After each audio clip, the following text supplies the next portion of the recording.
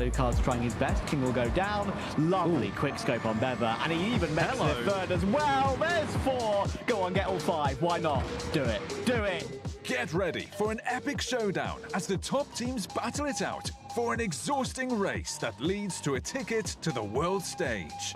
The trials of the group stage of the second season are over, and the real challenge begins now. Only 4 of the best teams made it to the playoffs. Mark your calendars for July 19th, a day packed with thrilling matches as teams battle for a spot in the CrossFire Stars Summer Championship 2024. The stakes are high, with a $100,000 prize pool up for grabs. Who will rise to the top? Tune in and witness the action unfold.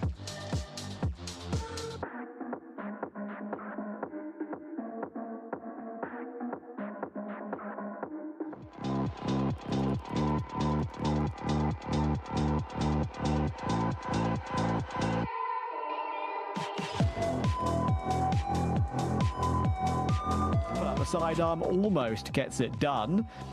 Now down into a 2 versus 2. Vise needs to react quickly. He does.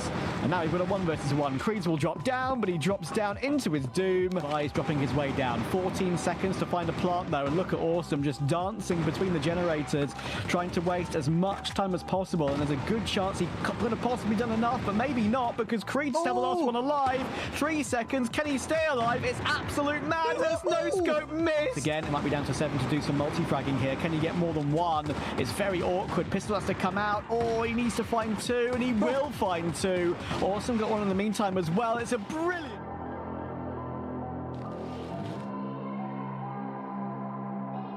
It's truly unfortunate, but right now, mechanically, it does feel as though LCK have really had their number. And this guy is going to go for an all-out brawl in middle. All the kills going in Flex's favor.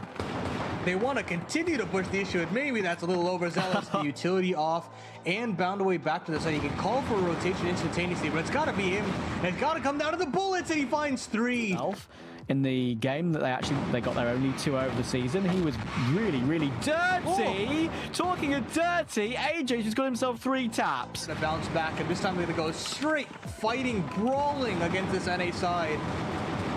And Famous actually just does it all. Famous with 4 kills.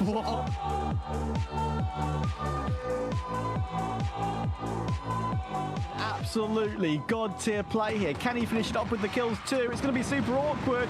First one with the pistol, but he can't get 2 as he pulls out the rifle. However, of course, it brings in his teammates to swarm the opponent.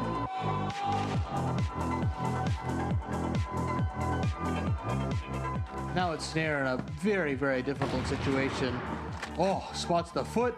9 seconds now. He's got to get on that defuse pretty much right now. He's going to stick it all the way. Yeah. Oh, nice kill from Slayer, and he'll double down. The spray transfer is good. Leo nearly falls as well.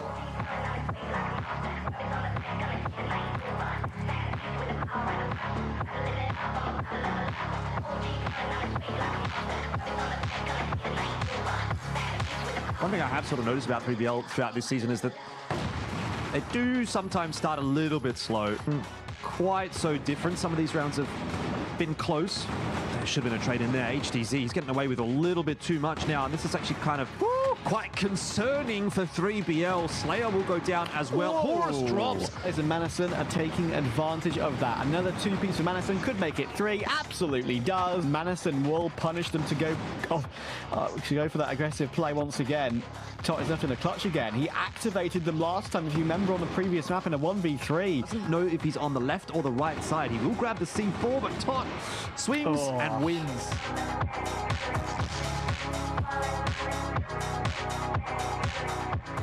Super cleanly. If they're able to do that, that puts them in the best spot possible if results go their way. It could come down to some of those tiebreakers that you mentioned.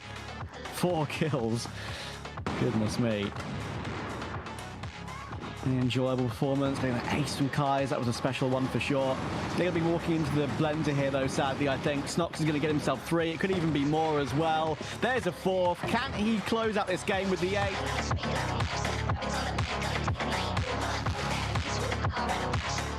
Properties, even though it's a dead rubber for them. It's not a dead rubber for them on Knights, and they're going to need to deliver. Alucard's trying his best. King will go down. Lovely quick scope on Beva, and he even makes it a third as well. There's 4. Go on, get all 5. Why not? Do it. Do it. It may not matter. The C4's been dropped in a very awkward spot here. TBI looking to try and retrieve it. Booker's going to get there in the end. Alucard! How are you still alive? Pietro's giggling in the back. Dirty, he's like playing zombies at this point. They're all chasing him with the knife. Oh, here we go. There's 1, there's 2. Oh.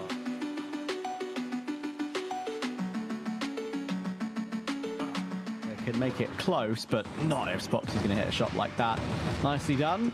Doom giving himself a chance, though. Spoxy, he's actually going to leap his way across, playing just to check to see where he is. But even if he gets the kill, it's going to take a long trek to get back to the bomb. Flex is thinking about it as well. Oh, he might get it. He's going to get it. Yeah. There you go.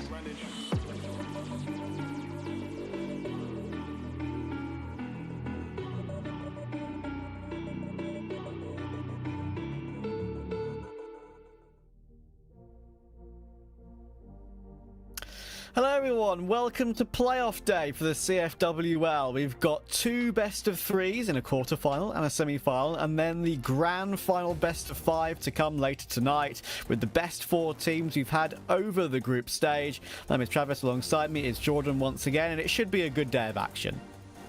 Yeah, indeed. We've got the top 4 teams. I mean, you go through the regular split and you think, oh, okay, some of these matches, they're going to be pretty one-sided. Let's be honest, they're probably not going to be very good. But when you get to a playoff day like this, as we've said, top 4 teams, every single one of these matches should be a banger, could go the distance, and it could be a very long day indeed. So let's get into some of the discussion around what is important about today. The biggest thing, I think, or the most immediate thing is going to be those two spots at the CFS Summer Championship. That'll be coming from the combined points from CFWL Season 1 and Season 2. Then following on from there, the top 4 teams, again with the same context in mind, will qualify directly into the regional finals, and more or less everyone else then kind of gets seeded into the regional finals beyond that number. So I think right now, my biggest focus, if I was one of those teams and one of those players, would probably be, what do we need to do to get to the Summer Championship? Because that's going to be the next sort of tournament coming up. And failing that, can we get as good of a possible placing going into those regional finals as we can, so that we can make it through to the CrossFire Stars 2024 Grand Finals, which will be later on in the year. So there's a fair bit to play for, but again, you have to sort of remember that the points are combined from Season 1 and Season 2. So if you were a team that didn't do so well in Season 1, your chance of making it into the top 2 is almost impossible. It's negligible, and we'll see that here actually on the next graphic. We're looking at 3BL, we're looking at unKnights, we're looking at LCK, and we're looking at GV, and those really feel like the 4 teams that can be in that conversation. Obviously, it's going to be a bit of a stretch for a team like GV, for example, with LCK already locked in for a top 2 spot, 3BL already getting the maximum out of last season, and unKnights obviously having a little bit of a leg up on them. But if GV were able to potentially, let's say, win every match today, go through to that grand final and get the dub, I haven't done the math, but would that be enough to get them to Vietnam? Maybe. That's really what they've got to be hoping for. Everyone else doesn't really have the chance to play off for spots, but those top 4 teams could definitely do some moving and shaking towards the top end, and a lot of that is going to depend on how today goes. Yeah, absolutely. And the matches we've got for you are in front of your very eyes right now. The first best of 3 in our quarterfinal, in the sort of the ascended bracket, as we can see, the ascending bracket. unKnights and GV, and GV put in a great performance over the course of this season, definitely do deserve to be here. But they have a tough opponent, an opponent, of course, which they have done battle against in the regular season, and proved to have some pretty close results with them as well. Winner of that, of course, goes through to play 3BL, currently topping our overall standings, as we saw, and you'd expect 3BL to be the favourite against either of those two. However, we do know for a fact that 3BL have been a little bit shaky on a couple of those games in the regular season, even though they were far and above alongside the top, the standings alongside LCK. But yeah, and whoever wins the 3BL versus unKnights or GV plays LCK in the grand final. So it should be pretty interesting to see how that one goes. And I think, to be fair, LCK, if we do get an LCK 3BL final, that is kind of the banger matchup most people will want. But there's a few things to try and figure out first. And I believe we've got a bit of a video to showcase some of unKnights before we get underway.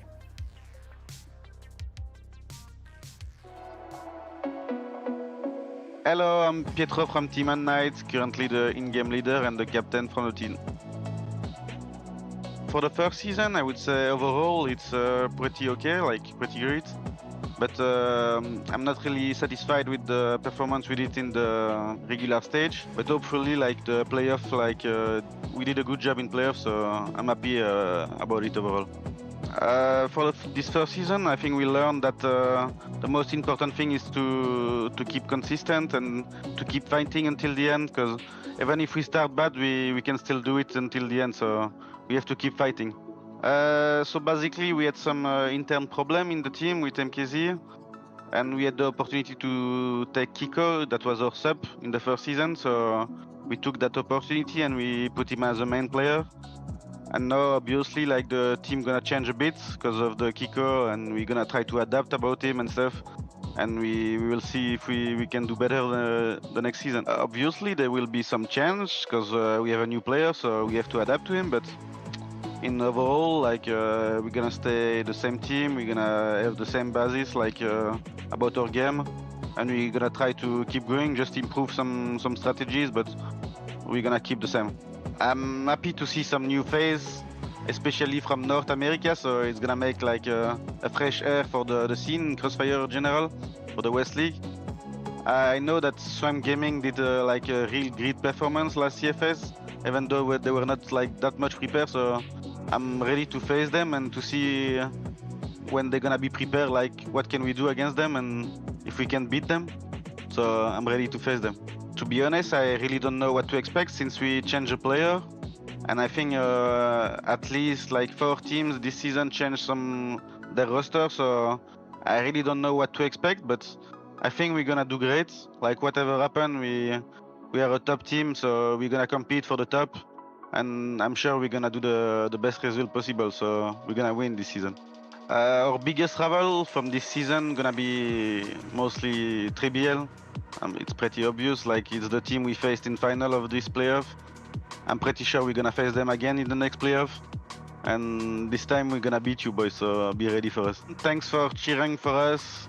Thanks to everyone that is watching the match, that is cheering also, and I hope to see you soon. See ya, boys.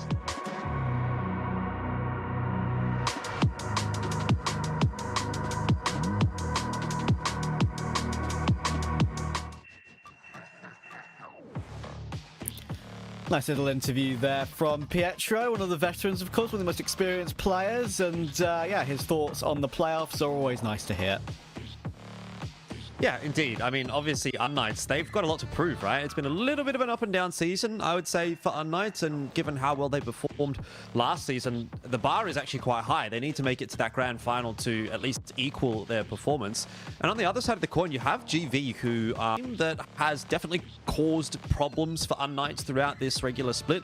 They're actually 3-1 as far as the 2 matchups are concerned, so they went 2-0 in one match and 1-1 in another, and GV have the advantage against unKnights head-to-head, even though they are quite substantially where the standings are concerned. So it's an interesting matchup in the sense that, you know, unKnights, like historically on paper, look like maybe the better team in terms of overall form and in terms of their performances against everybody else, but actually head-to-head, you could maybe make an argument that GV come into this one as the favorites. Now, I think a lot of this is going to come down to how the 2 teams are playing today. I feel personally GV is a very sort of momentum-based team. When they're on, and they look really, really good, and I think actually peak GV beats peak unKnights, in my opinion. That's my personal perspective. But whether we're going to get that or not, I'm not sure necessarily. GV is a bit of a spotty team sometimes. Maps-wise, it's the same maps that they've been playing throughout the regular split as well, so this doesn't necessarily change too much up. Again, I'd be looking at that with some degree of trepidation if I was unKnights. Granted, they were able to win Port against GV earlier in the split, but if they don't even get to Port, you know, maybe then that's a potential issue with Ankara and Compound being the first 2 maps. So I'm quite pumped for this one. I think this is going to be quite a close matchup. If you go back and look at the match history between these 2 teams, even the 2-0 that GV got was 10-8, 10-8. So it's about as close as you can get in a 2-0. If I had to put money on it, I'd probably be thinking this one might end up going to 3 maps. But let's see how the day looks for both teams, because again, I think a lot of it can come down to the individual level that's being brought by both teams. Yeah, absolutely. And I think it's going to be pretty exciting. We're going to get our playoffs underway. Quarter-final, match 1, map 1. And I actually do agree with you. I've liked quite a lot of what I'm seeing from GV. You've been a bit of a proponent of GV, haven't you? You've been an enjoyer of theirs. And you know what? I'm with you for this one. I think they deserve to be here, and I'm looking forward to seeing if they can perform. They do have to overcome some of the most well-known names, of course, in CrossFire from this region. Alucard played very, very well for unKnights, of course, in the regular season. Some amazing performances from him. But Awesome was definitely up there, as you say, with some of his individual moments too. So let's see how it goes.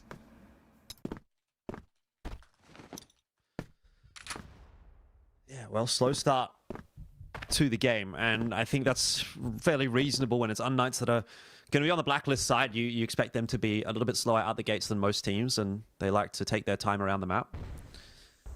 But in that meanwhile, GV sort of looking to get active over toward A. They haven't pulled the trigger just yet, which means there's no information really yet for GV.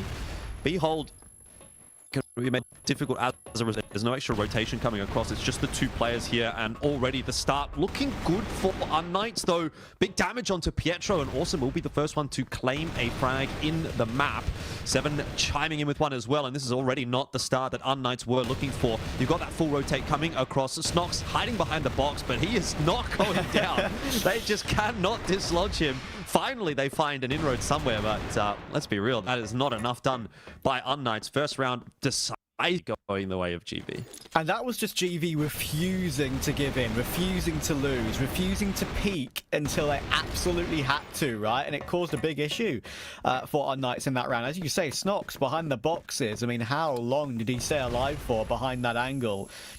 Meaning that his teammates' rotations could come through very, very quickly. They could cheat over and get into position and easily deal with that attack. But the following round has gone the opposite way. It's an early 5v3 as FaZe looking to try and recover things here as they went a little bit more aggressive outside A. Didn't work for them. Yeah, that little change up hasn't way that GV would have wanted, and honestly, that's kind of what unKnights are hoping that you're going to do, right? They are mentioned a lot throughout the season. A little bit of a slower team on the blacklist side. They like their default setups, and what's a default setup designed to do? Well, it's designed to counter the aggression coming through from the GR side, information on all sides of the map, and then react accordingly. And in this case, that aggression that came through from GV punished really nicely, and unKnights have the 5-on-3 advantage into round 2. Which, honestly, it's going to start to prompt a bit of movement from GV in the mid-round, and if they continue to push their way forward, well, most of the choke points are kind of covered here by unKnights as they start to make their way toward B, so that could end up with another free kill for unKnights and further compounding the issue for GV.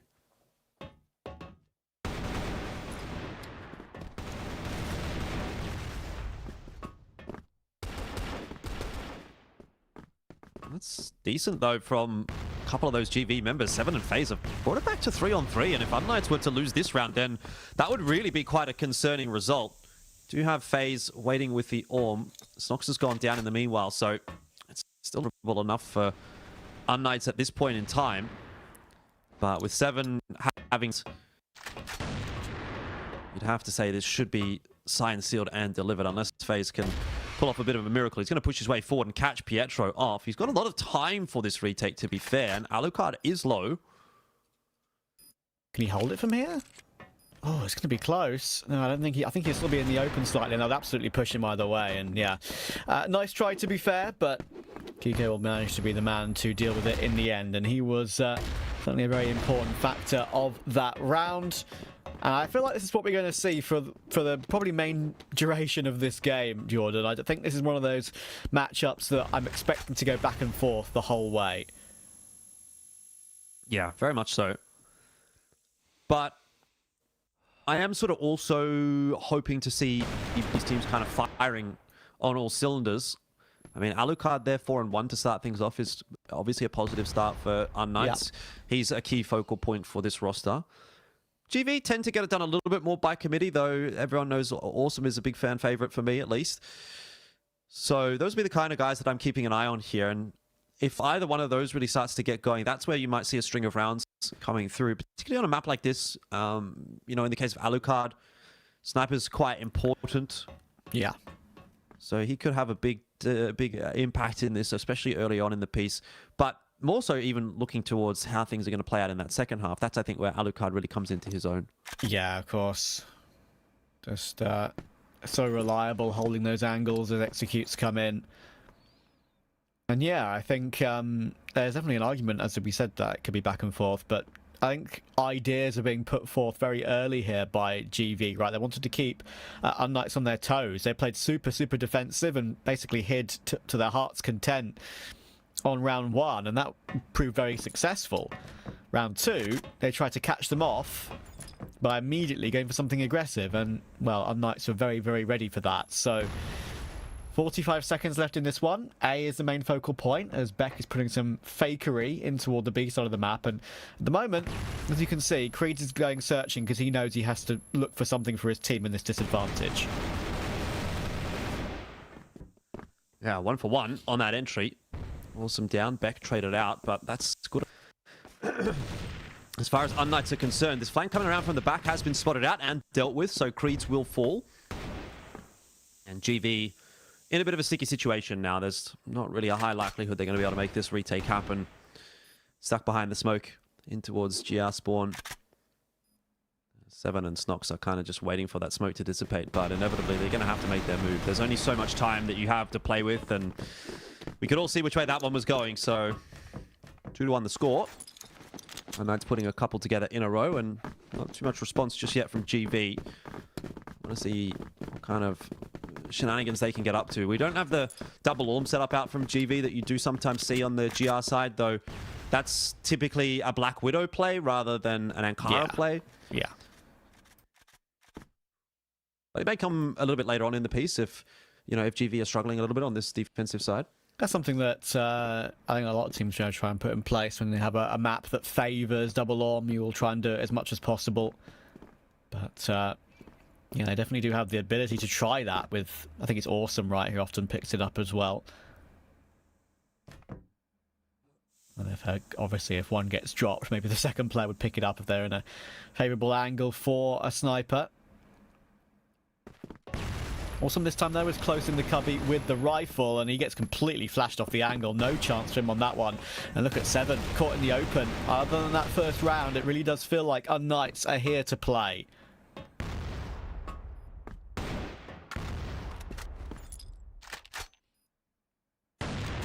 Certainly that is the way we're going. Not really seeing the same pizzazz as what we did in some of their previous matchups. The ones where GV was really competitive, and in fact even a stronger team actually than unKnights during that regular season. Not happening today. unKnights are looking very decisive indeed. They know that they've got a big day ahead if they want to make it back into that grand final.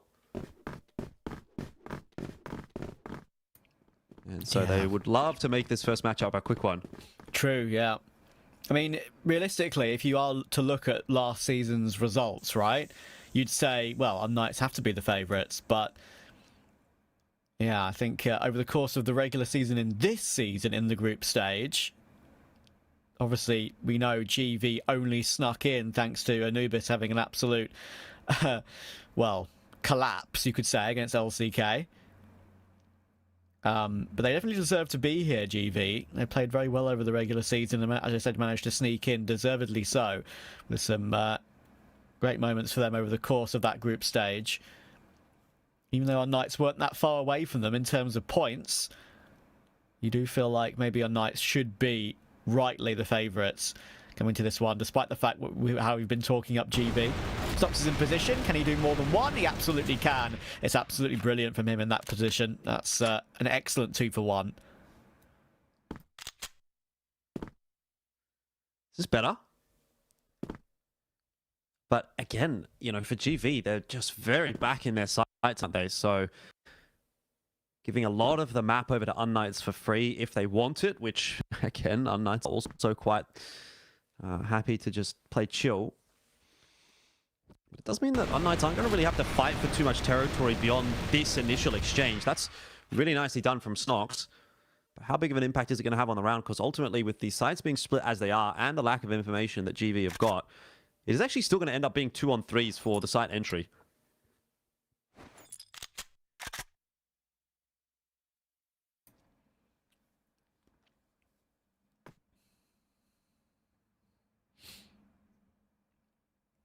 30 seconds. And that is a really important frag from Beck, just to recover things into this even standpoint. Awesome now. Is he going to get removed? Well, he doesn't maybe need to even be activated just yet. 7. He's got himself 2. That leaves Beck stuck. That's a lovely quick scope on 7 to eventually take him down. But he did the job that basically won the round. Awesome finishes it off, and that is a great one for GV to take. Some individuals there stepping up when needed. Okay, back into the swing of things. And it's in line with what you were saying, you know, very back and forth kind of a map. Knights looked like they were going to get ahead, looked like they were going to start to take a bit of control, and then GV pulled a pretty good round out. Largely, obviously, thanks to begin with, but they're going to have to do it again. Snox has pushed forward over at the B doors. However, not really too much of a contest over there from unKnights so far. This position from FaZe is going to be the focal point. It will be the X factor for the round. But no progression so far from unKnights. So he hasn't had to do too much. Yeah, and FaZe, well, he has not been given the opportunity to do anything in this round. He's been struggling. I mean, don't get me wrong, he's got 4 kills on the board. It's not doing terribly, but a couple of these occasions he's gone aggressive and maybe been holding an angle you'd expect him to deliver from, and he's kind of got owned. Simple as that. Sometimes that can be the case. Sometimes it's just unavoidable.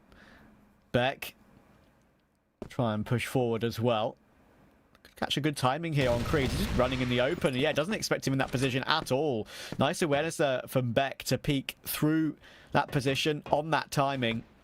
And 5 versus 3 now, once again, for unKnights. They've reset, and reset with a nice advantage. Awesome is fighting in the open. It's a nice tap on 1, but he was probably never going to get more than that 1. And now unKnights, once again, have a 2-man advantage. That might not last for too long, though. 7 will drop. He was in with a chance there if he was able to knock over Pietro, bring it back to the 2-on-2, but unfortunately for Snox, he's been left on his lonesome. C4's on its way over toward B. This is a hard round to read for GV. unKnights are all over the place.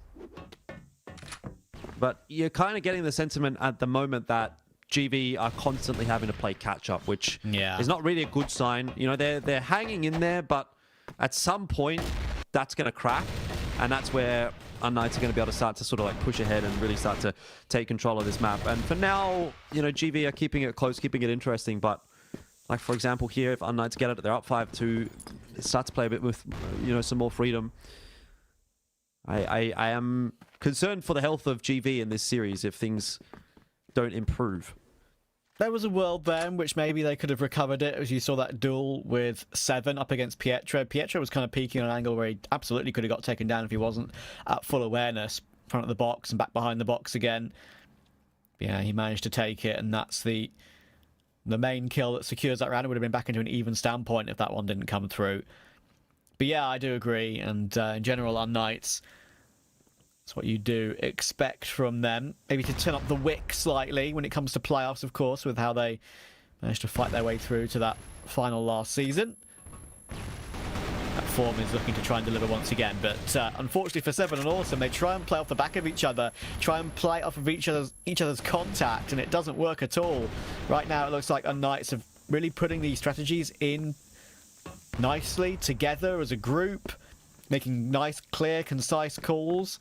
And right now it's paying off. Snaps is trying to go aggressive alongside Kreese to try and recover it, but surely they should just get mown down. They absolutely will. HSZ takes both of those, and FaZe is stuck. Yeah, 1v4. I don't see this one happening. So there we go. It goes from bad to worse. This is maybe the breaking point for GV. The first sort of full 5 rounds of the map they've been contesting pretty nicely, but now it's actually starting to blow up in their face a little bit. 5-2 is starting to become a fairly cumbersome lead. And unKnights are looking really switched on. You're getting good performances from pretty much everyone across the board, whereas 1 or 2 of those guys on GV just a little bit sleepy at the moment. I guess at the end of the day, playoffs is a bit of a different beast, right? It's one thing to do it in the regular season, but it's another thing to do it in the playoffs, especially against a team like unKnights, who were a grand finalist last season.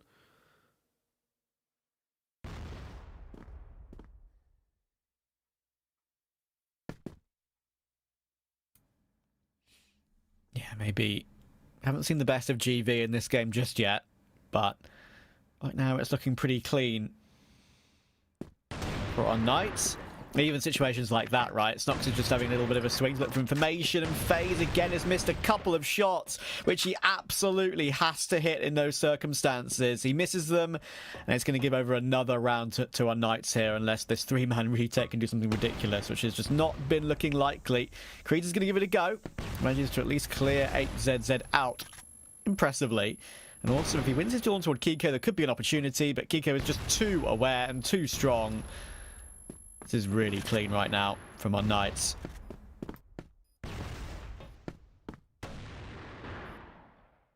Yeah, this is not really looking like the contest that we hoped that it would be. I gotta say, I'm getting a little bit disappointed. Unfortunately, you know, like this is where in the playoffs you really want to be seeing like the best games. And I mean, this is a great game from unKnights. There's no doubt about that. But GV have not turned up today so far. The way we're headed, this might end up being quite a quick first map, which again plays into the hands of the team that ends up going forward. But GV not really delivering right now. FaZe around the corner is going to get Kiko. Quick scope out there. HCZ looking for the exchange, and he will get it. I'm surprised that there's no further trade coming through, maybe from someone like Seven, but he doesn't swing. And so in the end, the numbers disadvantage, it doesn't go one way or the other. But this opens up the map a little bit. And again, GV are going to find it a bit more difficult to find that map info.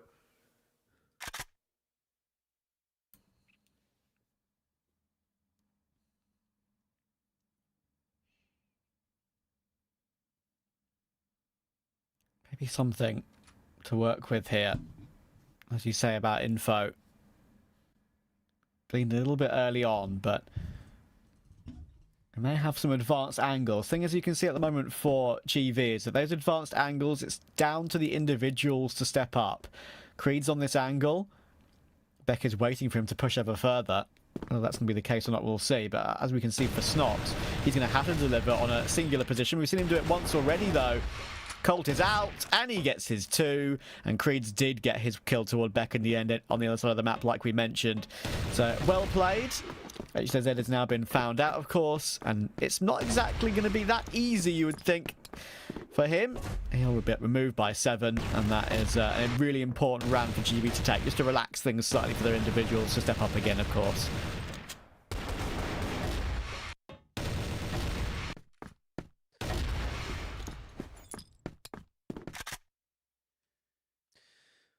Well, 6-3, you know, it's workable. It's not fantastic. You'd be looking for a 5-4 on this map. That's definitely the sort of the par score, but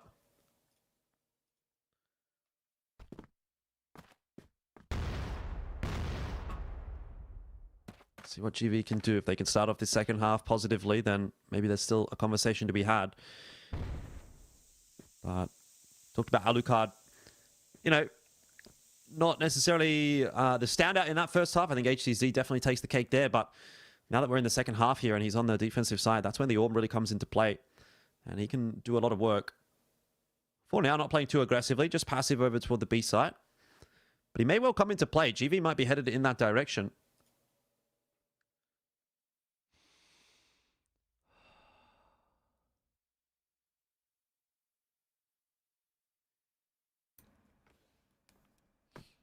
I need to see FaZe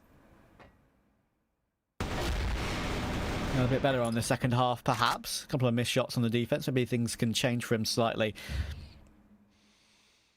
as we change things up a little bit for him. But already, it's not a good start for unKnights. All playing well across the board as well. That is always a good sign. Every single one of them fragging. Alucard, as you mentioned earlier, and as you've mentioned recently, so good on these defenses on many, many occasions. He manages to sprint clear a little bit, but I say actually a little bit is not enough. He can't get away from Creeds, and Creeds will double down. He'll take Beck as well. It's an instant 2k entry, and GV recovering this round excellently. Pietro, if he finds 1 kill back in response, that could definitely give unKnights a chance at this retake, though. He's looking for it at the moment. What's the timing like? And 7, he does really well to at least hold that line and take him down. And even though Kiko responds, this is difficult. Yeah, it's difficult, but not impossible for unKnights. HCZ's been on a bit of a tear so far. We'll see if he can crack a couple of heads. Kiko is going to push his way forward, try and open the door up, provide that space for HCZ, and he's done just that, and then some. Double kill for Kiko, and that might be the straw that breaks the camel's back now for GV. unKnights should not have won that. That should have been GV back into the conversation, but instead, the gap increases to 4. It's now 7-3, and time is running out for GV on this first map.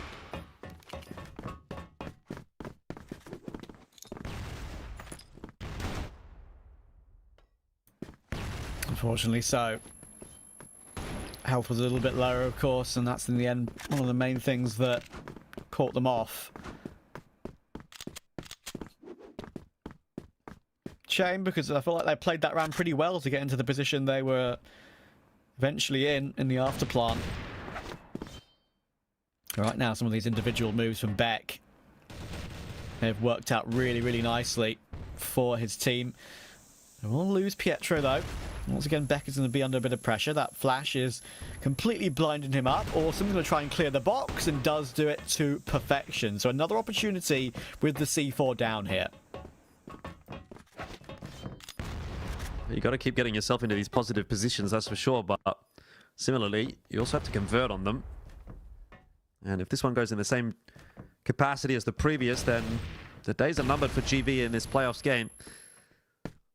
That said, 3-on-4, time ticking away. It's not going to be an easy one for unKnights. Kiko, though, seems to be the retake master at the moment. He's got another double kill. And GV don't even get a single kill. Can you believe it? A 4-on-3 post plan, and they don't even get one. They barely even do any damage. 8-3. unKnights are dominating GV now. Oh, well, when we look back at some of the highlights from this game and talk about maybe what GV could have done better, you could definitely say that those two afterplants in a 4v3 and a 3v2, if they both go their way, then, you know, at the time of speaking here, 8-3 could be a 6-5, and it's very much game on, right? But those go awry, and it's a completely different tale.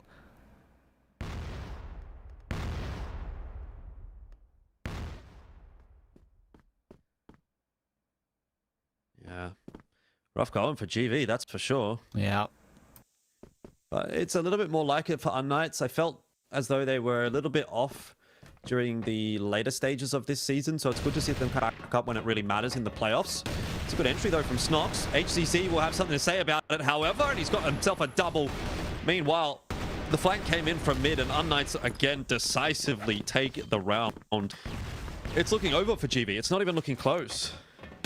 Sadly not, and we kind of were hopeful that it'd be really close, especially how the game started. They played their first round to absolute perfection, to be honest.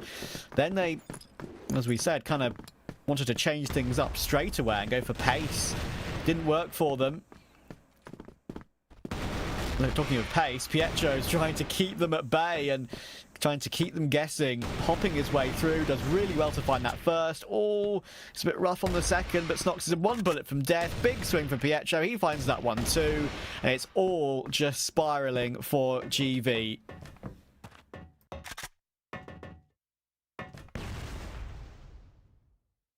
Well, do be like that sometimes.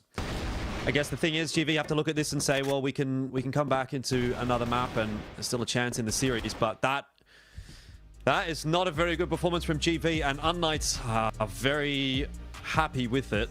3 is, I mean, that's about as one-sided as any map has gotten in this season. You know, I've been here for most of the days, and like 10-3, 10-4 is about as quick as it goes, and that was...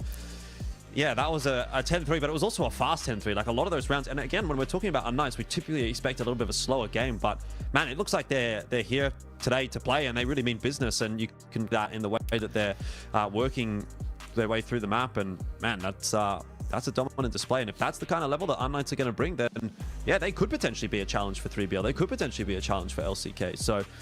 It's an exciting start to the day, but maybe not if you're a GV fan. No, I mean, you've got to say, you're absolutely right on that. I mean, the level shown there by unKnights, incredibly impressive. And, yeah, it's maybe, as I said, turning up the wick, ramping it up slightly for playoffs when they know that they can... you know, put in a better level, perhaps, than what they showed in some of the group stage matchups.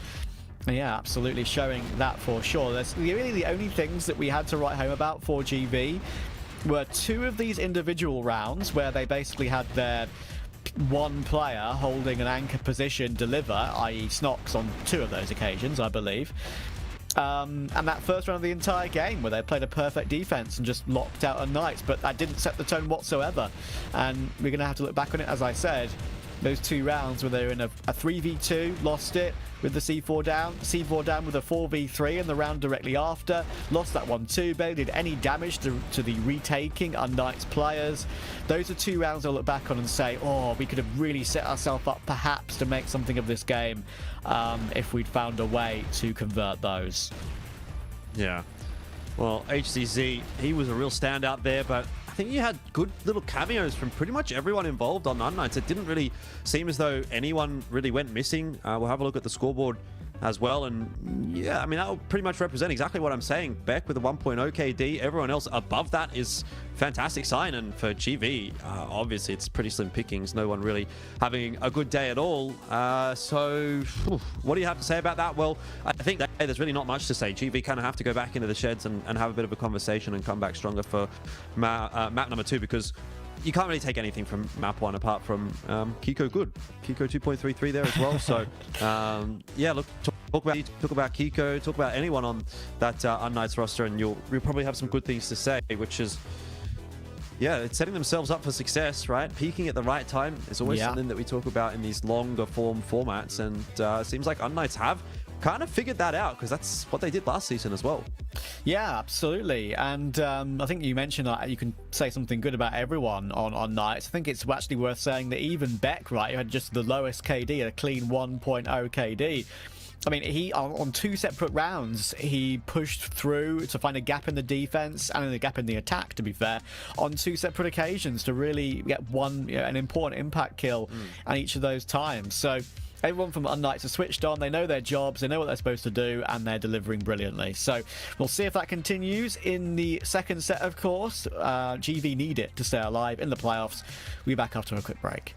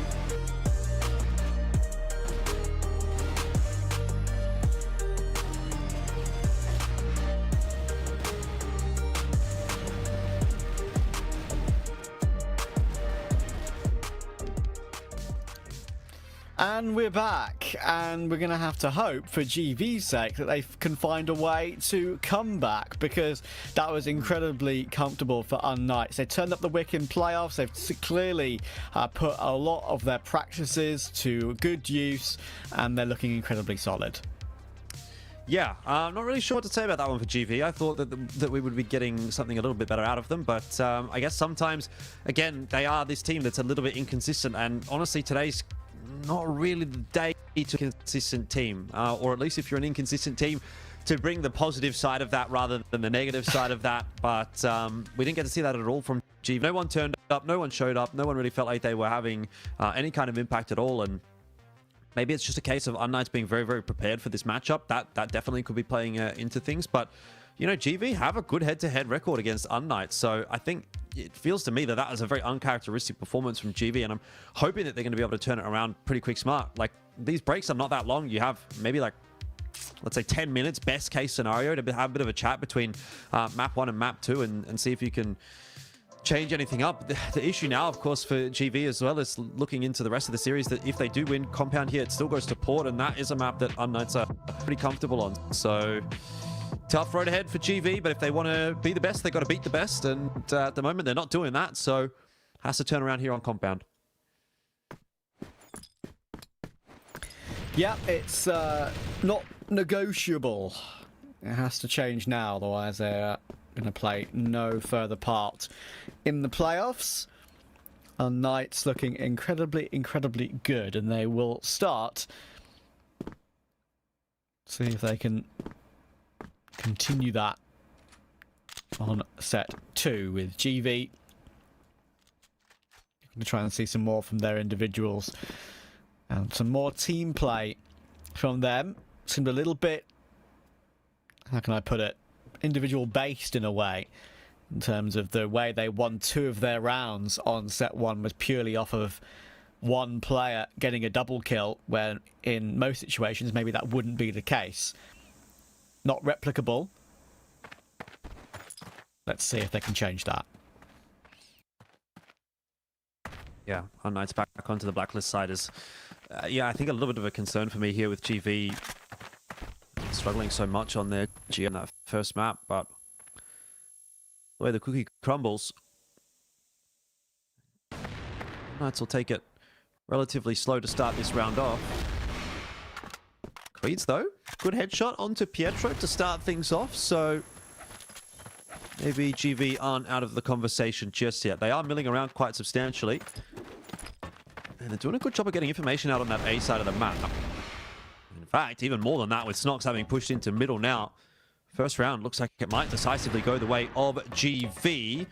Beck will grab phase. There is, though, a player down on the site. That's awesome, who is able to double down. And so Kiko, the last one standing, is not going to do too much more work. GV respond nicely with the first round of map 2. Of course, this is how it started on the first map, though. So we're going to have to see if they can maybe change things slightly and make it more of a consistent basis over the course of the game.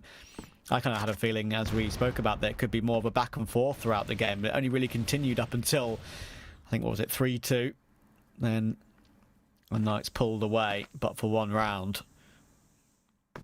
GV need to find a way to stay consistent. I think Orson would have seen some information there as he fall away. Obviously, we don't necessarily know if that's exactly accurate when it comes to how we see it compared to what he sees. But he does go charging back in, and sadly, he's just not ready for them all to be swarming over A straight away. 40 seconds from timer. unKnights, instant response, but then again, GV not letting go of this round so easily just yet. Creed seems to be powering up a little bit here onto map 2, and that'll be a positive going forward. All that util getting tossed on in. Hasn't dislodged Beck from his position. GV are going to have to make their move shortly. Not a lot of time left on the bomb, ticking away, and unKnights have just cleaned house. So, look, maybe round 1 was a bit of an and we're back to our regular scheduled programming. Yeah, maybe it is a bit of a repeat from the last game. Who knows? We've got a long way to go till we figure that out. But overall, unKnights, they're winning those rounds today, aren't they? They're winning those rounds where the teamwork seems to be where the dream works. And so far, they're making those dreams work in these playoffs. Incredibly clean hold on the A side of the map. GV need to find a way to change that, and especially FaZe, I think, on the defense with the sniper. He was getting caught off a little bit in the previous game, even though his kill tally wasn't too bad. It's rounds like this and plays like this we need to see him deliver, and there we go. He gets a 3K. Now that is worth. Gives GV a man advantage. Yeah, more than that, and it's going to be a round actually. So some of these rounds just sort of blink and you'll miss them. Yeah. Like that from FaZe though. We need to be seeing one or two of these individuals step up and kind of getting a little bit more out of FaZe. You're getting a little bit more out of Awesome. It seemed like you're getting a bit more out as well. GV have the lead again, but got to ensure that this isn't following the streak as what it did on map 1, which was very much GV competitive for the first 4 or 5 rounds of the map, and then unKnights Out there as well, kind of made it impenetrable for unKnights. For them to get a nice little handle hold.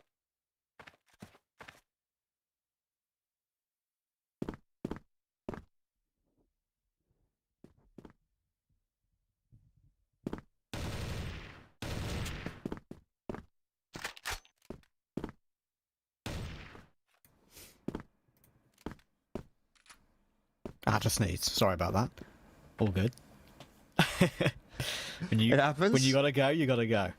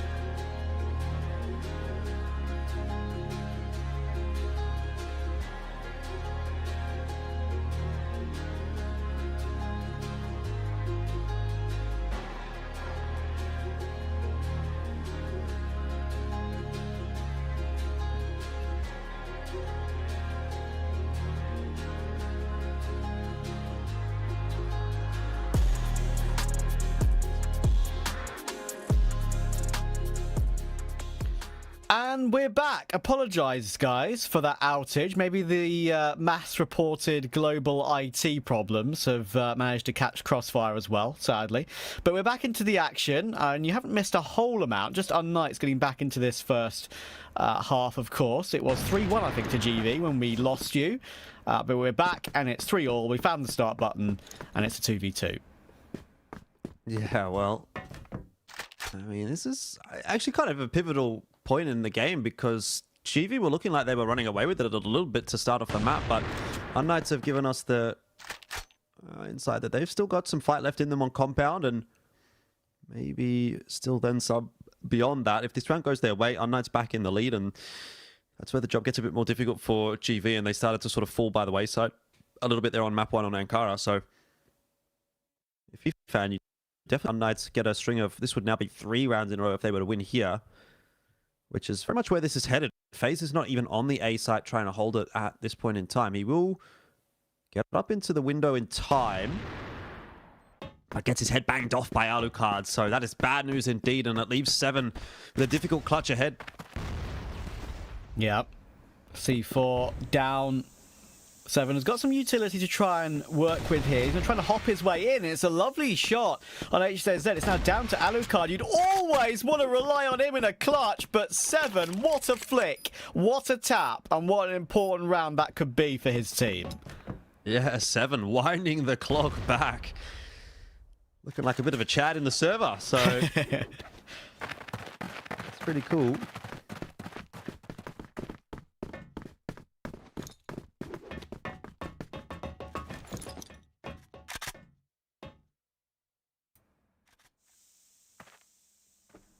I'm glad we came back in time to see that. That was worth.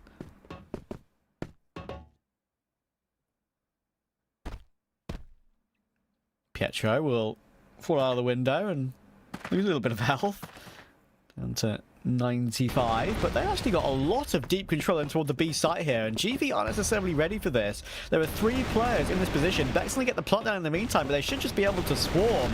Creeds finds his kill, but I'm not sure if it's going to be enough until Awesome steps up and he spins to take Beck as well. How has this one spiraled so quickly?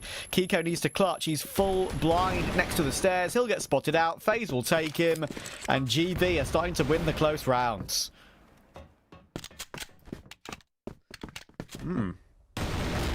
What's happened to unKnights? They're just pushing these smokes after like a couple of seconds every time. GV are ready for it.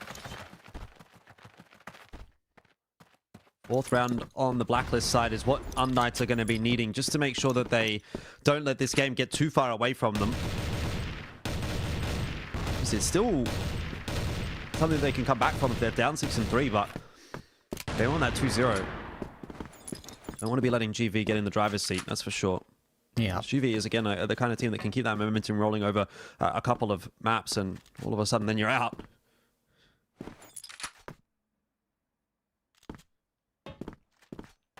Absolutely.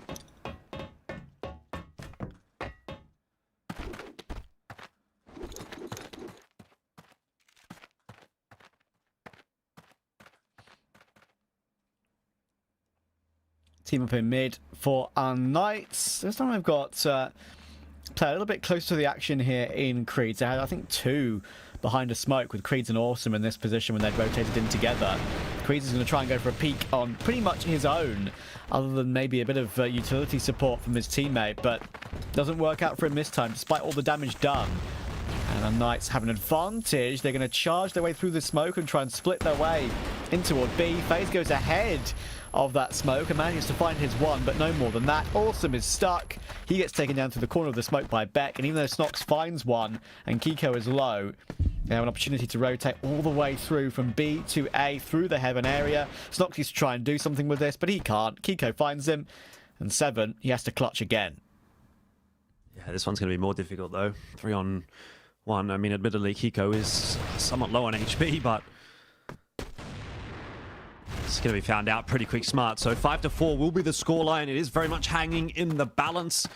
Advantage slightly the way of GV Esports, but I would say if I'm down a map, 5-4 a lead on compound isn't enough to get me too confident that I'm, going to get this one locked down and force it through to 3.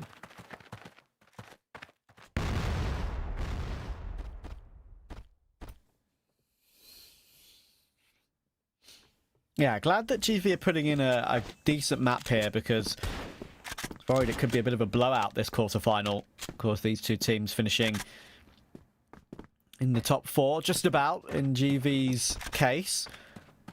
Fighting for that spot with Anubis in the last weekend of play. Just about getting in, thanks to Anubis' poor performance against LCK. And definitely do think they'd deserve to be here, like we've been saying. But first map, unKnights have shown the quality difference. This map has been a little bit closer, and I'm glad to see. Yeah. As I said, it's not going to be an absolute blowout.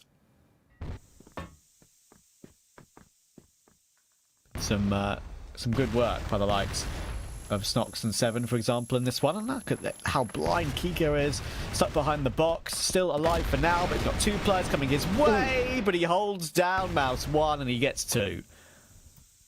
Yeah, he gets a little bit more than that as well. A little bit of extra damage onto Creeds, which will be helpful for his teammates later on in the piece. So overall, good start to the map for unKnights. Start to the half, I should say. They do have HCZ and Alucard down on the Orms in this round, so fair investment into the snipers.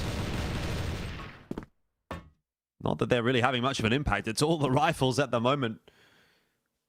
But whichever way it goes, unKnights are happy as long as it goes over to them getting a 5th round. That is at least a nice peg back from Creeds, and FaZe on a timing is kind of working his way up A long. If he can maybe get in and get the free kill onto Alucard, that'll open things up though. Nice movement from Alucard, keeps himself alive a little longer, and the problem is for GV, they need to go back and retrieve that C4. Beck is already watching it, and he's got the rotation coming in from HCZ as well to help out. FaZe desperately scrambling his way across with only 20 seconds left, has now been spotted out, and we'll be able to deal with HCZ, but he's got a lot of work still to do. Beck's going to try and stop him. In fact, Beck is indeed going to stop him, and that will be the 5th for unKnights.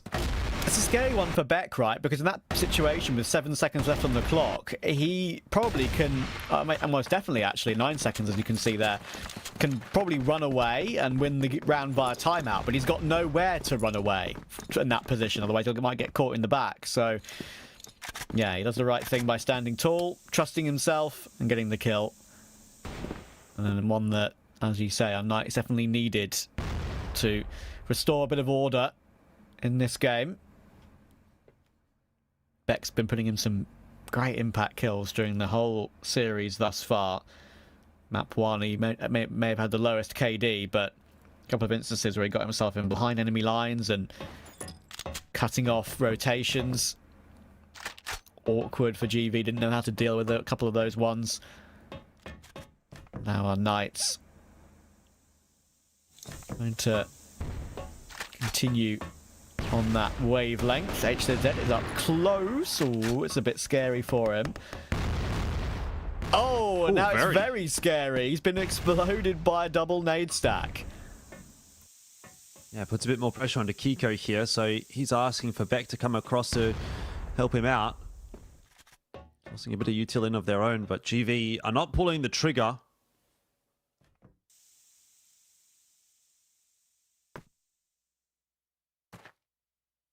Which is going to prompt a bit of a re-aggression here from unKnights. They want to know what GV is up to. See if they can peg one back, bring it back to 4-on-4. There's a lot of info being gathered here by FaZe. I'm kind of surprised that GV aren't pushing their way into B as a result of that. The flashes now are going through. They are a little bit too late on the call. Alucard's already set back up to watch the main cross. And he picks one up as they enter the B site. It's a 4-on-3. It is a retake. It's going to be a little tough for unKnights, but this could have actually been a 4-on-4 post plant. GV just needed to be a little bit quicker getting in.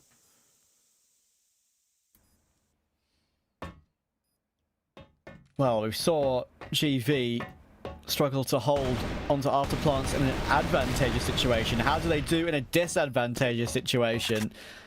Awesome tries to aggress and will get himself one, but then Creeds can't deliver. It's going to be down to Snox. Looking for the second, manages to find it, but just can't switch around in time to grab Beck. He'll get the defuse, and the Knights are up to 6. That was a very nice start to the round for GV, but a little bit of hesitancy costs them. Now unKnights have the lead. definitely a closer affair. GV are putting them through their paces on compound, but you're getting the sense that this might be a 2-0 for unKnights to start the day off. And that would be a disappointing end to the season for GV, who worked really hard to be here in the last sort of couple of weeks. They did everything that they could, and they did enough, but it might be all for naught if they just go down 2-0.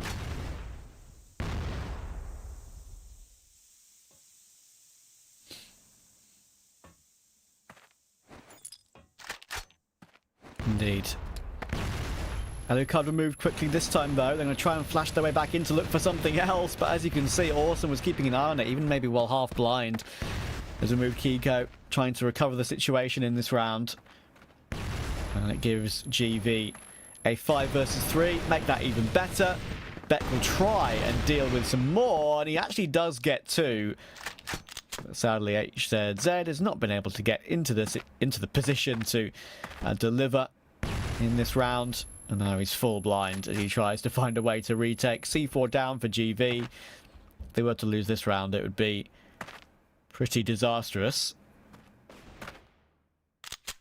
I don't think that's going to be happening. Oh. Although Snox Whoopsie. unable to land his shot there in 15 seconds. HCC might be able to push his way forward. He is not going to be super aware of Creed's on the flank there, and so it does get done. Equalizing at 6-6.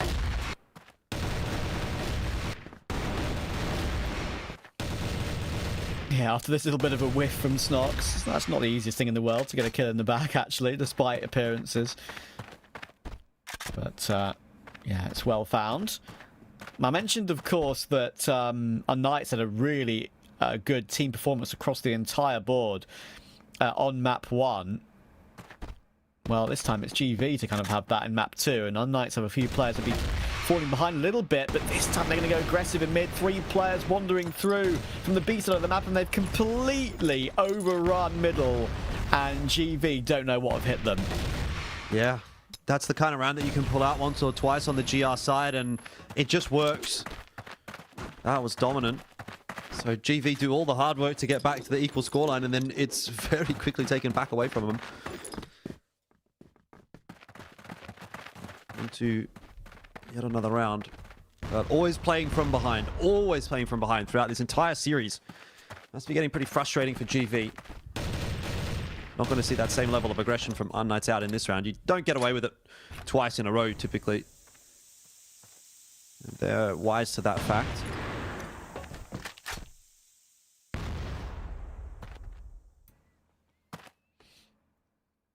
What a great little strategy unKnights put in there. I mean, something that obviously we know teams are very aware of. It's a map where mid-control, mid-aggression from the defense can be very, very common.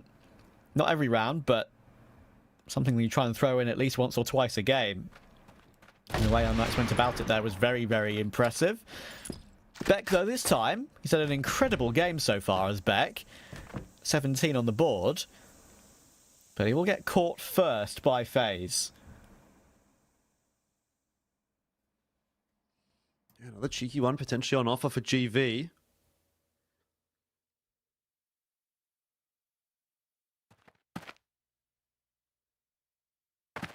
Try and go too quickly off the back of it. Now Pietro has been given time to re-aggress into middle alongside Kick. What? What just happened? All 5 GV members die in the space of a couple of seconds.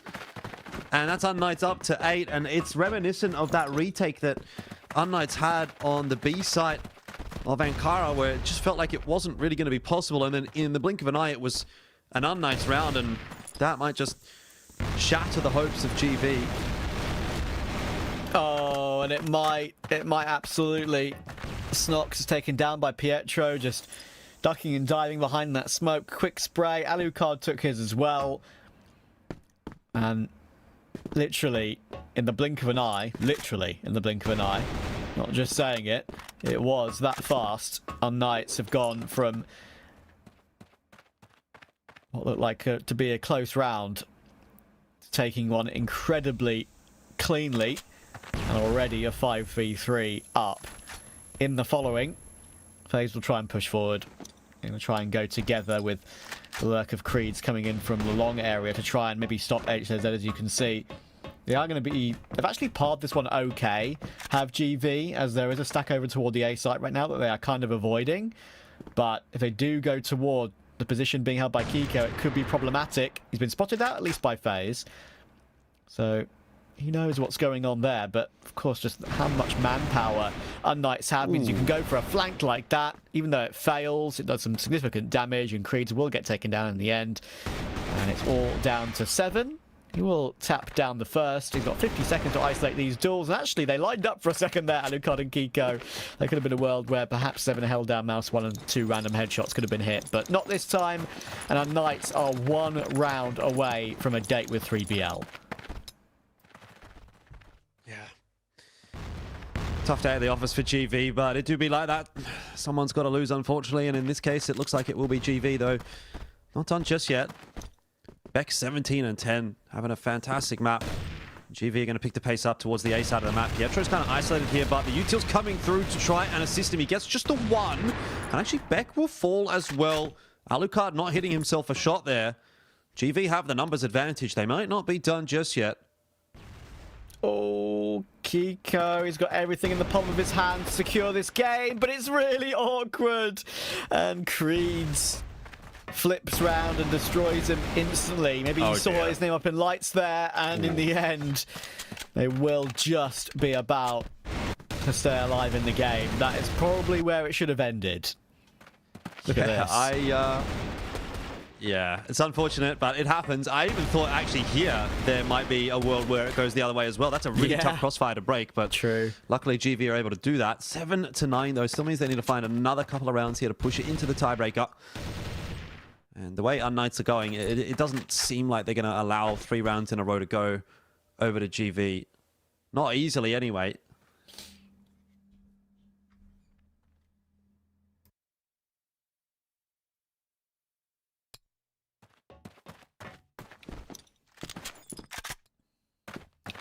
Set up in middle from GV. Nice nade to catch a bit of damage there onto FaZe.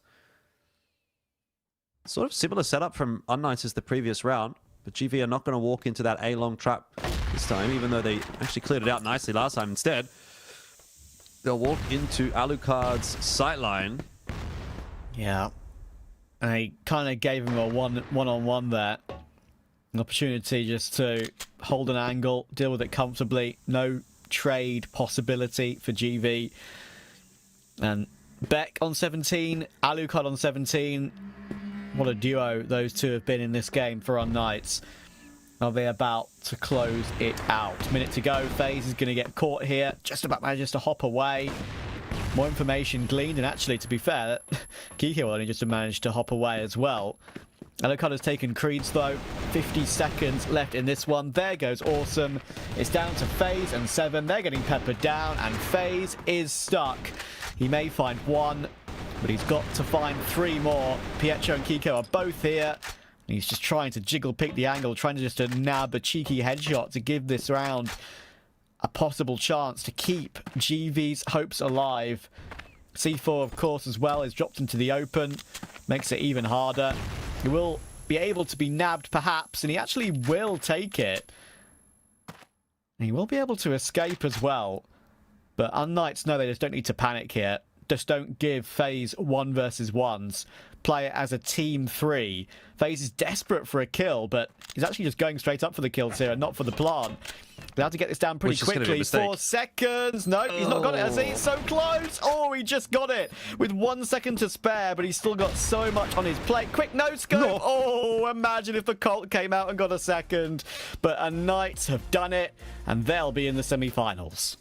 Yeah, Pietro's happy about it. You can see him with a few choice words, it seems, maybe for GV. But that's a nice bounce back from unKnights, who last time they played against GV got 0-2. So that's a much better performance from them. And now they've got to obviously set their sights on 3BL and see if they can topple one of the giants of CFWL. But that'll be a conversation for a little bit. For now, I guess we have to look at that game and say, yeah, I mean, GV just, despite a good effort on map 2, you know, they really need to kind of bring that level in on map 1 and then find a way to go from there to you know, another step forward for map 2 if they wanted to be competitive, because in the end, neither map ends up being like super close, super competitive, and certainly map 1 was just incredibly one-sided. So rough series for GV. Nice to have them in the playoffs, though, it has to be said. Giving it a little bit of a crack again, but their run in this season of CFWL is going to end at the hands of unKnights. Yeah, and unKnights absolutely deserve it. I think GV, it was nice for them to get here. Obviously, certainly a big goal of theirs to make it to these playoffs. We saw some of the interviews, of course, of a couple of the players saying, we can absolutely make it. If we played to the best of our ability, they did. But unfortunately, they came up against an unKnights who, as we said earlier, kind of turned up the wick slightly, especially in playoffs. It seems like they were ready and raring to go. Some of their individuals, especially on this second map here, I mean, I'm not sure. I know before that final round, there was 34 kills between Beck and Alucard.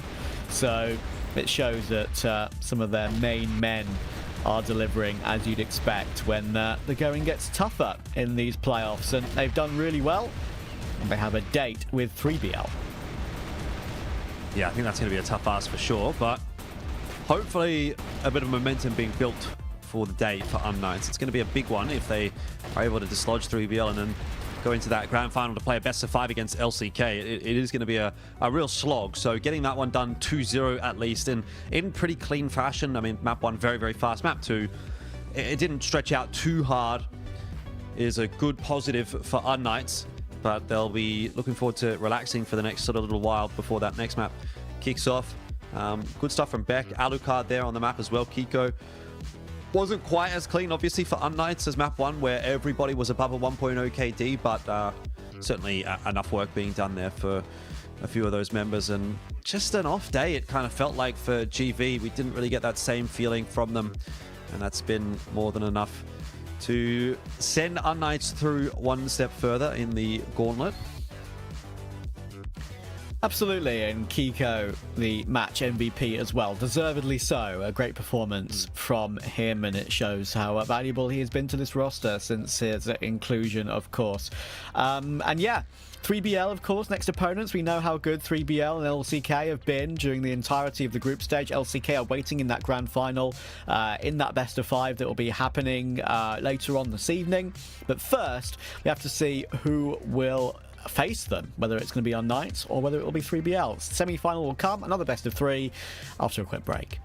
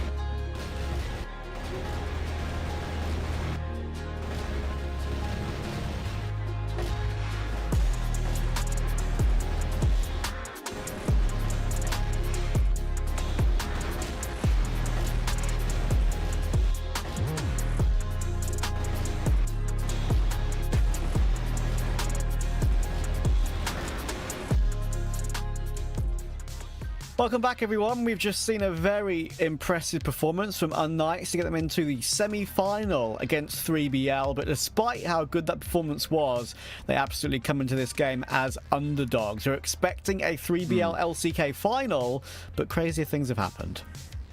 Yeah, kind of similar story, I guess, in the sense as that GV game, where they, in their regular season matches, have actually gone 1-3 against their opponents here, unKnights. So they were able to sort of overcome that in that game against GV. That's one thing, but I feel like this is going to be a bit of a different ball game now going into the 3BL match, which traditionally is a bit of a tougher run, right? I actually kind of had 3BL personally pegged as the strongest looking team throughout the season, but obviously LCK ended up taking away that first seed position. But much of a muchness, really, when you're going up against one or either of these teams, it's a tough game. It doesn't matter who you are, really. It's going to be the hardest game that you're going to face pretty much that season. So this is a big test for unKnights, and they were in a similar position last season in the playoffs, where it was actually 3BL that was waiting for them in that grand final, and LCK that they had to play against in match number 2. They were able to win match 2, but then they went into match number 3 into that grand final and lost it anyway. So that was against 3BL in the final, but here things change around a little bit. Maybe there's a world where unKnights can keep that momentum rolling and they can get the better of 3BL, who, as we've mentioned a couple of times when we've been watching their games, do sometimes tend to be slow starters. Yeah, and it's something that we have seen from them a couple of times. It's surprising, as there are often always that team who are in that sort of top 2 in the league, and as we have seen throughout the entirety of the season. But they can drop the odd map here or there. There are arguments, if you look at this game, to say, well, 3BL have been watching unKnights play. They have played them many, many times. They know what they bring to the table, and they have absolutely telegraphed what is to come. However, you could also look at it as, well, maybe unKnights are more warmed up, as they've already played an official today and 3BL haven't, and maybe tie that in with some of 3BL's occasional slow starts. Maybe that compounds things slightly, and unKnights can get off to a good start. But that is all just sort of hearsay and just guesswork, really, because what we actually know is that 3BL are often the favourites, and let's see if they can prove it in the server today. Yeah, so Compound, Ankara, and Port. Once again, we don't get much variety in the pool. And I don't know if that's a good thing or a bad thing for unKnights, that we're going to these same couple of maps. Obviously, 3BL's been watching on the sidelines, so they'll be pretty well prepared for this. Compound did seem a bit of a struggle, actually, up against GV. So I have to see what the relative strength of unKnights is looking like now going into this match against 3BL. But if I had to put my prediction in on paper, I'd probably be going 3BL, even 2-0, I feel like. I mean, look, unKnights have looked better today. There's no doubt about that, but I don't know if they've been quite solid enough for me to predict them to win against 3BL. And yeah, I have a lot of respect for this 3BL roster. I think individually, pound for pound, they have some of the best players, but obviously as a team as well, their cohesion and coordination is just on another level. When there's any team concerned, even maybe LCK, but obviously that's a conversation for the grand final if 3BL do get there. So for me, 3BL definitely coming into this one looking like the favorites, but unKnights have that benefit at least of having played one game already, and hopefully they can keep that momentum rolling into at least like the early stages of this first map. I think that's where things for them are going to be made or broken, if that makes sense, right? Like if they can start off, have like 3-4 rounds in a row, 5-0 lead, something like that, they can actually put that pressure onto 3BL. But if you give 3BL the chance to sort of ease into the game and even give them 1 or 2 rounds in the first sort of few, I mean, they only get better as the game goes on. That's kind of the issue with playing against 3BL. Yeah, and I think for unKnights, their goal, at least I would say probably in my eyes, if they can get to a third map, if they can get to Port, then I think that is a success for them. And then they can go into Port saying, listen, guys, we've got ourselves a third map decider. We've got ourselves actually an opportunity to make the grand final here. Let's give it all we've got, put in all their focus, because as they'll know, they'll come into this game as, slightly behind 3BL in the X of expectation. So if they can get through to that Port, and then you never know what can happen in a singular game, right? In a best of 3, things can go awry perhaps in certain circumstances throughout the entire match. But if you get into a third map decider, it is just a one map shootout, of course. So anything can happen in a singular game. So they'll try that for sure. But as you so rightly say, I think 3BL are the likely winners in this one. They've had some incredible performances from some of their individuals over the course of the group stage. Of course, I think Snare in particular is obviously always one we talk about, and he's been particularly solid. I think did he top the MVP standings over the course of the group stage, Snare? If my memory serves me correctly. Yes, he did. So, yeah, he's often the main man, and we're looking to see more of that today. Yeah, but the thing is, like, it's not just Snare. Obviously, Snare tops the standings on the MVPs, but then you've got Slayer, who's tied for second. There's a lot of players that have actually picked up 3 MVPs, but he's one of the 5 that's tied for second. And then Snake in there as well has gotten a couple of MVPs. So it's pretty substantial stuff from 3BL. And actually, now that I'm looking down the list, every single one of the 3BL players has picked up at least an MVP during the regular season. Last weekend, right? I believe. As well. Yeah, well, I mean, that must have been like leaving it to the last second, right? 11th hour. But yeah, he's got 1. He's only got 1, so that would have been the one that he got. Yeah. It's good to see for 3BL. Everyone can kind of frag, everyone can have an impact, and that's what is so scary about this team. Yeah, absolutely. I believe we're around about 2 minutes away until we're going to get into this semi-final, of course, in the ascending bracket. First one quarter-final between the 3rd and 4th place teams, which you've just seen go down, and the semi-final between the sort of 2nd place team and then the team who won that previous game. And, of course, that grand final against LCK who topped the group over the course of the entire season. In that best of 2 group stage format, did very, very well. We obviously always say that 3BL probably should be the team that top those group stages, but LCK kept them honest the entire season and just nabbed it on the final day of that season, of course, with that win over Anubis. I think they only need 1 map over Anubis, if I'm not mistaken, but they got both in the end to secure that. And yeah, I think for 3BL, as long as they stick to their guns, stick to their previous form, stick to their previous ideas and teamwork, I don't see necessarily a world in which they should be too concerned going into this game. But we know unKnights have always given them decent matches in the past, so it's always something you have to keep your wits about, especially in the playoffs when it's not like you're playing for the playoffs, you're playing in an elimination format to go through to the next round. So yeah, you've done all your work to get to here, so you have to make sure you deliver once you are here. Could potentially be a pretty important game, though, for 3BL. I haven't actually done the math, but obviously they came first last season. They get the 150 points out of that. If they now were to come 3rd here, LCK came first. What happened? LCK came 3rd last season. If LCK were then to come first this season, they would actually be equal on points, if that makes sense, from season 1 and season 2. Yeah. And then it would come down to where does unKnights sit in all of that, having then come, in that case, 2nd in both seasons. Is that more than or less than? I mean, in that case, actually, unKnights might be above both. I'm not sure. I haven't done the math. Have to have a quick look at that. But what I'm saying is, like, if that were the case, if 3BL were in a position where they were equal on points with LCK, what would the tiebreaker be? You would think it would be the more recent result, which would then be LCK taking first this season, and that giving them the berth through to the Summer Championship in one of those 2 slots. I'm interested. Yeah, I have to have a quick look. It's going to be very interesting. Those tiebreakers are going to be very interesting, aren't they? I mean, it means a big deal as well, as you mentioned, with the LAN on the line. So it should be very interesting. Anyway, we're going to get underway in this one.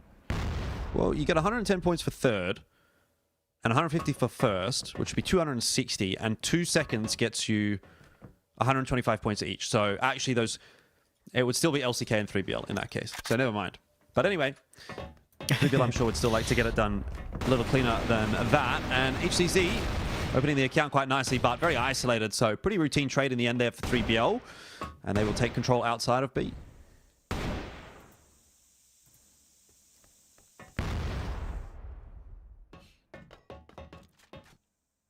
Already forcing unKnights back ever so slightly, but of course they do have positions with Beck and Alucard. Alucard holding the upper area, but of course if he is to even miss 1 shot, that could allow the cavalry in for 3BL, and then Beck would be under a lot of pressure to peek off of his mate's contact to perhaps hold the line. Snare will work his way forward. He did have a little bit of a slow start in the game we saw from him last weekend. Looking to see him start strong today. Beck will try and move his way forward. Great timing on that because they're setting up utility. And unfortunately for Beck, he actually only gets one. It's a good recovery by Snare and by Tot. Now, Alucard is very stuck. He almost does a 360, but can't make it happen. And Pietro is on a full rotation, and he's been spotted out too. Pietro down pretty quick smart as well, and that is just going to be a bit of an awakening, I suppose, a rude awakening maybe for unKnights, who feel like, well, we've been playing against GV, we're playing pretty well today, and then 3BL jumps in the server and says, hey, by the way, we're a little bit better than that. So looks like a tough game ahead here. unKnights down early on in the piece, and 3BL looking pretty sharp so far. Snare in particular, who we highlighted being an MVP throughout the regular season, starting off the map pretty nicely. But unKnights are going to change things up. This is not their usual type of gameplay. They're going to try and catch 3BL off guard.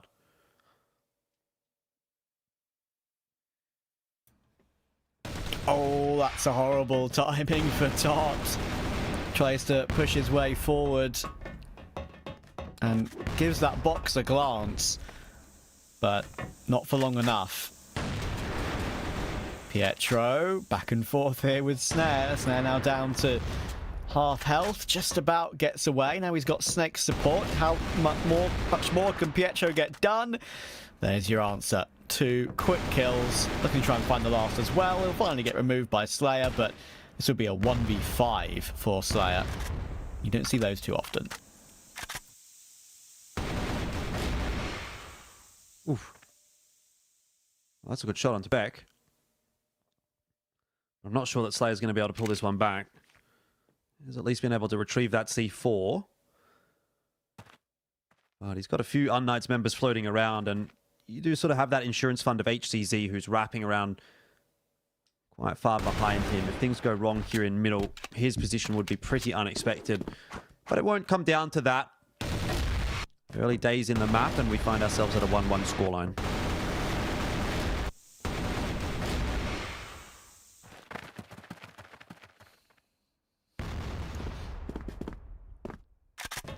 Early nade stack avoided, as it so often is. Make sure they don't get caught by that before you take mid on this map. But looks like 3BL happy to put in a lot of presence outside B early on in this game. Keeping the pressure on unKnights, putting Kiko into the corner. HZ there to support as well, but perhaps can go looking for something, and there we go. He'll do exactly that, even while he's getting his vision back. He catches Horus with his pants down. Doesn't look like 3BL are going to slow things down at all, though. They're straight into A, and that's a clean shot from Tot onto Alucard, who was fully flashed. Good util usage from 3BL, getting them into this site. And they've got Slayer ready and waiting for the rotators to come in.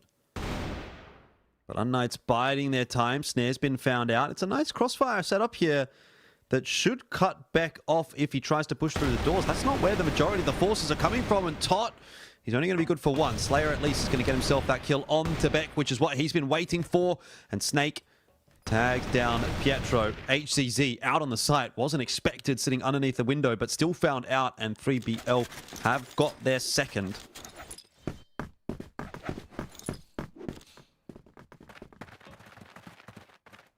Nicely sorted out. Only a minor delay there with the nades from unKnights. 3BL were just a little bit faster past them this time. Obviously, it's always difficult to guess those timings, and 3BL not taking any hesitation here, but much more of a faster round for them. It's 2 minutes still on the clock, and we're going to charge our way into a B pretty early. Kiko is trying to defend it, but just the pack-based system for 3BL makes it almost impossible to do anything about it. C4 is going to be down. Horus is going to get that down in a split second. There it is. And Snare is just waiting in the back lines. You so often see the sniper player, the Orn player playing that area to wait for a rotation. Alucard and HZ might do really well, actually. Never mind. Alucard's got 2 back in response, more than I suspected. And he's found one more with the Colt as well. Tot needs to clutch now, absolutely nowhere. Mid coming through. He needs to find his kill into HZ, but he's out of ammunition. And a very unlikely round goes unKnights' way. Yeah, this is a pretty chaotic matchup. It's a little bit back and forth, very messy. Maybe that's down to what we were talking about with regard to 3BL being slow starters. But we will have to wait and see if maybe this is just an indication of a symptom that is potentially going to be a little bit more problematic for 3BL the longer this goes on. unKnights, they catch themselves an opening pick there onto Slayer. It's Beck that gets that done. Again, this sort of aggressive GR side that unKnights are pulling out against 3BL seems to be working pretty nicely. They do lose HCZ out on the extremity towards B, but they've really got numbers, and so they're not too concerned by that. Beck is having a good round here as well.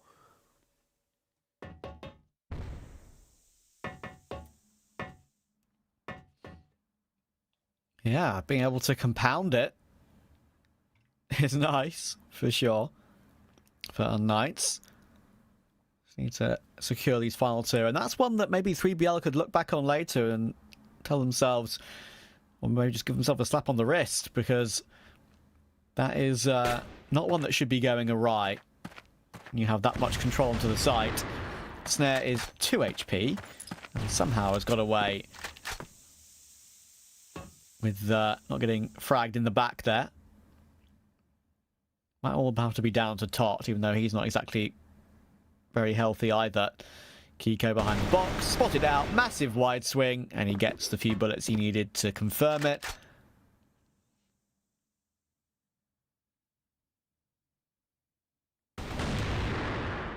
And there goes Snare as well. This is looking pretty good. This is definitely good, solid stuff from unKnights. It's what you want to be seeing. You don't want to see them sort of just roll over against 3BL, which I think most teams typically do. Taking that challenge to 3BL, and they're being proactive about it as well. That's what I like. It's not just unKnights letting 3BL run around and do what they want. It's actually unKnights kind of putting pressure on 3BL early in a lot of these rounds. You can see what that's done to 3BL's confidence. It's slowed them down, forced them to respect unKnights a little bit more.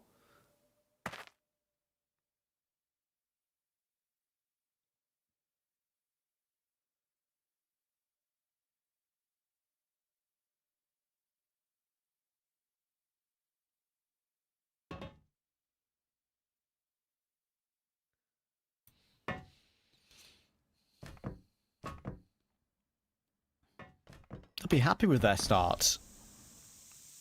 And keeping themselves vision.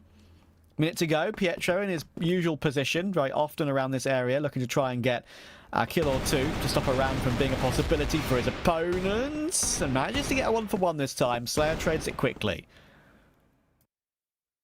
Still very much hanging in the balance, but it depends on how this A entry works out. Alucard watching forward, but 3BL have decided that they want to go elsewhere. They're going to go and reroute back over to B by the looks of things. They have, to be fair, pulled quite a substantial rotation over to A, and this is not a bad call.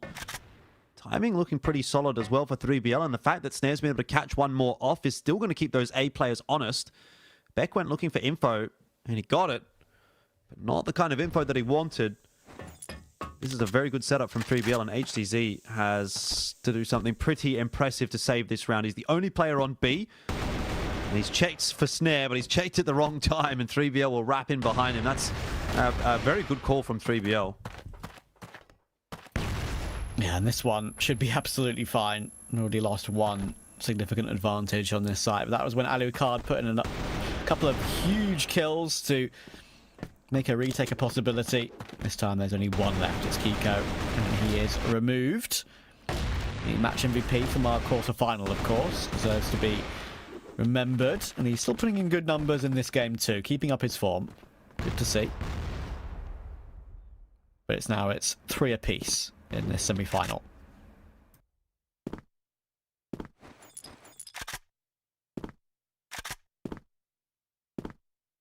Well, pretty standard setup again from 3BL. This is a position Slayer's played pretty much every single round, just jump spotting to see if there's going to be any push out there from unKnights. And I don't really blame 3BL for taking a little bit more of a reserved approach in this match so far. unKnights have been throwing a few spanners in the works.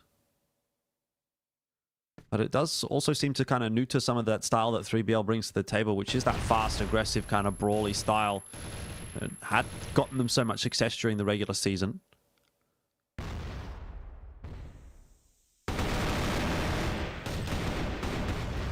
There's a little bit more of it. That Wolf Pack pushing its way into A and making short work of Pietro. Yeah, exactly. That pack-based mentality seems to be working very, very well for them so far. Seems like every time they move away from that, that's when it stops working for them.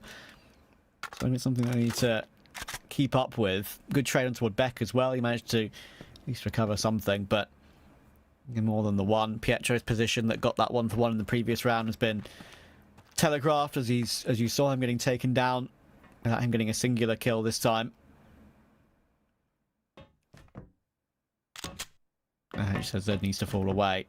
Ball jump spot the angle, and now he realizes he's somewhat stuck. Two players in position. Does he run away or does he stand and fight? He stands and he fights, and he does well to find Snake, but it's only one, and that might not be enough.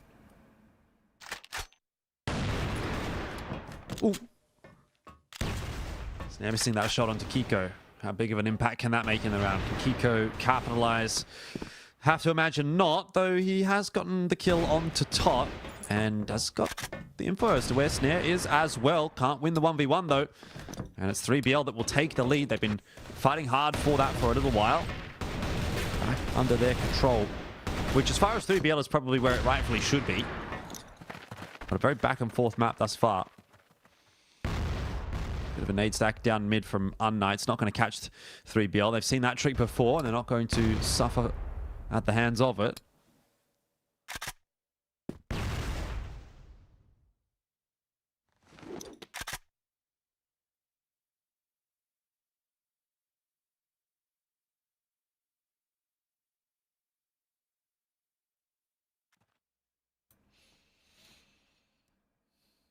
Wandering their way back in toward the outskirts of B again. And very often they've been putting pressure on this area.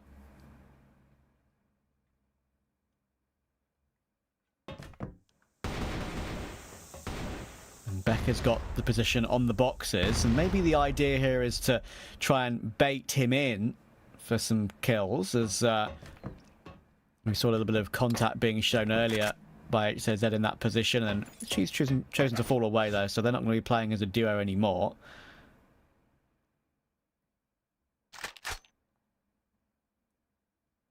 But he is now rotating back round to sort of help at different angles too, so just feeling each other out. And there's Kiko and there's Alucard. Good start back. Snake will get a quick trade. And they're going to try and work their way back into this round in what is a 3v4 with, of course, Horus incredibly low, and they've already lost another teammate who was high health in Slayer. Doesn't help. You'd think this round should be comfortable for unKnights now to recover it back to 4-all again. Look at where Beck is. That's a freebie. And it's a nice second as well. Yeah, super solid. Beck's having a good day. He was one of the standouts in that first matchup as well. And consistently causing a bit of a problem for 3BL as well. Well, his first half isn't going to tell us a huge amount necessarily as to which way it's going to be leading, regardless of who wins this final round. Feels like a very evenly poised matchup. Both teams putting themselves in a very good spot round after round. That's a decent start for unKnights, and maybe they can just keep themselves with their noses in front. And honestly, that's where you'd want to be against 3BL. I don't think playing catch up and playing from behind is going to be a particularly fun spot to be, because 3BL is always going to be that kind of team that can just turn on, win a few rounds in a row, and potentially just clean up the map from there, for example, if they were in the front. But give yourself a little bit of a buffer zone here as unKnights. You might be able to edge out a 10-8, maybe get into an OT. It's kind of how it feels like it's going to have to be if unKnights is going to win the map.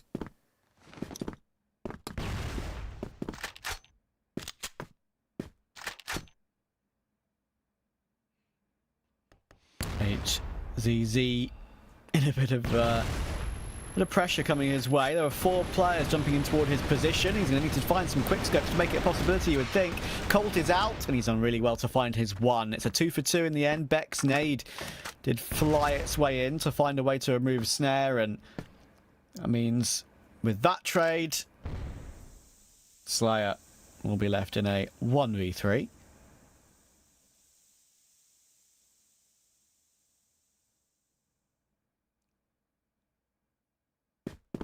Yeah, it's just not coming together for 3BL here. But then again, Slayer's not the man to count out. Oh. However, in this round he is.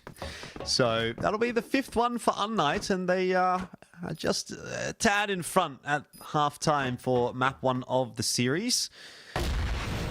This is looking a lot more difficult though than their game against GV, which would indicate to me that even if this ends up being a map win or a series win, for example, for unKnights, they are going to take a while to get through it. And then you start to get into the territory of fatigue being a bit of a factor when that grand final kicks off. That's a conversation for a lot later on down the track. Let's see what unKnights are going to be able to do now that they move on to the blacklist side. A lot can change up with the halftime swap. It can indeed.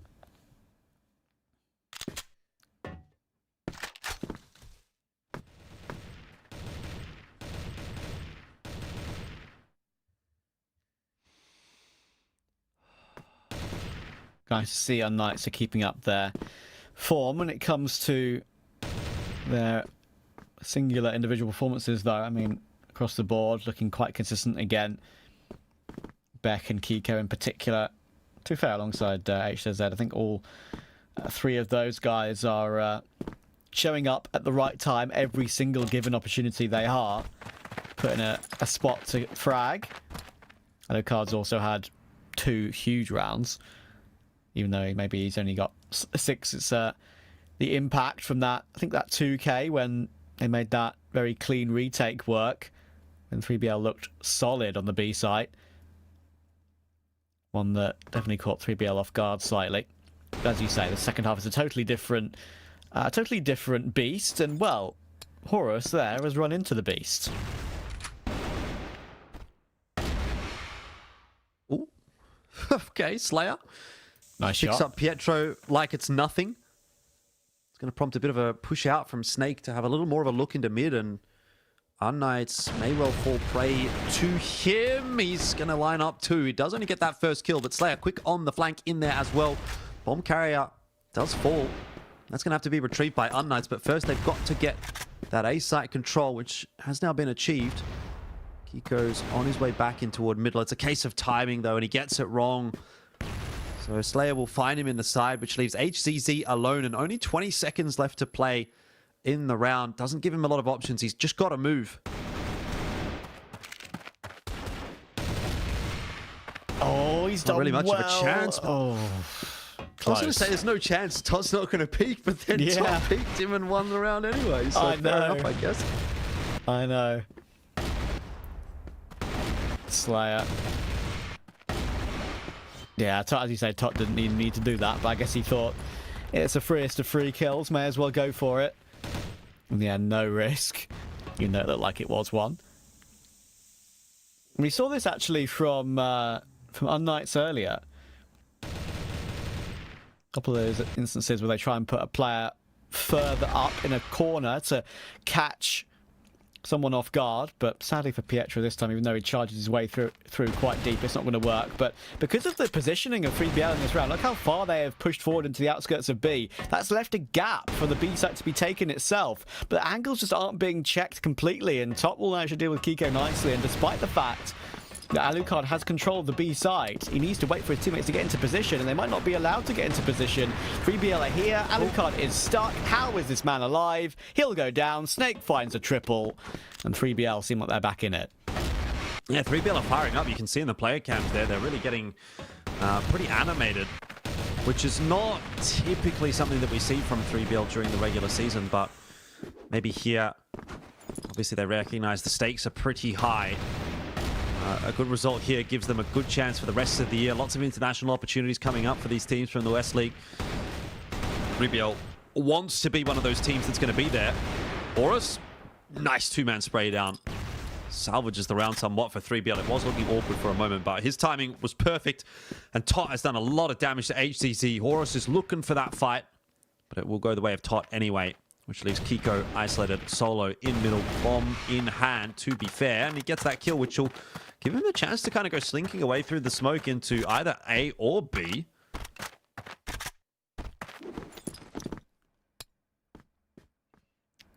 Yeah, Kiko has been superb today. he has a chance to deliver once again. He's actually got a lot of time to figure out the reposition as well, like you said. So he's going to put himself into the corner. There's maybe a situation could arise here where Horus and Tot just jump through together, thinking they can maybe get a quick trade, but they might just get sprayed straight down. Kiko keeping himself close, and that maybe is something they're going to do. In fact, it's exactly what they're going to do, but very smartly. They split up the jump, one going left, one delaying it slightly and going right. And it works out for 3BL, and maybe now this is where they start to streak clear slightly when the going gets a bit tougher.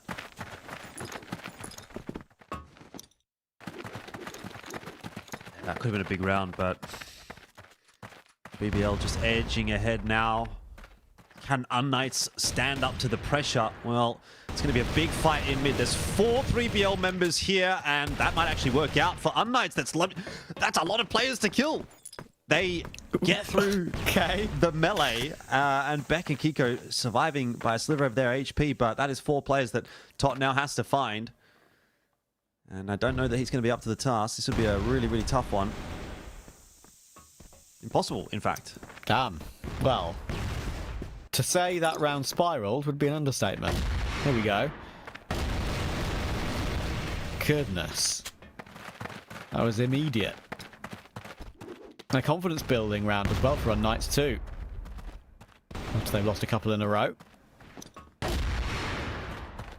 Oh. There's Slayer though on the secondary Orm. Horus does well to find 1-2. Keeps the advantage intact. That's a good shot from Snare though. Onto Alucard. Big player to take out of the picture. I mean, Kiko down as well. Kiko's been kind of the enforcer for unKnights on this map, and if he's not alive anymore, it significantly diminishes the chances of unKnights' victory. But Beck and HC are not done yet. Take their time working through pillars. Might not be a bad call to go over to Ord B. It is actually just the one player there, so a clean entry, force the 2-on-3 retake. Maybe that's the angle back into this one for unKnights. Do have enough util to cut the rotate off from mid. She can get into the site.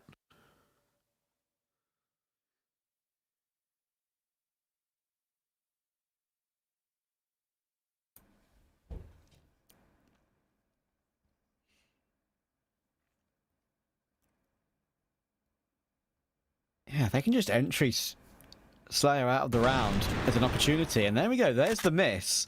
So, yeah, they've got him locked into that corner. Unfortunately for unKnights, 3BL, their rotation is going to be here very quickly. And Slayer is playing this to absolute perfection. I mean, even if he dies here, he's waiting for his teammates to come in and help. Look at the damage that's been done to Beck. Snare's in position. He gets his kill, even though Slayer is eventually run down by AZZ. Snake was in position. So, yeah, even though Slayer doesn't get work done in that particular position, the time he wasted is the key factor.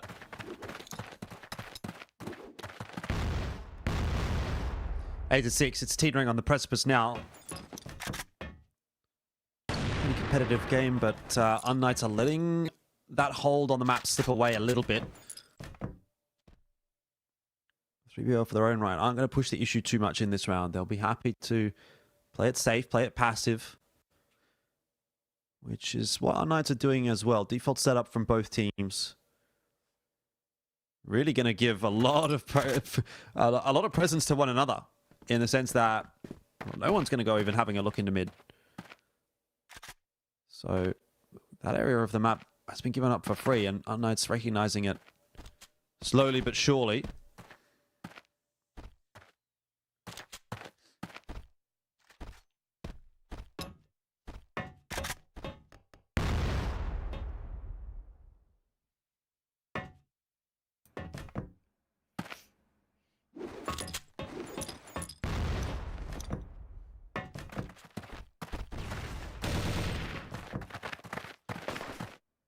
Lots of discussions going on there. You can see Pietro and the player Cam ordering what he thinks is the next best option. Same for 3BL. All the information that they can glean has been transferred over.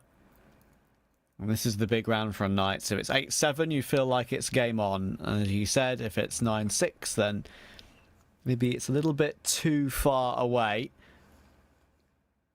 Tot is in position, listening for everything, sees that his teammate has already delivered, and then he chooses to pounce, and a perfect timing! Oh. Goodness gracious, what a triple, and look at that roar. He deserves it. Yeah, that might be the one that seals the deal for 3BL as well. You don't really see unKnights coming back from a 3-set. If they could have just hung in there, might have been possible, but they completely neglect Tot's position. And they're punished for it, and that might just be the map for 3BL. Which is going to be a painful one to lose for unKnights, because they have really been fighting hard for it. But again, 3BL, one of the most consistent and best teams in the West League.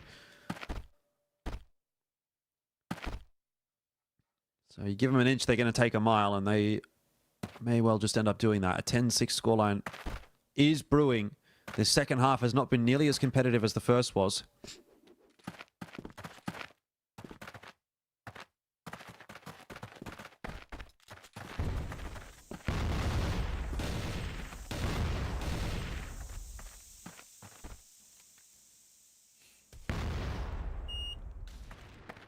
Chance to close it out for 3BL. Playing stock positions on A. Jump spot will come through, but it might be a second too late. There's a lot of pressure coming in for Snake, and he'll get taken down. But at least you get away with a 2-for-2. unKnights were a lot faster there, it feels like, than 3BL were expecting. And Tot tries to go for some more heroics. Not going to happen this time. Horus is removed, and it's down to Slayer. Hasn't got much health left for this clutch either.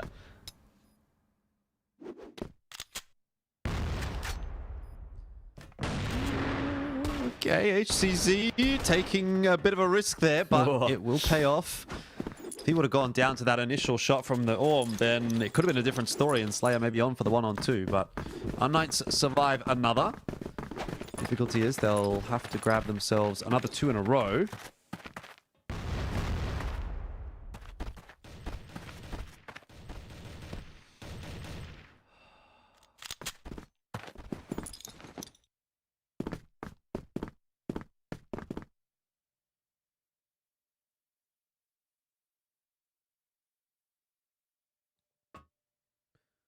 Interesting setup from unKnights.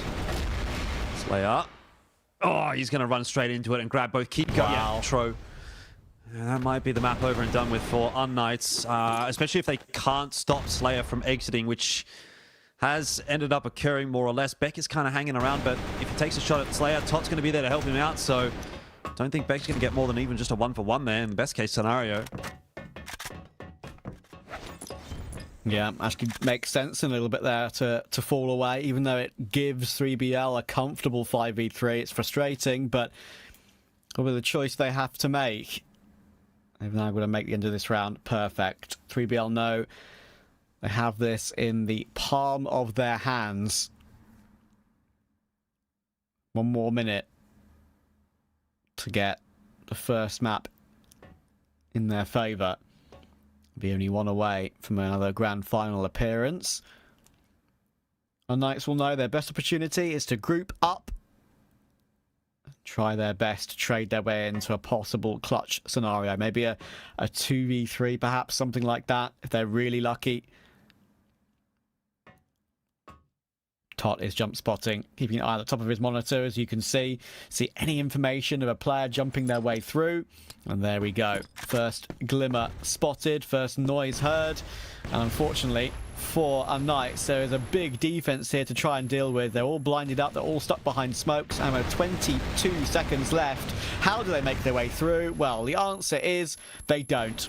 It's down to Alucard. He is more stuck than a stuck thing right now. Tot and Snake on the other side of this smoke. No scopes coming through, but it's just not going to work. Tot finds it, and 3BL will take the opening map.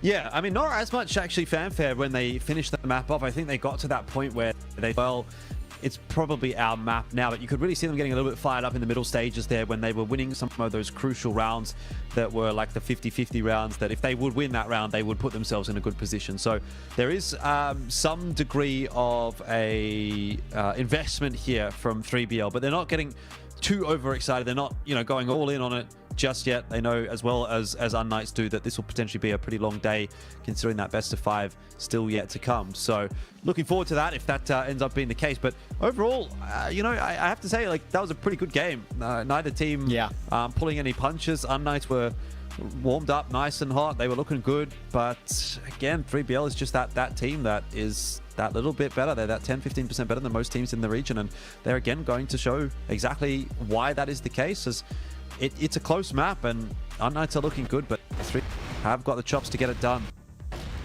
Yeah, there were a couple of those rounds, right, where unKnights sort of put himself in a position where he thought, okay, well, they're very much in this game. You said it was a good game. I completely agree with you. There were some great individual moments from everyone, actually, it felt like, on the server at any given moment. I think the one round that really sort of set 3BL aside from unKnights was when Tot came through on that little flank from behind. We'll probably see that highlight clip in a moment. I think it was the second half, if I'm not mistaken. And he just got that beautiful triple and basically stopped the dreams of unKnights. Then we're going to see it in a moment. It was, I think, a massive spray transfer. He somehow managed to get the headshot on the last as well.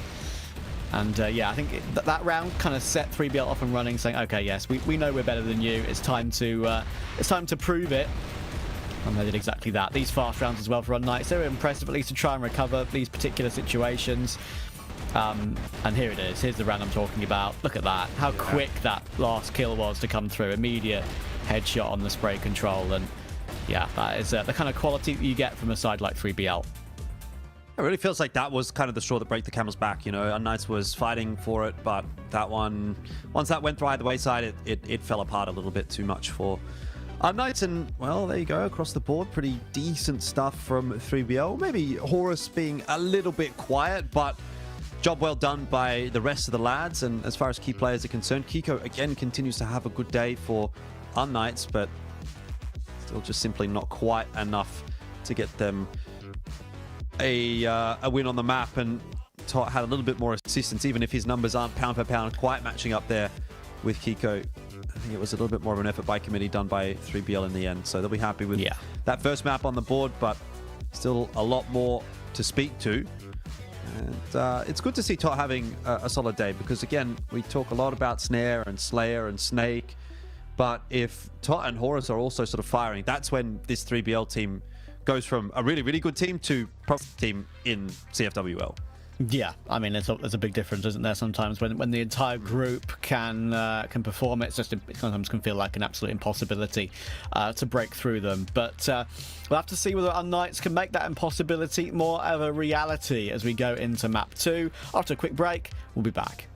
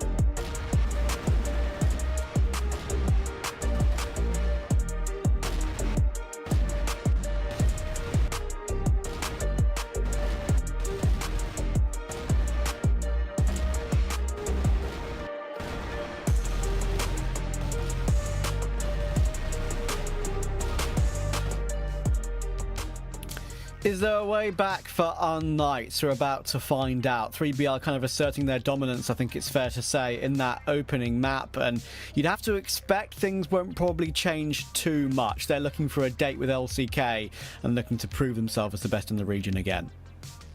Yeah, it was a pretty good effort, has to be said, from unKnights. Yeah. They've done a reasonable job. Most teams aren't going to be that competitive against a team like 3BL, but at the end of the day, it's still a map win for 3BL, and in this best-of-3 format, it doesn't leave you that much room to wiggle now if you're unKnights. And again, going on to a map that, you know, we've seen between these two teams before. We've seen unKnights playing today. It is going to be familiar territory, but as far as 3BL is concerned, I don't think it really matters necessarily what map they're going to be going on to. They are feeling like the favorites, at least in this matchup. It would be a bit of a different discussion, actually, when we get into that grand final. I'm quite interested to see how that ends up playing out. But against unKnights, they have a favorable win rate throughout this season. They did well against them last season as well. It should be 3BL to win this series. Whether it's here, though, or onto map 3, I guess it's time for us to find out. Yes, indeed. Can unKnights stay alive? Maybe obviously quite a way off 3BL in the regular season, even though, of course, all these teams made it through to playoffs. There was about, I think, what was it, a 10-point gap between LCK and 3BL toward the rest of the 3rd and 4th place finishers. So it's right now it's going as we suspected and going on form. 3BL obviously will not be looking to waste any opportunities and make sure they're on their best form when they are needed to be. A lot of damage taken by Slayer early round, bit awkward.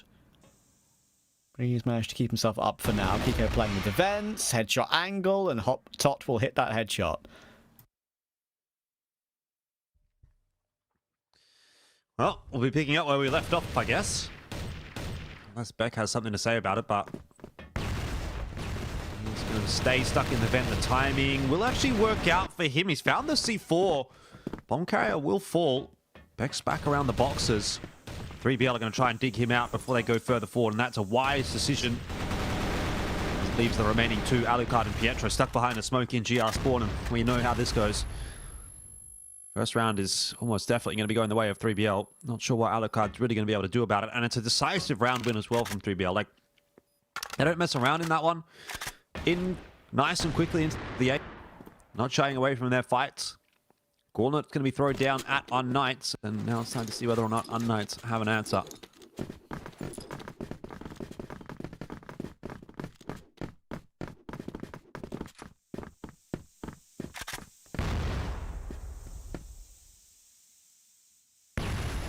Oh, Beck.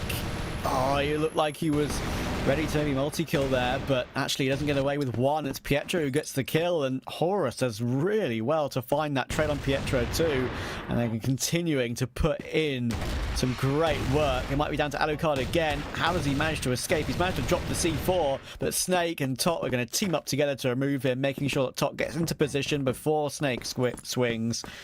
That leaves Kiko way too far away.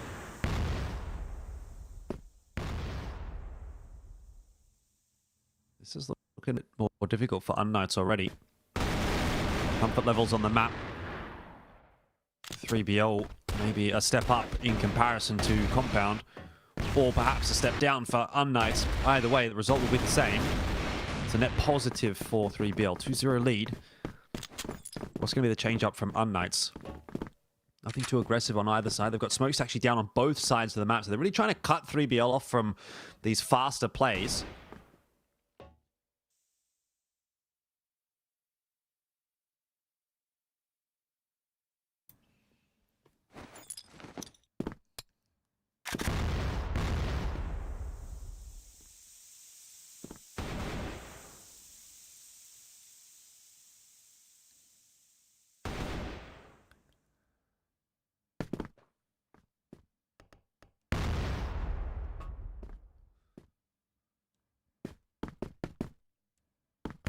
Up toward the front of middle. Very common, normal default for 3BL in this round. No card in an angle. Where it's sometimes a little bit of a tougher one, of course, when you could have a player peeking close to the wall or far away from the wall, so you'd either have to flick up or down. Sometimes be hard ones to hit.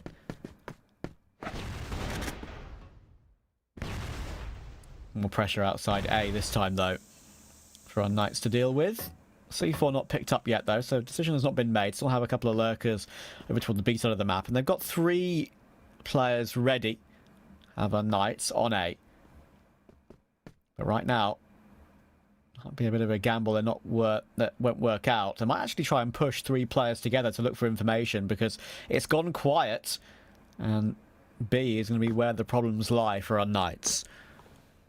Yeah, most certainly. And it's really just Pietro that's holding on to B. If he goes down for free, then that's curtains for the round. But we'll at least get his util out before jump back up onto that side. Hiding behind the boxes, trying to buy some time. Not much of it in the end.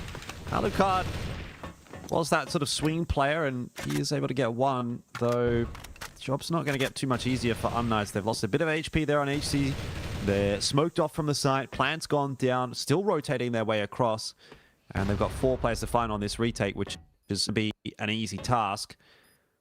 Horus facing behind that smoke, everybody else just chilling. For unKnights, starting to get into Muscatory. They're going to be down 3-0 if they drop this one, and it'll be a convincing 3-0 by the looks of things. Alucard and Beck are able to chime in with 1 apiece, and then they get it done. So the retakes again from unKnights. Something to behold. It was, you know, the same case on against GV, and bail themselves out of a bit of trouble with that one. Look at that on the replay again quickly and see how some of these kills went through. See, Alucard gets his kill there, and just like that, I bet he didn't even realise for a split second that they've all died until the communication came through. What a great recovery. 3BL have fallen on a couple of these rounds, haven't they, when it looked like it would be a lot easier for them in a hold, but the unKnights retakes have been too strong. Yeah, it's a nice positive sign that we might still get another competitive map out here. It was looking a little bit for a moment. There's Slayer dropping early on in the round as well. So how quickly the tables can turn from looking like a really dominant 3BL map to maybe unKnights just taking their time to win a little bit. Pietro's going to peek, and the timing is good. Snare just wasn't watching the angle, wasn't scoped in, and so Snake will be the one that suffers for it.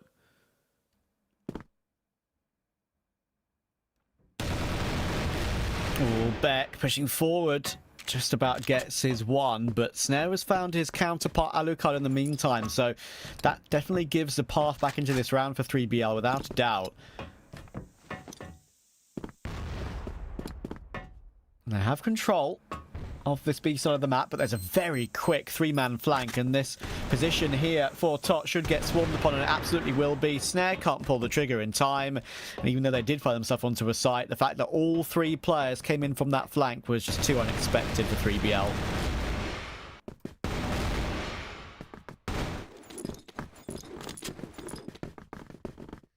So we're back into the swing of things. It's just that little bit of a roller coaster back and forth. Neither team pulling ahead too hard just yet. Follow that same trajectory that we did on Compound.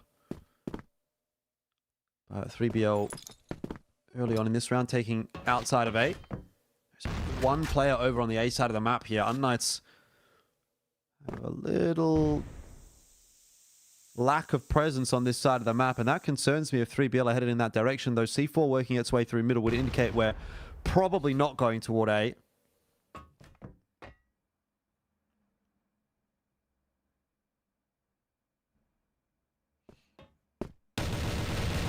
Beck's going for that angle again, but he gets stopped. Horus comfortable on that one.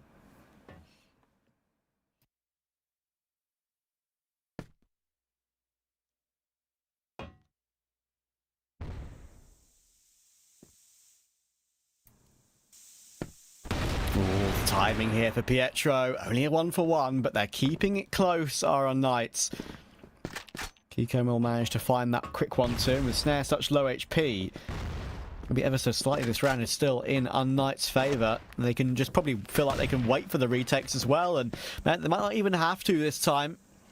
HCZ gets himself a twofer, and Horus is going to be forced away. Doesn't have the C4 picked up either, so he's just looking for a kill on one of the rotators to try and make it a doable 1 versus 2 rather than a 1 versus 3, and perhaps flank them eventually, but surely the internal clock of these players will be heard eventually. They are keeping an eye on it, and even though he knows that Alucard is on the upper angle ready to swing, he can't find HZZ first, so have a good round from unKnights.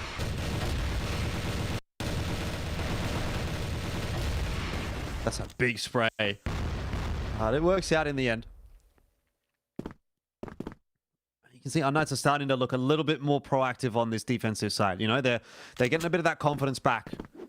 Taking some expeditions into middle. Not much over there. It's the same kind of a setup, but now that they haven't seen anything in mid and they haven't seen anything at the B doors, I wonder if they start to float an extra player back over to A.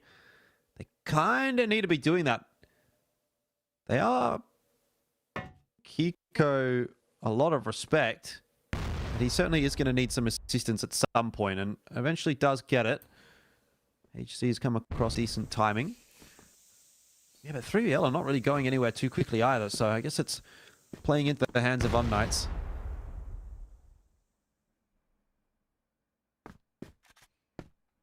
Oh, Kiko. Oh, he can't finish his dinner. That's so frustrating for him. Horus manages to catch the kill. And thankfully, that's really the only blemish to this round so far for unKnights. Again, they've got a 4 versus 3. Again, they've got a relatively healthy 4 versus 3. And they've got full control of the C4. They're pushing so far forward because of that control. Makes you wonder how on earth 3BL is supposed to get back into the round from this position they find themselves in. Well, first port of call is going to be trying to retrieve the C4. It's a bit of a firing squad actually in the connector there, which is a little scary for unKnights if they try to challenge it. Luckily, they're going to do it together, and they lock it down quite safely in the end. So now starting to pull ahead. It was a 2-0 lead for 3BL, but this is 4 on the trot. unKnights starting to power up. Slayer's gone missing. 0 and 5 at the moment. 3BL, it might be time for attack timeout soon. Yeah. This one's going south slightly for 3BL.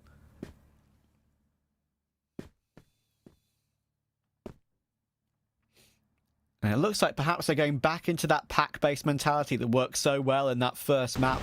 They're going to go through as a 5, and you know what? It might work immediately. HZZ is under a lot of pressure here. There's not really much he can do, you would think. Maybe trying getting some warbang damage in to try and get a cheeky kill while he's hiding behind this cover, but he's going to be naded out of this position so many times, so blind. C4 is down, and 3BL just turning up the pace slightly, and as I said, going in as a pack has definitely started off very successfully. Tot, clean for the first. Nothing more beyond that, and Slayer still can't put a frag on the board. This is falling apart again for 3BL. Snare needs to land the shot. He won't be able to do so. He swaps over to the pistol, and that does get the job done, but unKnights are back in with another really good retake, and you have to question what is going on here for 3BL. Yeah, it was the perfect strategy. I really love the call. I mean, you're getting, caught off a little bit by unKnights. They're putting some pressure on you. They're pushing you back. So you decide to push back yourself. And they go in as a group as they did toward B. It was the perfect call. They got their entry. They got themselves set up. It seems like once they do get themselves set up, they're not peaking on correct timings. I think there was one swing. I'm not sure if it was from Slayer. I actually missed who it was. But he kind of peeked into the open thinking he was going to have a free kill, but he had to react to the player who was on his close right instead. Couldn't do it in time. And again, unKnights can swarm. And they seem a lot cleaner. And they have the team going for the retakes. 3BL making some significant errors in this second map.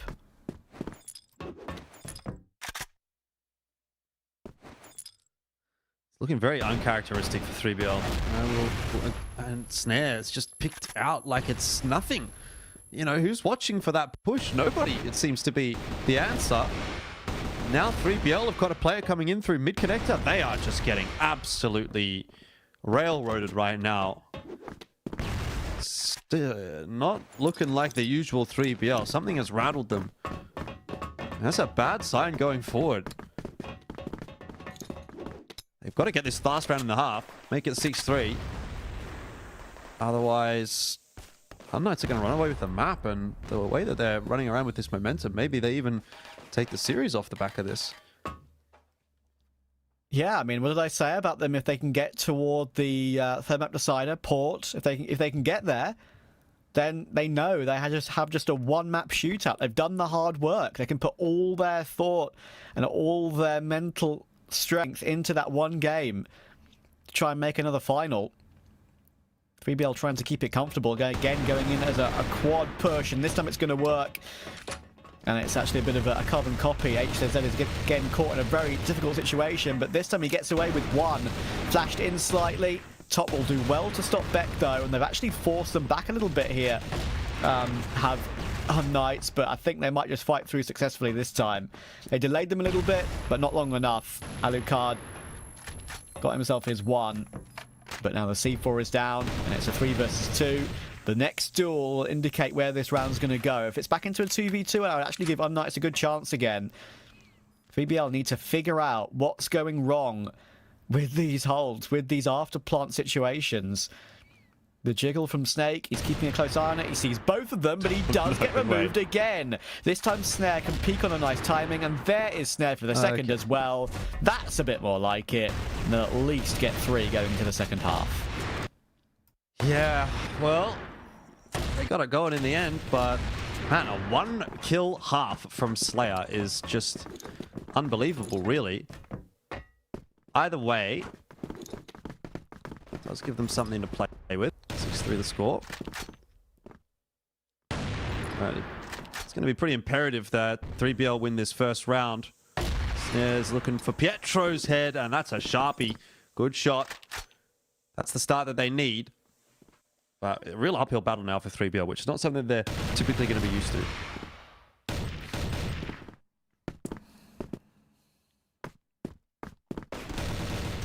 Yeah, it's actually, in a way, it's kind of good to see them under pressure, isn't it? It's good to see them caught having to perform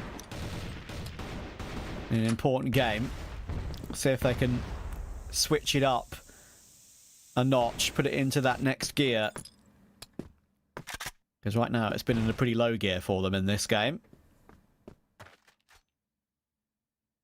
3v4 for unKnights.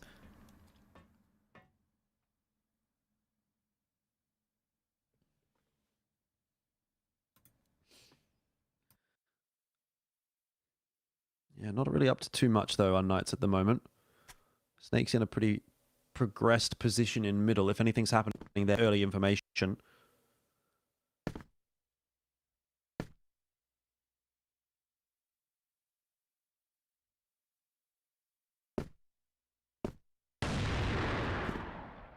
The ramp is going in the direction of A, and that kill could open it up. unKnights haven't pushed the issue into A, though, and that ends up being a bit of a problem. Beck's caught in mid. They could have walked their way into A. There was no one holding it. Still isn't anyone holding it, but they've lost the player advantage.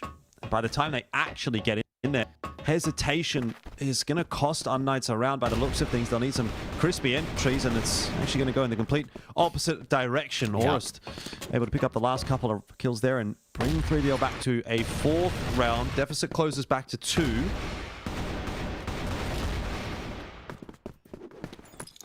They've got their business faces on, have 3BL. They know they've been below par in that first half. Now they're on the defense. There's a chance for them to change things slightly. Again, a great team performance from unKnights in that first half. Look at the kills across the board. Slayer's been slow alongside Snake for 3BL.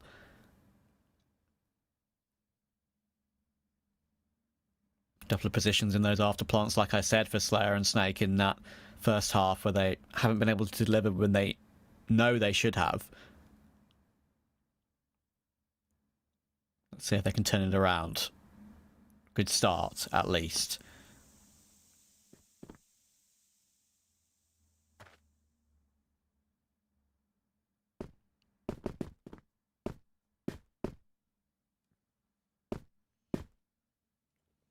Slow start to this round, to be fair. Not exactly a bad thing as far as 3BL are concerned, but they are allowing Un to work middle. Once that mid control has been taken, which it now has, the options open up a little for unKnights. Beck can take a late flank into A, but it does end up looking like it will be the A split.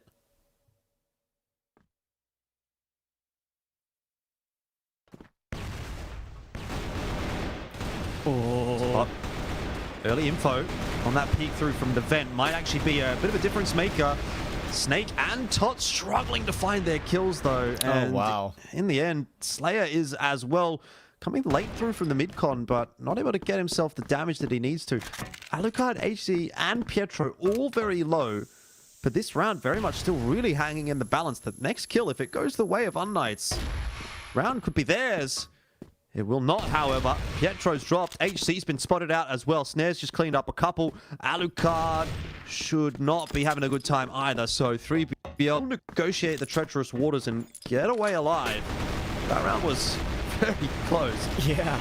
This fight here, right? That was the one that was just so messy in mid. You would have thought that actually 3BL got the drop on them pretty comfortably, but it wasn't really the case. They did the damage, but didn't get the kills. Thankfully, the damage was enough in the end long term. As you could see there for Snare, Colt out. He knew the situation. He knew how low they were, as that information would have been relayed by his teammates. Make sure you get themselves up close and personal. They did do exactly that, and they're going to try and do more of it too. Kiko answers back, but then Snake manages to show up for two of his own. But that's a lot of information given over. Unfortunately for unKnights, not really in a position with where the C4 is and where the last two players were, Beck and HZZ, to take any map control elsewhere. So they're kind of stock solid right now. All of 3BL around B at the moment, thinking, okay, if it's A, we retake.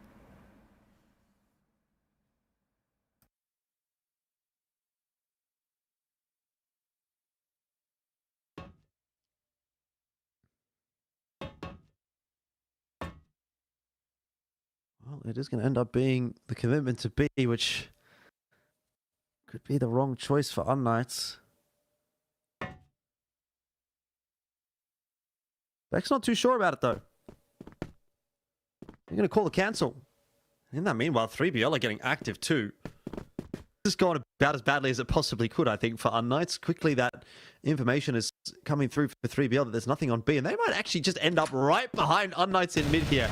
Can you believe that? H go down. Now Beck's stuck in the pit.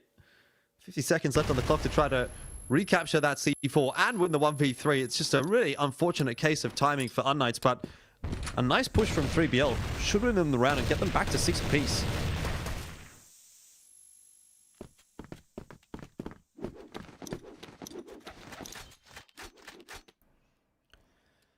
That's what they needed, and that's what we've got. And it's a perfect time to have a tactical, I think, here for unKnights. They're going to call it. Lost 3 rounds in a row. They know they've got themselves in a wonderful position here to give themselves a very competitive map against 3BL. The first one was close, but they had themselves a lead in this one. That's why we're having a bit of a conversation. There's an opportunity here without a doubt, but 3BL have turned it up a notch ever since that half-time switch, as we know they needed to do, and as we know they always do. You mentioned their slow starts. If they didn't start slow, they'd be unbeatable. And sometimes they still might be.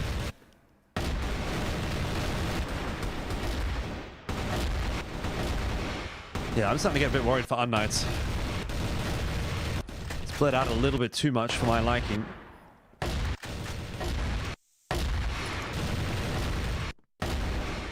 Slayer's still having a bit of a strugglesome map, that's for sure, but if he starts to bring it back, then that might be curtains for unKnights in these playoffs.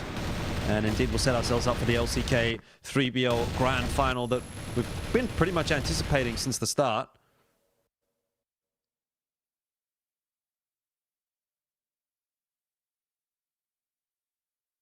Conversation happening. Next 2 or 3 rounds, hugely impactful ones for both sides. But 3BL got to lock in. I guess some nights at this point, but they've already had to spend a lot more of their day focused, ready for those fights. Wonder if it's getting to them at this point. Maybe. Get yourself hydrated. Look at that. The lesson to all gamers out there. Stay hydrated.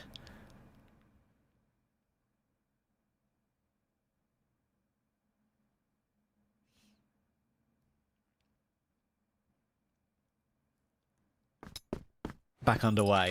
6-all. Game in the balance.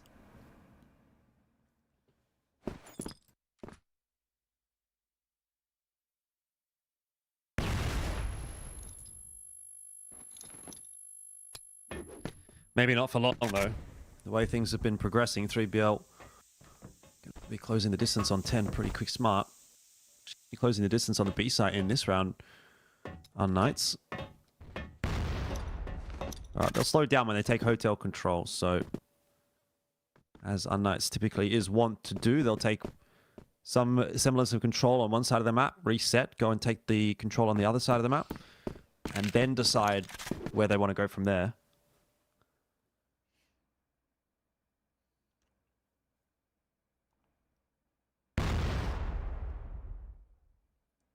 And he landed very close to where Beck is playing in that after plant spot. After plant, I should say. Default spot, I beg your pardon. But no damage taken. What has that tactical pause done for unKnights? What are they going to choose to do?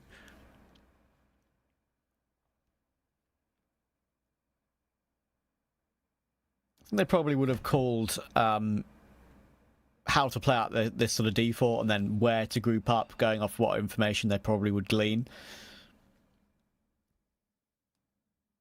What late round decision to make. What to call.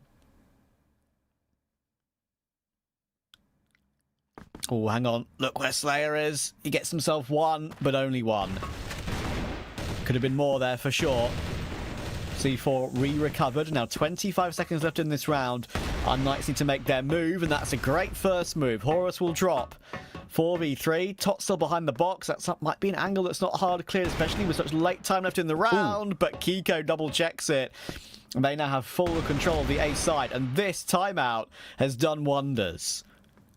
Yeah, the slower play from unKnights, just catching 3BL a little bit. A couple of crucial individual 1v1 aim duels will go the way of Kiko there, though, that if they don't, it could be a different story. Still, can't take that one away from unKnights. They get up to 7. Feed 5 to Tot. And Tot goes and tries to hold on to A. Maybe there's something in it, but 3BL, they had to work hard to get to 6, and now they're going to have to work hard to equalize it once again on 7. But unKnights not going to slow things down over on that A side of the map. Snare coming into play. Misses another shot. This time, though, the quick scope onto Kiko will land. So you can only give him so many opportunities before he connects something. Indeed.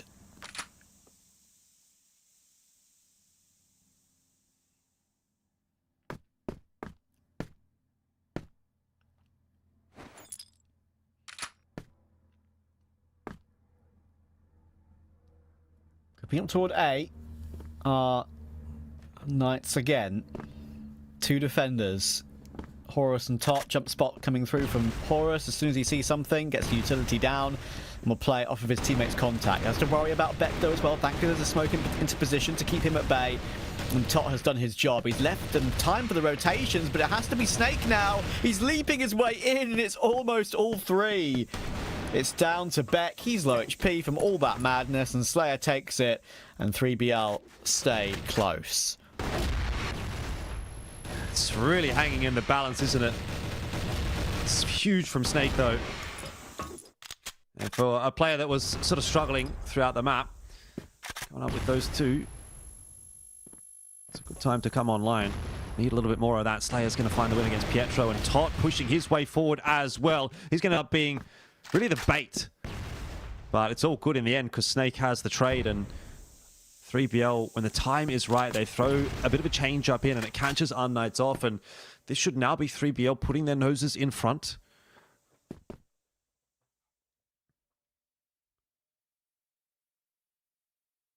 Showing up at the right time as they always seem to do, right? When the going gets tough, the tough get going, as they say. Mm-hmm.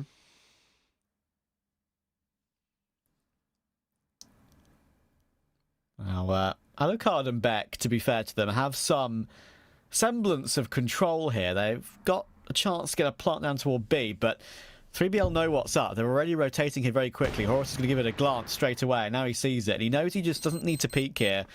Just let them have the plant. Doesn't need to give up his life for no reason. Trying to deny it. Wait for all four of his, or all three of his teammates, I should say, to come in to help out. Alucard and Beck. There is a world where this could spiral for 3BL. unKnights have clinched some unlikely rounds from these sort of positions in the past. And now 19 seconds left. Time will start to become more of an issue. Alucard's still playing with these angles. Beck gets his one, but unfortunately it's only one. Now Alucard's so very stuck. One, Colt up for the second. And there's an opportunity. He's just wasting the clock. He's tagged down Slayer even lower. No. And Alucard takes it. I mentioned we have yet to see an Alucard round today, but he's shown up for one there. And how about it? Yeah, I don't know how he gets away with that, but it's great news for unKnights as they put themselves up to 8, where it otherwise probably should have been 3BL. A 3BL which is now not happy about it. Snare's going to try to take that fight into middle. Smokes are obscuring his vision. So in the end, he can't see a whole lot. Great stuff from Alucard, though. Perfect time to step up. Could be a really big difference maker. That could actually force this series through to a third map. unKnights are doing just enough to keep themselves in front of 3BL. Grinding these rounds out, but a call to go toward A is a bold choice given there's 3 players on this site from 3BL. That is a lot of members to chunk through. It is indeed. And 3BL are very good at putting those sort of rounds out of their mind and recovering straight away, and that's exactly what they are doing. Horus and Snake find 2 in response. It's a good reaction down, but Colt has to come out, and it does. It leaves Beck stuck, and Beck will go down. There's some yells and some roars coming from the 3BL side now, and they know this one was a little bit too close for comfort, especially that previous round, which shouldn't have gone against them. Back to 8-all immediately.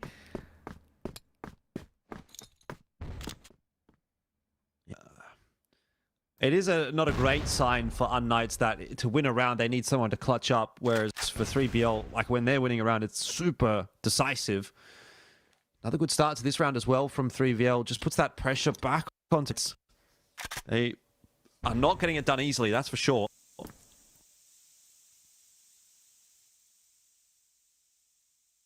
Down a member already, and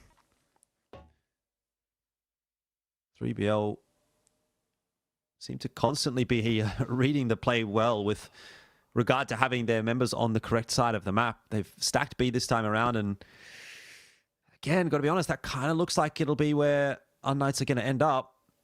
C4's trending in that direction. So it'll be another good call from unKnights if that's the case. Snare's spotted a player outside the doors. Nothing really to come from that at the moment. unKnights are really taking their time.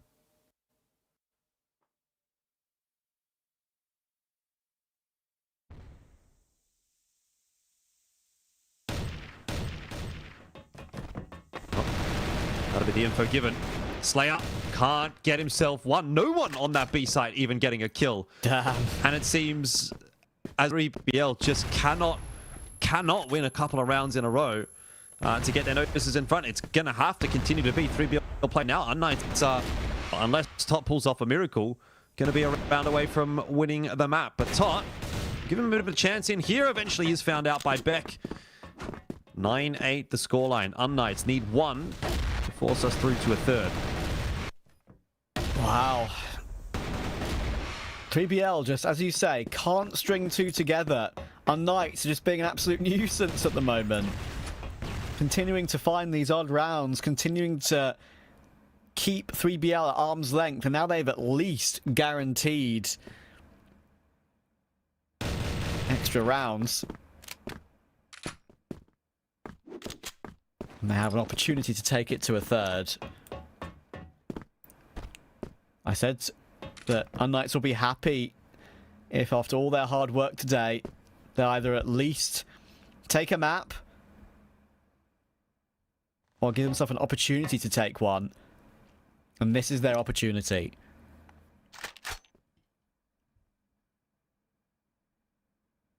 It's taken everything they've got to get to this point, though.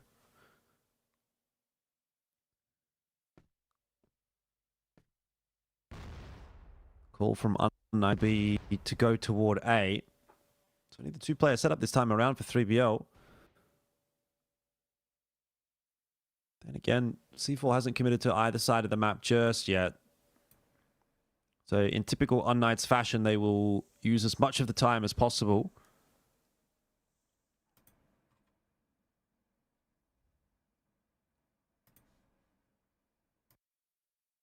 Snares down very low. But may not have the biggest of roles in this round for 3BL. It might actually come down defenses. Snares on a bit of a low.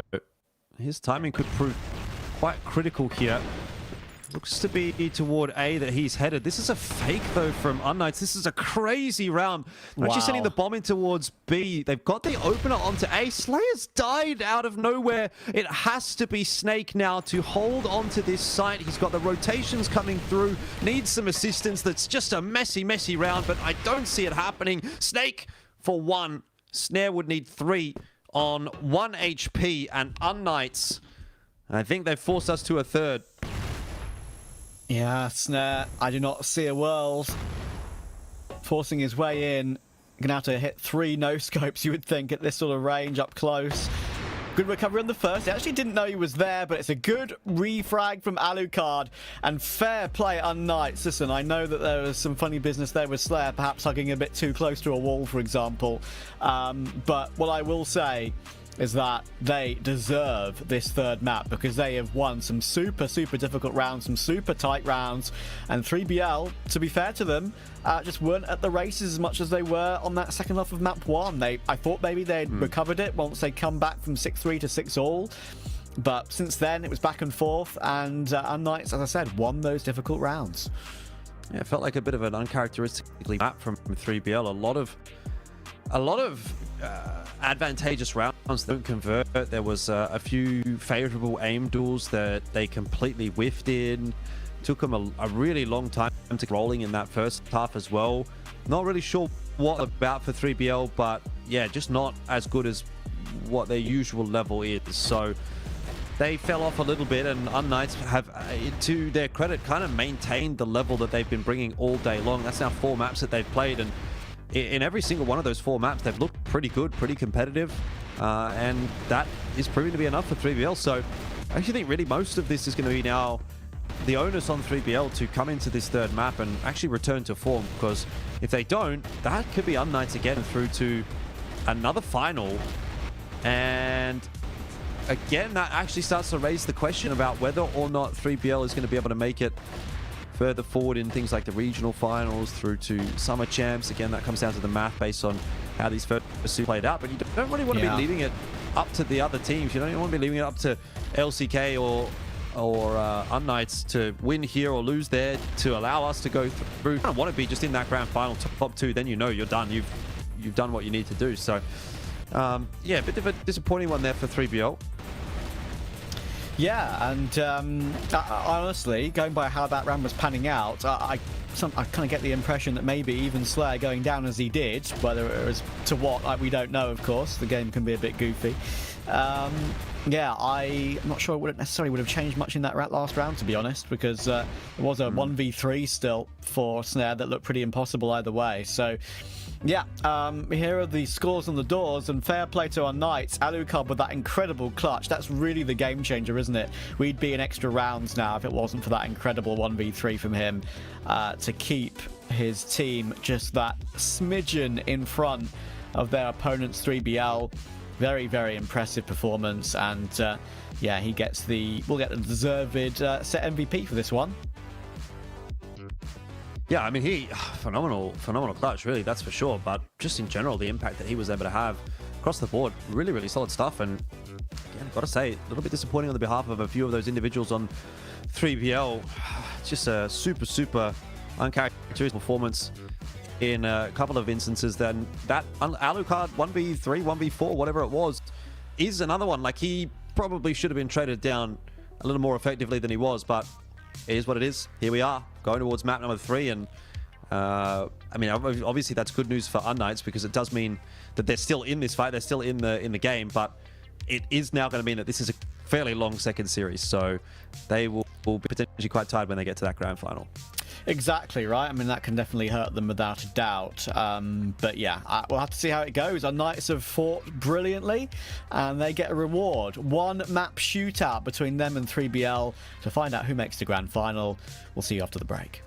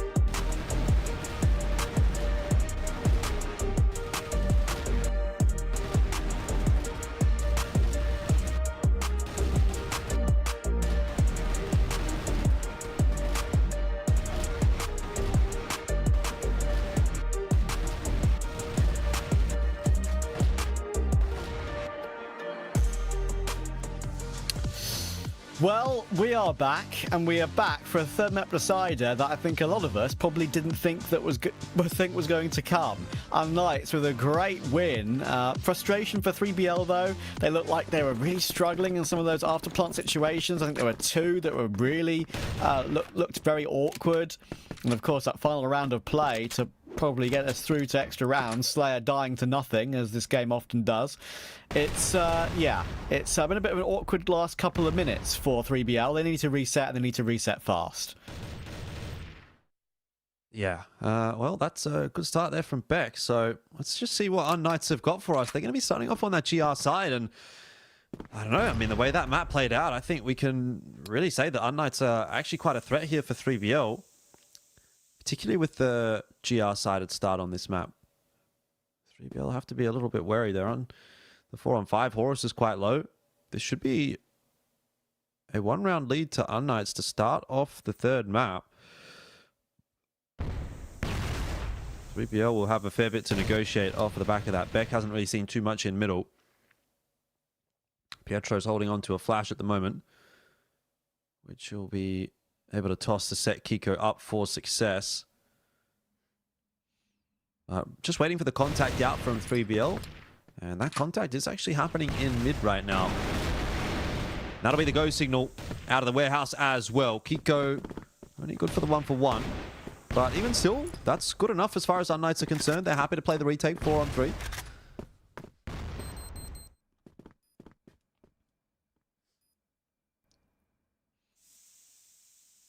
Now, after plants is what they got to fix, 3BL. This is a tough one. If they lose this one, it wouldn't be a huge surprise. If they win it, it'd be a lot of confidence to take through into this map, and they might find a way. Tot has got himself 2. 8Z is stuck and should go down to the Colt. Or now the reloaded rifle of Slayer. He'll get caught, and that is a really important hold. And as you can see on the player cams, their business faces are on. They know they need to recover and recover quickly. Yep. It's much better.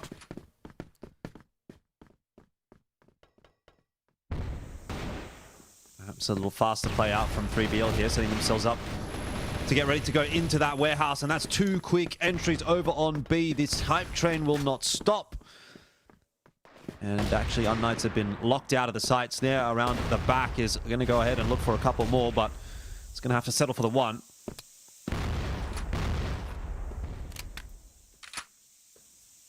Still, all things said and done, it's another great setup for 3BL here in the post plant. 4-on-2, and unKnights are going to try and push their way through the smoke, which is just never going to work. In these sort of situations, right, I mean, there's arguments both ways. You can argue that 3BL, you know, definitely would be upset from the end of that previous game. Annoying one for them. So maybe they've got the bit between their teeth, as you can see here with some of these entries and the way they're playing it. Look at Beck. He's on the high ground. He has no idea he's on the high ground. And he gets 3. I'm just screw my point. This round is way more exciting. Snare has found a quick recovery to make it a 2 versus 2. I look on HZ trying to answer back quickly, and now Snare is stuck. And Beck putting himself in that position. That is a wild one. All right. Well, we're going to have some pretty fast rounds by the looks of things. Those first 3 just going completely by the wayside. 3BL will slow it down a little bit here for round 4. But unKnights definitely not out of this contest yet. It's been a bit of a push and pull. But being that they are on the GR side, they actually kind of need to get the advantage out of this half. You're probably looking for 6. 6 would be a pretty good half. 7, obviously ideal, but that would mean winning the half out now for unKnights. So they don't have a huge amount of wiggle room, and if 3BL can keep sort of forcing the issue, even just going 1-for-1, that'll be a pretty damn good result on Port. It's being a 2-for-2 trade in mid.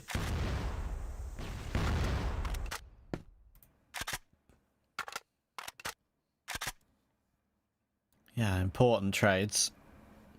Look like 3BL once again ready to, as I said, have the bit between their teeth after a tough game and recover ASAP. Can either motivate you more can either tilt you, and maybe after the efforts unKnights have put in today, not just in the second map of this one, but also in the first series, of course. Maybe, as you say, they could get a little bit tired going into this third. Pietro does really well, though, to find one. Looks like it should be a second, and it is a second. Alongside HZZ, they hold the line perfectly. There's no tiredness on show just yet.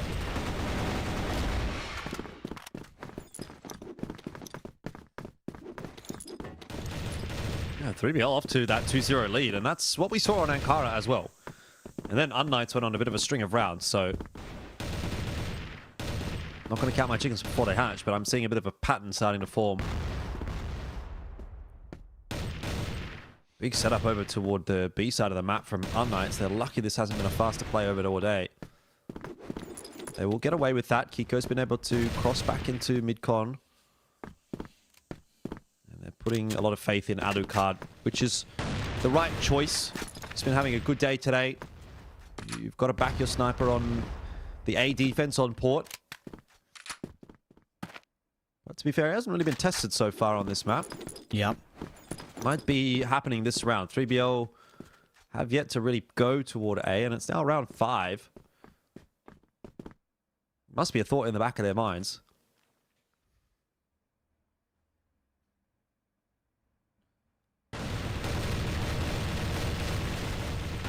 Tartan Slayer, 2 entries straight away. You hear the shots ringing off, and unfortunately, unKnights a little bit stuck there. Couldn't get more than just a couple of kills back in response. Once again, the B site has been taken. The plant will come through. Kiko almost caught by snare.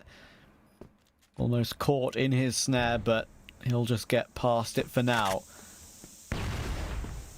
Flash forward. Kiko looking to try and go super aggressive to try and get their way back in, but there is no way in when you have a crossfire like that. Snare deals with it all.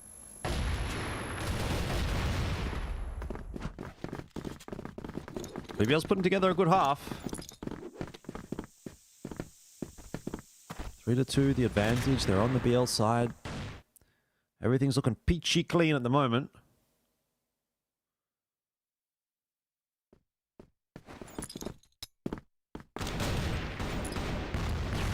And this time, Alucard's going to be tested over toward A, and he has not been given a chance to even fire a shot. He can't even get a look in. He is just steamrolled by a bunch of util. Beck and HC will fall as well. So Pietro and Kiko in with not very much of a chance in this round. The numbers are going to be way too much for them, not to mention the fact that they've lost a lot of HP.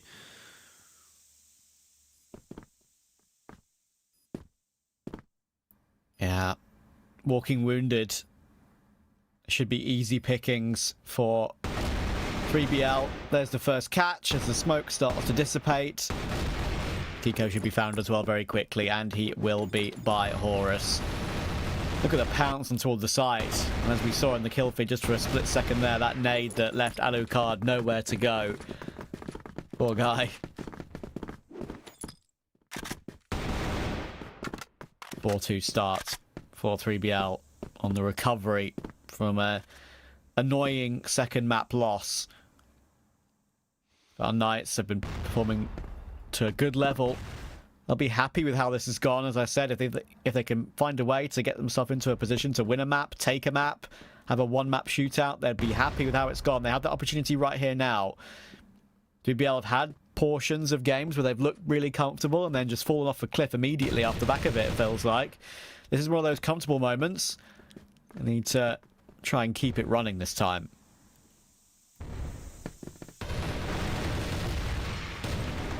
One for one. Not exactly the start just yet. unKnights have actually brought that back a step or two. Pietro, nice double kill from him. And he might even look for the third here with the assistance of Alucard. In the end, wrapping around behind. So that round's just disappeared in the blink of an eye for 3BL. Sometimes it be like that.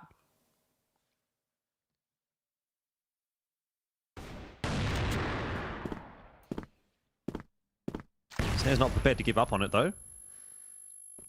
Well, if Alucard can do it, why can't Snare? I think the reason why Snare can't is mainly due to the fact that the C4 is not in his possession, unfortunately. Very different 1v3 than the one that Alucard had in that previous map. Didn't hear the rotation, but he misses his shot and can't follow up with the cult. That's frustrating. Kiko will pounce and punish.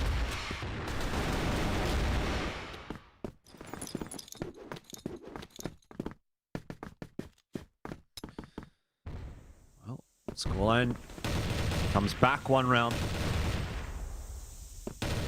None of these maps are going to be super one-sided between these two teams. In fact, probably none of the maps for the rest of the day are going to be one-sided. You are going to be seeing a lot of back and forths. Got the cream of the crop in the CFWL here today. Yeah.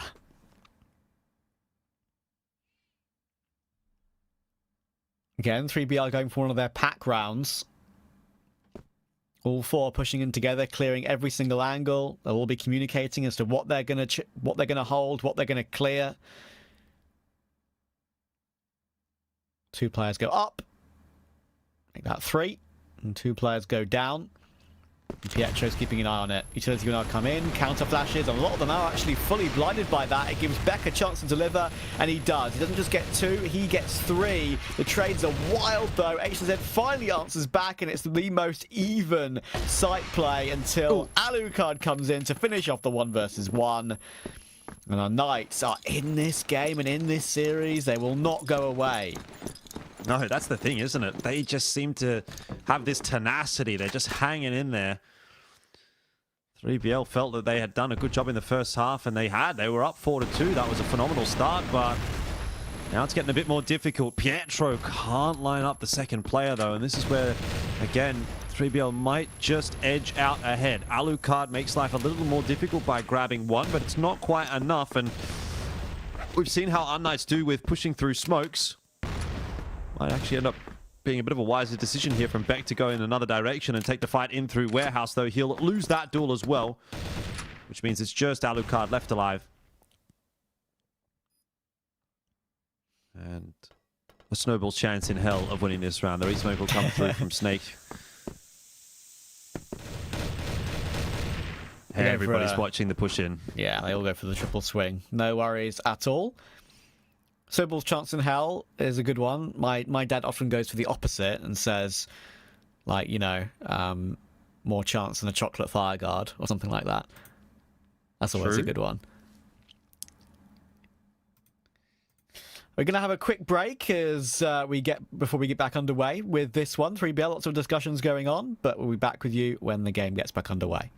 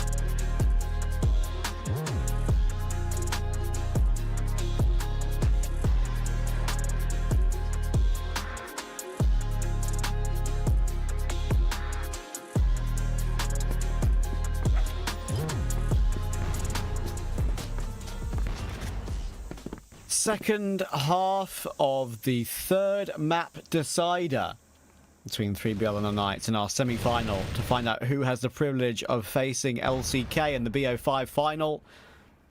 It's basically as close as it can be.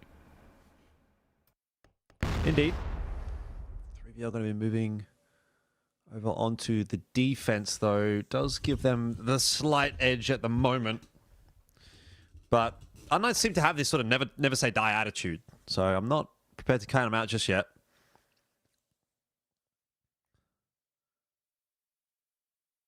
C4's trending over toward the B side of the map, but you do have a couple of guys set up to try and take the fight into A long. Looks like a good A hit setup from unKnights, but they're still putting a bit of pressure on B. Just trying to maybe keep those rotations honest. But where's the C4 going to go? Because that'll be what really tells us.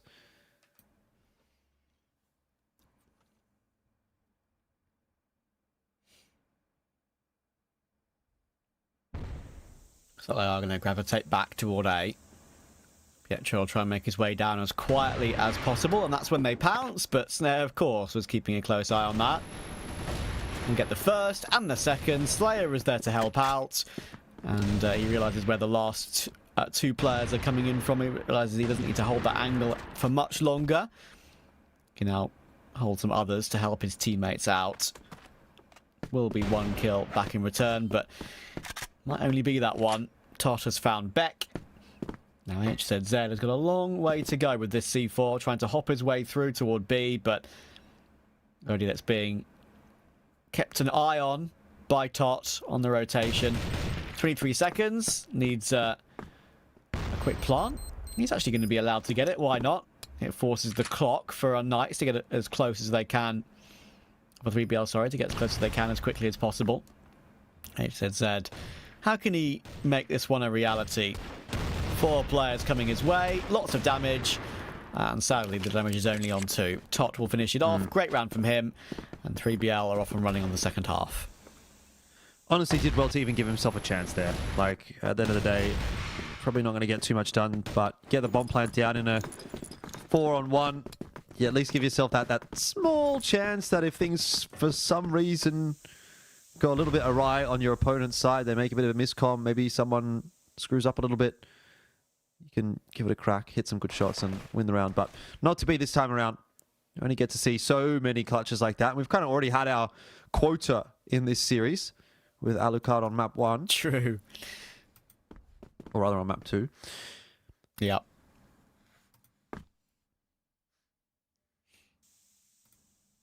But it's a decent start to the second half there for 3BL. Just going to edge them out. A couple of rounds in the lead, which is a position that they did find themselves on map 2 as well, and then they did kind of let that one slip. So they can't rest on their laurels here. unKnights fighting hard, but will ultimately lose that battle over mid. It's a 2-for-1 trade. That's another small win for 3BL. Things are trending in the right direction.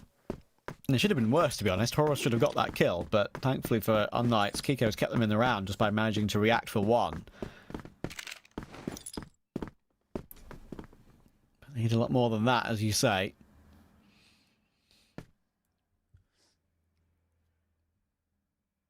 Looks like B is the answer once again. Through the garage, through the warehouse. Tot, once again, the man in task of keeping an eye on it. And he's got a quick rotation in Snake, if needed. And there is that information, and there is that rotation. Slayer has taken Beck in the meantime as well. You can see that over the other side of the map. That makes it even harder, and this is a great position, to be fair, that Tot's put himself in. He can run down one, and Snare will get the next. Clean.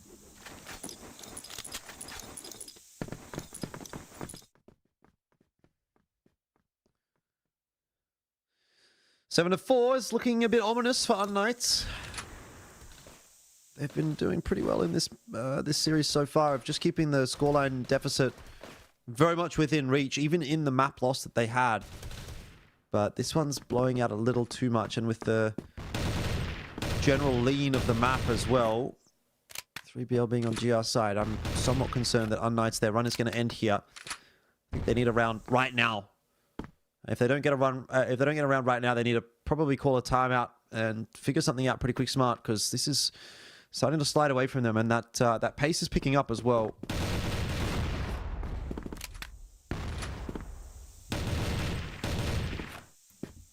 Yeah, it's going to be hard to recover from a deficit like this. What kept them in that second map was just staying close the whole time, just picking off those odd rounds every 2 rounds and having some individual brilliance to keep them in that position, to keep 3BL at arm's length.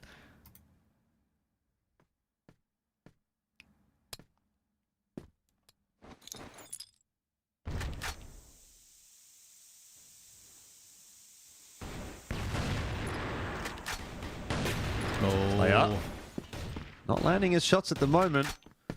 Luckily, he's getting a bit of a helping hand from his teammates, but today's just not Slayer's day. No. And it's going to leave Tot alone to try to make a retake on the A side happen. That has not gone well for 3BL. Yeah, that's the round that keeps unKnights in this game, I think. So still a long way back, but Slayer missing his shots, as you say, forced down to the lower position. Alucard takes advantage of it. Interesting you're seeing unKnights in this round, as well as that previous, trying an Ormless setup on the attack. Very commonly that can be the case on some maps. But trying to stick, as I said, as a pack with the rifles, and it's worked in that round, and it's going to work on towards stake in this one too.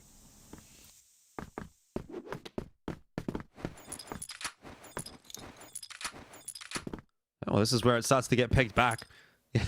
It's been the story of this matchup so far, hasn't it? Where you just think one team's going to run away with things, and then all of a sudden the other starts to pull things back in. There's a good shot from Snare. Bring it back to the 4-on-4, but he's not allowed to escape. That's good coverage from unKnights. Intelligent play from Beck. Not letting anyone get away with any shenanigans.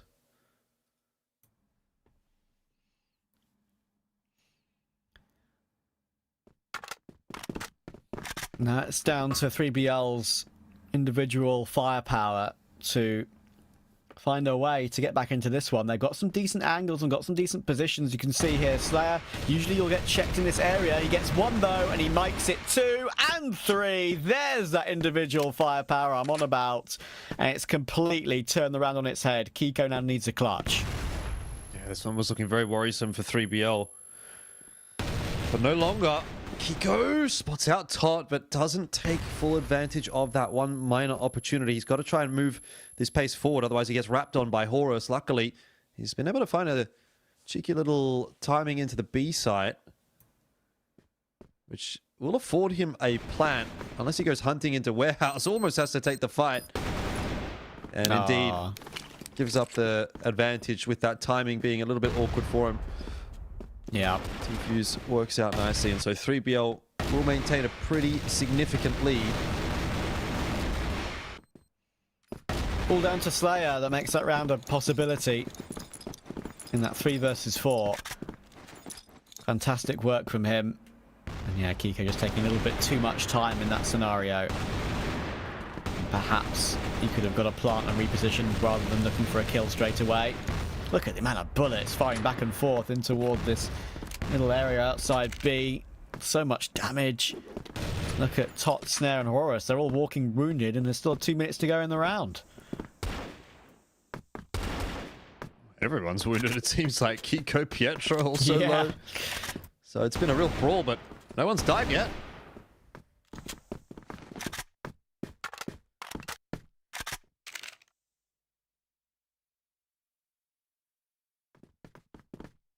Alucard obviously dropping will change the game up a little bit. 3BL looking more and more comfortable as this game goes on.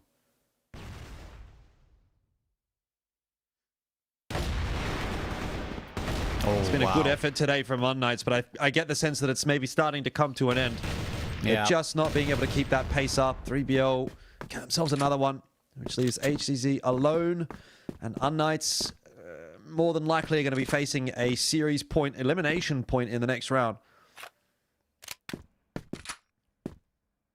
Yeah, HCZ needs a bit of a miracle here to keep them away from that grand final point, and multiple in a row too. Has to clear out all the close angles. Of course, that's where they got burnt by Slayer previously. He'll at least make sure he gets the plant ASAP this time, unlike Kiko in the previous. Managed to work his way back down, play the angle, Slayer spotted. But now, of course, it's only...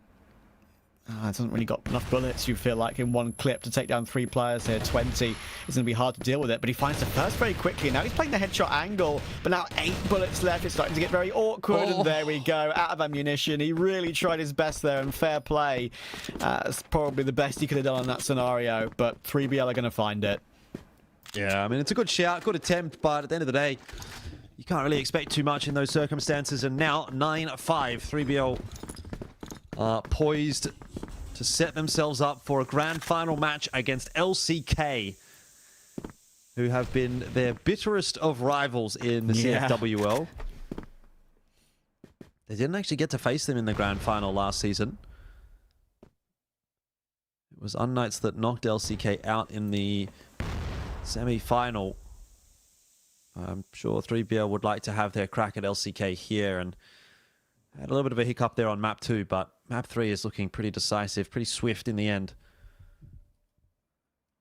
Yeah, I think LCK, I don't know, I think they might be licking their lips, to be honest, after seeing what they've seen in this game. It's not been the best of 3BL. Top, though, is going to try and end it off here, and that's some shot on Alucard.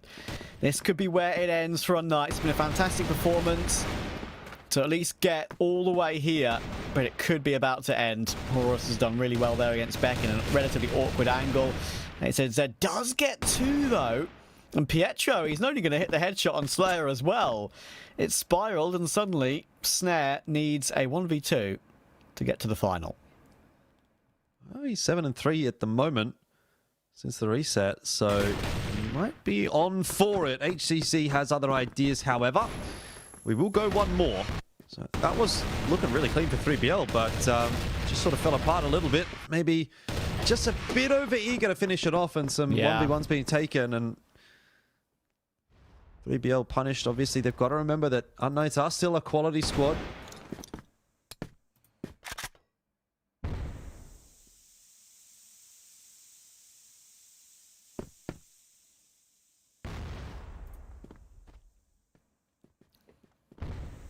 Yeah, can't be getting ahead of yourself. Can't force the issue when it's not necessary. It's probably the main reason that round went awry. Got himself into a winning position. Peeked into HZZ a little bit too aggressively. Gave him 2 back in return, and Pietro, even though he got caught slightly, his reaction was good. They've got a lot of progression out here toward A long, and they're going to make their way in straight away. Snare's given no chance. Slayer's given no chance. Snake needs to kind of do it all, and right now he's a very long way away from the action. He needs to try and leap his way in. He will get himself his 1, but it's no more than that. This game might have some legs to it yet. Maybe. unKnights given it a run in for that OT, that's for sure. But still going to have to get another few rounds beyond this one. So at least we'll be locked down comfortably. That's a 7th though for unKnights. So 2 to go. And then some on top of it. But could they still find a way to steal this dream away from 3BL? That would be quite some cinema. Drama even. Cinema. Indeed. I can picture the meme in my head. Absolute cinema. I think 3BL, maybe they've had a bit of enough here. They've pushed 2 toward A-Long very aggressively. They've taken the first straight away. Slayer's proving to be a bit of a nuisance in that position too. But look at that fight down the middle right now. Horus has been removed by Kiko, and that's going to force the rotation fully around from 3BL to try and cut that off.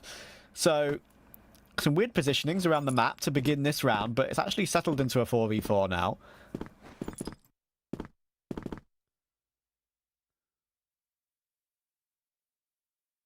Yeah, the battle lines are fairly standard, though. Doesn't give unKnights any particular advantage. They don't have anyone sort of creeping around in anywhere super secret or silly.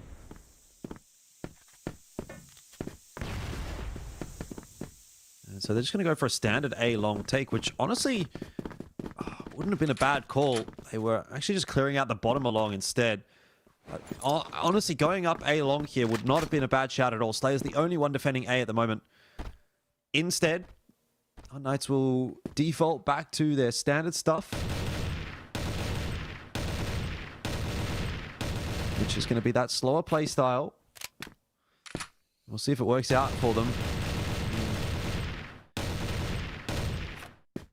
It's got to be near perfection here from unKnights on the way through, and Alucard missed his first shot, though he was able to whip the pistol out and get the second onto Slayer. Maybe there's still a world. Maybe there's still a dream for unKnights. 30 seconds left. They've got to make this decision now, and it appears to be a mid to B. That will be the option of choice. C4's headed over through the warehouse. It's scary. It's risky. If there was someone in the warehouse and that C4 player were to drop, it could be curtains for the round, but unKnights make it clean on their way into B, and now 3BL actually only have that one round lead. What is going on, 3BL? You're in such a comfortable position. You're in such a comfortable position. Well, looks like we're going to have a bit of a pause before this round goes in 9-8 as well, which makes it even scarier, right? What a time to have a little bit of a technical issue too. That's crazy. We have a little bit of a tactical from 3BL as well, but yeah, that's why we had that little scene change, I guess you could say, before we went to the cams. But yeah, I think what we can say is that probably for 3BL, it's the right time to do it, to be fair to them, because this is getting out of hand a little bit. Yeah, most definitely. 3BL are really having some words back and forth right now. Snare on his feet. So I wonder what he's noticed. He's got a lot to say. Obviously not the same sort of setup for unKnights. They don't have the luxury of being in person in the boot camp together, but there's a lot riding on this round for 3BL, you can tell. Yeah. We're talking about points and qualifications to summer champs and stuff like that, but you've got to remember that there is a lot more money obviously on the line as well, from first to second, yes, to third. And if you were to knock out here, it's third place. A win here is an extra $5,000, and then a win on top of that is an extra 19 grand on top of that. So exactly, you're leaving a lot of money on the table if you were to drop this round and then allow unKnights into the OT to get the dub.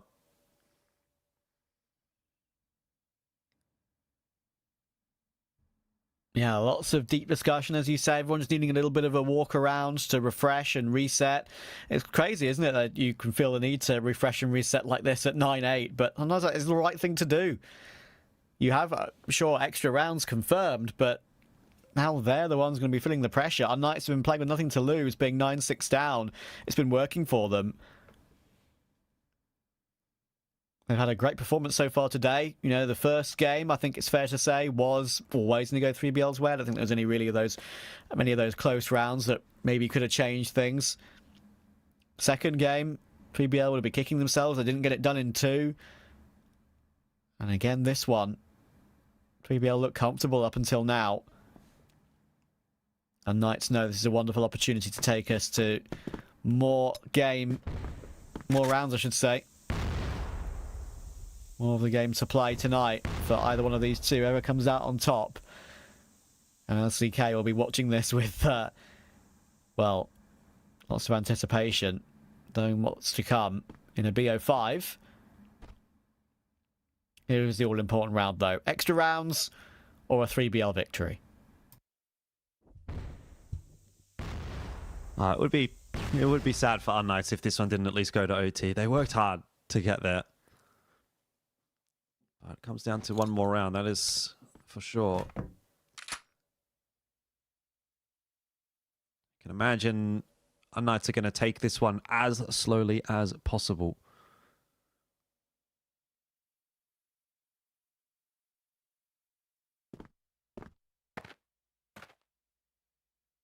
Nothing really changing up for unKnights. What changes up for 3BL though? Got Slayer pushed forward a bit on A long. A more aggressive hold at the warehouse from Tot. He's not seeing anything over there, so it's a bit more of a forward hold from 3BL. A little bit more information a little bit earlier on can potentially help him out. 1 minute as that timer ticks away, and unKnights are making their decision. And their decision is to go toward B. 3BL are not particularly well set up to deal with this push. On paper, it looks a good call from unKnights. On paper, things can read very well, but it's all how they are delivered in front of your very eyes, and now they're going to choose to pounce. What a situation this is for them. 30 seconds left in the round. Can they take us to overtime? It's a good opening trade. It's going to stay even. 3 versus 3. But the site control is theirs. They should be able to get the plant soon. They're kind of fumbling around with some positioning right now. Eventually they'll get that C4 down. Sayer's going to try and take an advanced angle. Snake does trade it at least. 2 versus 2. Headshot angle being taken up by Kiko. It's a good reaction. And Beck will find it in the 1v1. The trades went back and forth the entire way. And unKnights get their just reward. We're going more. Okay, well, another twist and another turn. Just when you thought 3BL might have gotten it done, we are headed into the OT. And unKnights are not prepared to let control of this game slip yet, which is fantastic to see. I mean, unKnights grand finalists last season. They want to have their crack at LCK again. They know that LCK is going to be a beatable team. They've done it before. Yeah. If they can get past 3BL, who feels like they've been a bit of a jinx, I guess, for unKnights, then maybe they get the more difficult game out of the way and then go into the grand final and actually jump into a quote-unquote more winnable game. Now, I know that's like all conjecture and whatnot, but no, that's maybe the way you've got to think about it if you're unKnights. Yeah, there's logic there to that, for sure. As you say, it's all sort of... We're just sort of guessing how they're feeling. Not only they can know. That's all we can do.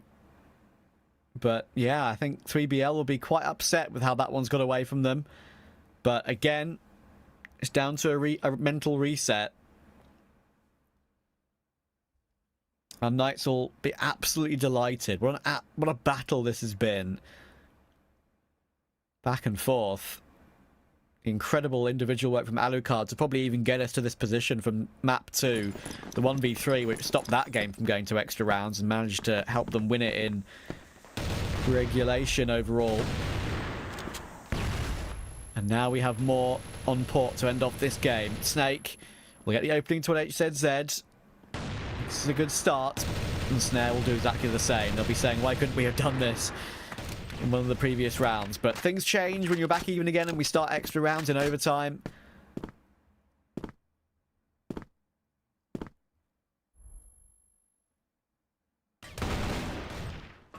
Ooh. Pietro had a bit of a chance in there, but his head's been blown off by a grenade. Instead, Kiko and Beck still kind of keeping 3BL honest here.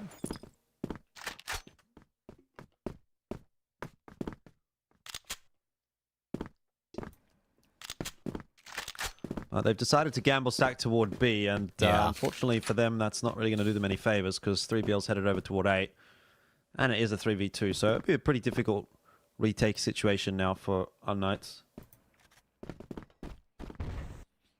Done it before, though. That's one thing that have been brilliant at today, is retaking in weird situations where you feel like they're they're at a massive disadvantage.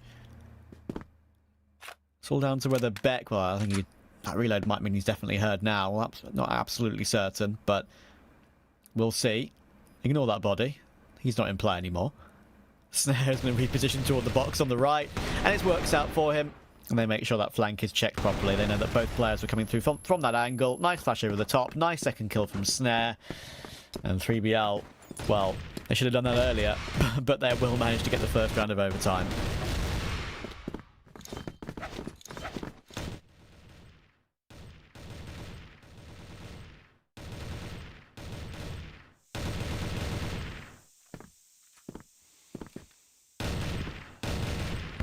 Alright, so straight back into the swing of things. 3BL thought about pushing their way in through mid there, but the nades are going to turn them away.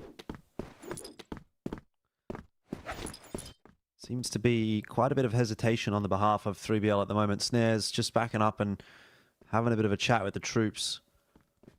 Meanwhile, unKnights are not up to anything too unorthodox either. This is maybe the most standard game I've really seen from 3BL. A lot of the time you'll just see them playing faster, looser, a little bit more aim dually.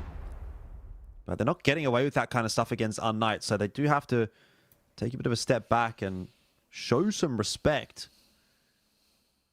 This will be a 5-player push out the warehouse. unKnights have 3 to defend. Initially, that's not a bad setup. Numbers still favorable for 3BL, and the trades are as well for the moment until Kiko strikes. He's got a double and a triple onto Snake. unKnights are not going down without a fight. Kiko gets 4 for the round and equalizes it at 10 apiece. Damn. 3BL are really having to dig deep to win this game, and they may still not yet do that. Exactly. What a game. What a game. Pietro, he hears them coming, and it's a lot faster this time for 3BL. Can't hold them back with nades, though. And he actually has done that for now. Just early presence from 3BL. They're not going to commit to it straight away.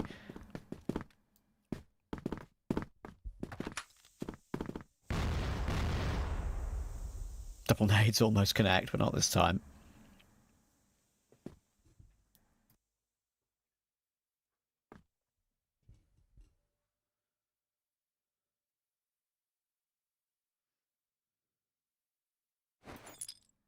Guess this is what the strategy is going to be. Show presence early, fake that you've run away again, and then go back into the position where you originally showed your aggression, and it might work out for them. Horus has got a 2k entry. Tot has doubled down on that one as well.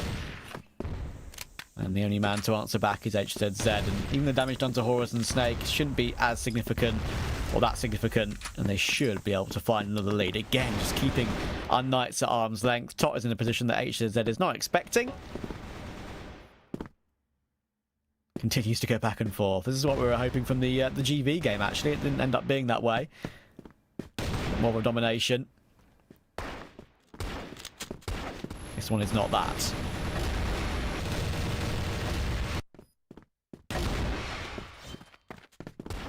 Well, still workable for unKnights, but 3BL looking somewhat unconcerned after that first half. They've given themselves a small advantage.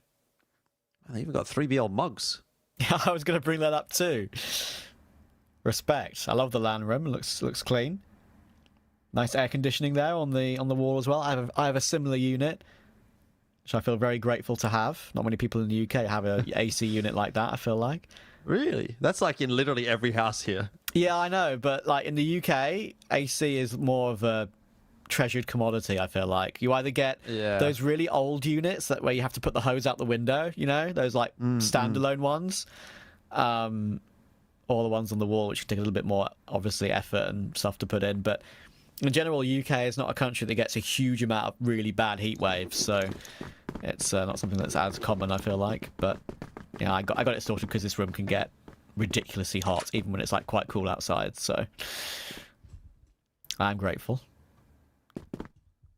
And you obviously will need air conditioning in a LAN room like that. Lots of PCs creating a lot of heat. Lots of people increasing that level too.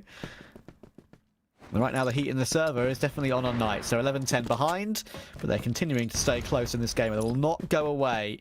Snare goes aggressive for his opening kill this time though, and he finds it.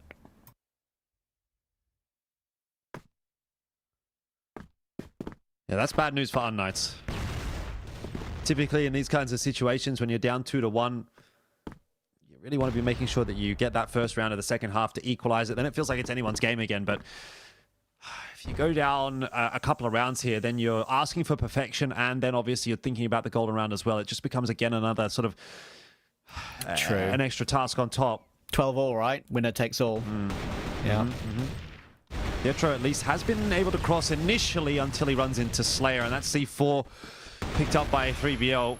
And I'd say with that, the round pretty much going by the wayside too. HCZ, we'll see what he can do about this 1v4. He started it really well. Hang on, there could be another clutch on offer. He just doesn't get it done. Tot saves the day for 3BL. It was almost another disaster for 3BL as unKnights have continually pulled these clutches out of their hats. Yeah. Look at them all just peeking one by one and everything as well. That was almost a clean 1v5 for HZZ. What the hell? Oh my word. Getting ahead of themselves again when the round seemed comfortable, peeking one by one, just giving his opponent three duels. But they will take it, and now they can forget about it. It doesn't matter anymore. Put it out of their mind, despite how close and spooky it got. They have more opportunities to make the final.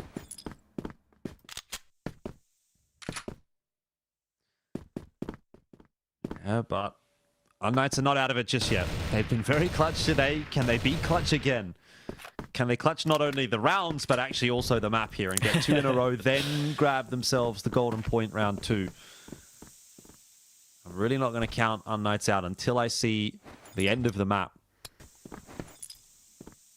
Yeah. Not until you see that number 13 appear.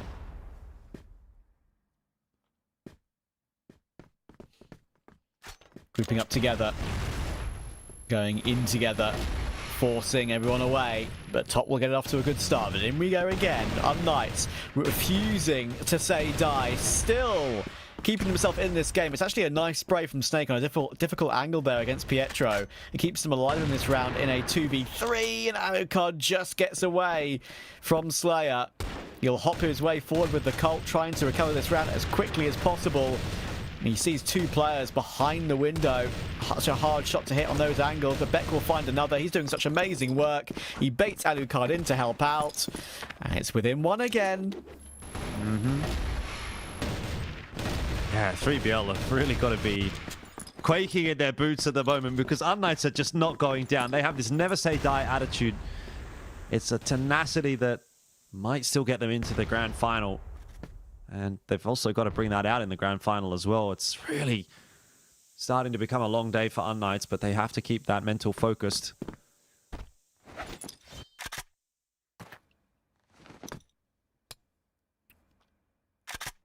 No way we go to a golden point. Surely not.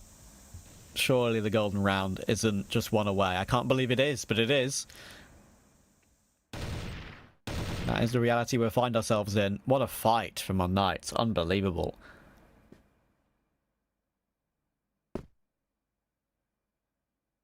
They should be proud of themselves, even if they do go down in this one.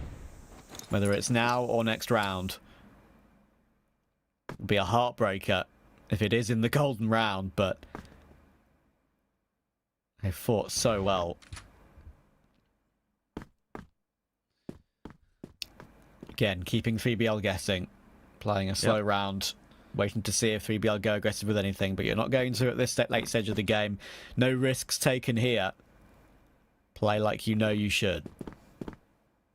Yeah, as usual, unKnights hedging their bets on both sides of the map, seeing if there's going to be anything coming from them, but not getting those kinds of plays from 3BL at the moment.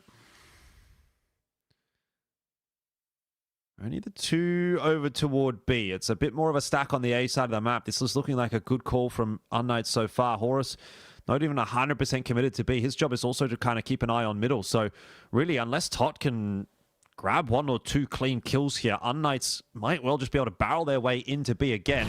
There is some movement on A, but 3BL are not going to be getting their info early enough. The push is in. unKnights have the opener onto Tot. Horus hiding away, but he cannot survive. And I think we might be going to golden point now. 3BL are required a 3v5 retake. And there's just no hope with this smoke up at the moment. I can't believe it. I can't believe it, as they say. Pietro finds Slayer. It's down to Snake and Snare. I don't think there's going to be any snaring done here. He gets taken down through the wall. Easy spam from Beck, and Snake, well, he's just going to take time to run away and let his teammates have a chat. This is not a save. This is a waste time so we can talk about the final round of this entire best of 3. Give ourselves some time to talk. Yep. Tack timeout. It may as well be considered. Yeah. So, what do you do in this final round? 2 in a row for unKnights. And 3BL. It comes down to this. This one round decides which team goes through to the grand final. It is literally one round to decide It's who crazy. gets the game against LCK. They're going to throw in something more aggressive. Alucard is caught off guard. Snare's got himself one there as well, but HCZ able to double down, and unKnights are still in the fight. I gotta give a huge amount of respect to 3BL. They've been staying stock solid defensively for basically the entirety of overtime. In golden point as when they choose to push forward and go for something a little bit more, well, scary it will be for them. They get the opening too, but fair play, HZZ again. Answers back, keeps it in a 3v3. And now they reset again.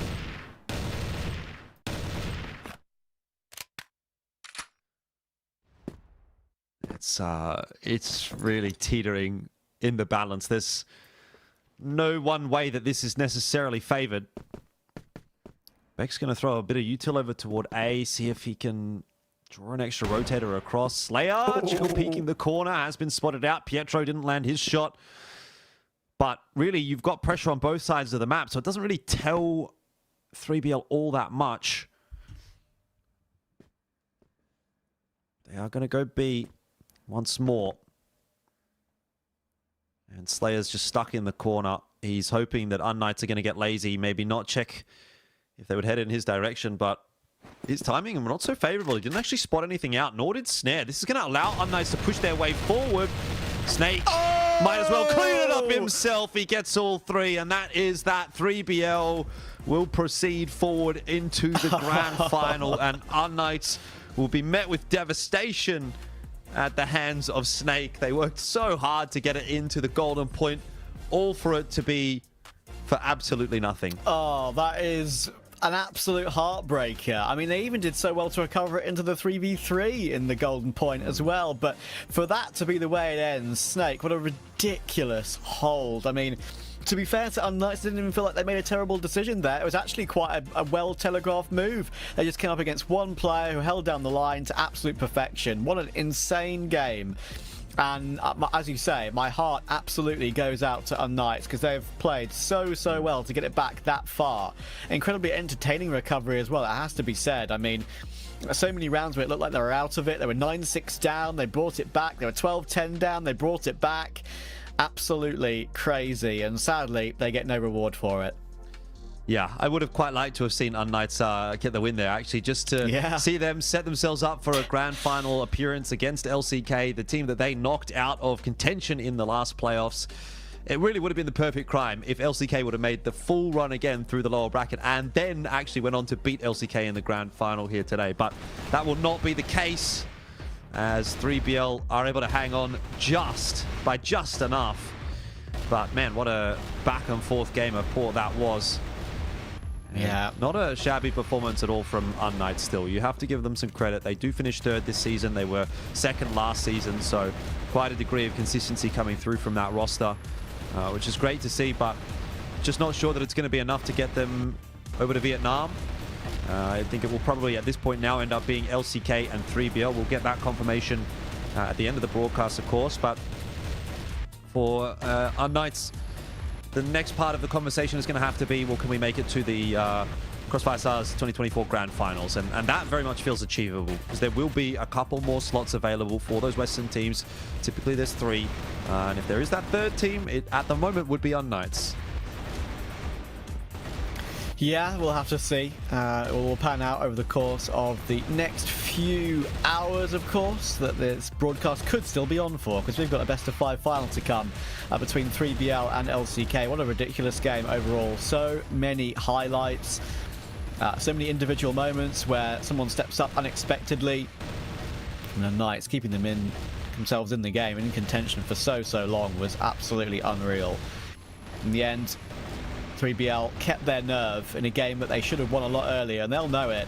I think, to me, honestly, I think LCK might be licking their lips slightly, because this looks like a slightly below par 3BL, but we shall have to see, because they could easily just reset and completely change the script, because we know that playing LCK is definitely a different proposition. Yeah, definitely, but it will also be an opportunity to kind of reset for 3BL. I mean, as you say, I don't think we saw the best of 3BL today so far, but maybe they've got something still in reserve. That there from Snake is a little bit more reminiscent of what we expect to see. Yeah. But yeah, very, very spotty stuff. Horus having a bit of a down day. That's okay though when the rest of 3BL are performing, and 13-12 victory. It wasn't for lack of trying from unKnights, but they will unfortunately have to depart. Sadly so, but they've done themselves proud, and I hope they will hold their head high, like you say, because that was a great recovery, incredible performance. The clutch is keeping them in the game. And of course, a longer drawn-out game means we don't get maybe one or two players being completely above and beyond when it comes to the stats or the KD. But we will have a look at our match MVP. Be interesting to see who it will be, actually, considering how ridiculously close this game has been. I think the thing that I was surprised about was just the fact that 3BL didn't close it out sooner, because I expect more from them, and they kind of choked it a little bit, I'll be real. Thankfully, Snake was the antidote to that in that final round, holding that angle to absolute perfection. Here is our match MVP. It is going to be Snare. He's so often the point man for this 3BL team. I think he got 4 match MVPs over the course of the group stage. And, well, here's another really important one. It's not one of his most, I guess you could say, personally impactful performances, but the consistency across 3 really long maps deserves to be praised. Definitely would be looking to see 3BL sort of level up their individual game a little bit going into this grand final, but that is something that we're going to have to get into discussion about when we do, have that final ahead of us. And I'm sure that right now 3BL are probably a little bit more focused on just getting a little bit of rest, maybe have some food in this break, and then set themselves up for that game against LCK, which should be an absolute banger. It's a best of 5, so it could be a long one. Indeed, it could definitely be a long one. And yeah, obviously we'll get the timer on the screen to let you know when exactly we're going to be back. It wouldn't surprise me if 3BL wants a little bit of a longer break after that ridiculous series, as you say, to get some food and stuff. They deserve it, that's for sure. So we're going to go to a break. When we're back, we'll see how that final plays out.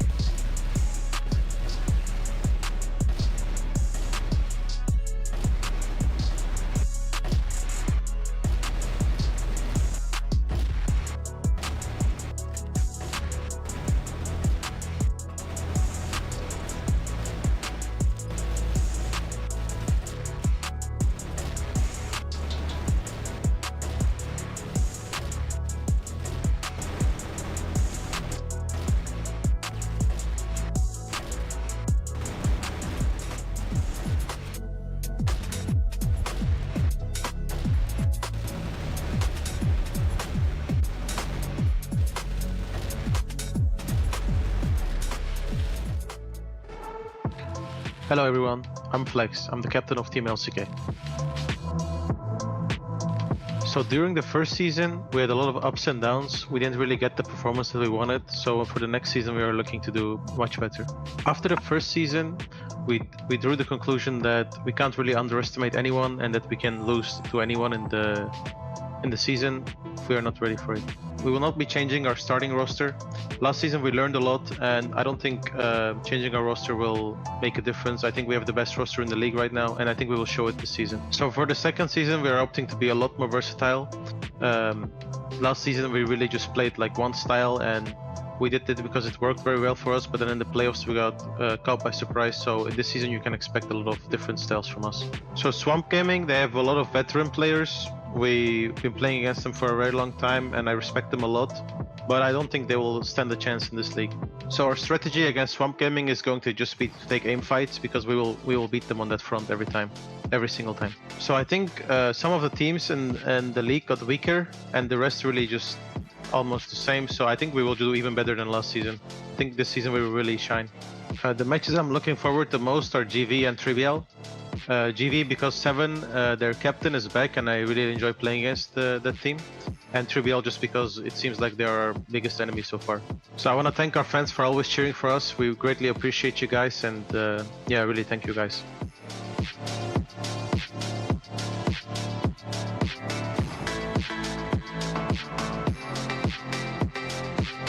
Alucard's trying his best. King will go down. Lovely quick scope on Beva, and he even makes it third as well. There's 4. Go on, get all 5. Why not? Do it. Do it. Get ready for an epic showdown as the top teams battle it out for an exhausting race that leads to a ticket to the world stage.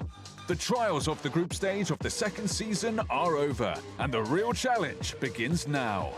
Only 4 of the best teams made it to the playoffs. Mark your calendars for July 19th, a day packed with thrilling matches as teams battle for a spot in the CrossFire Stars Summer Championship 2024. The stakes are high, with a $100,000 prize pool up for grabs. Who will rise to the top? Tune in and witness the action unfold.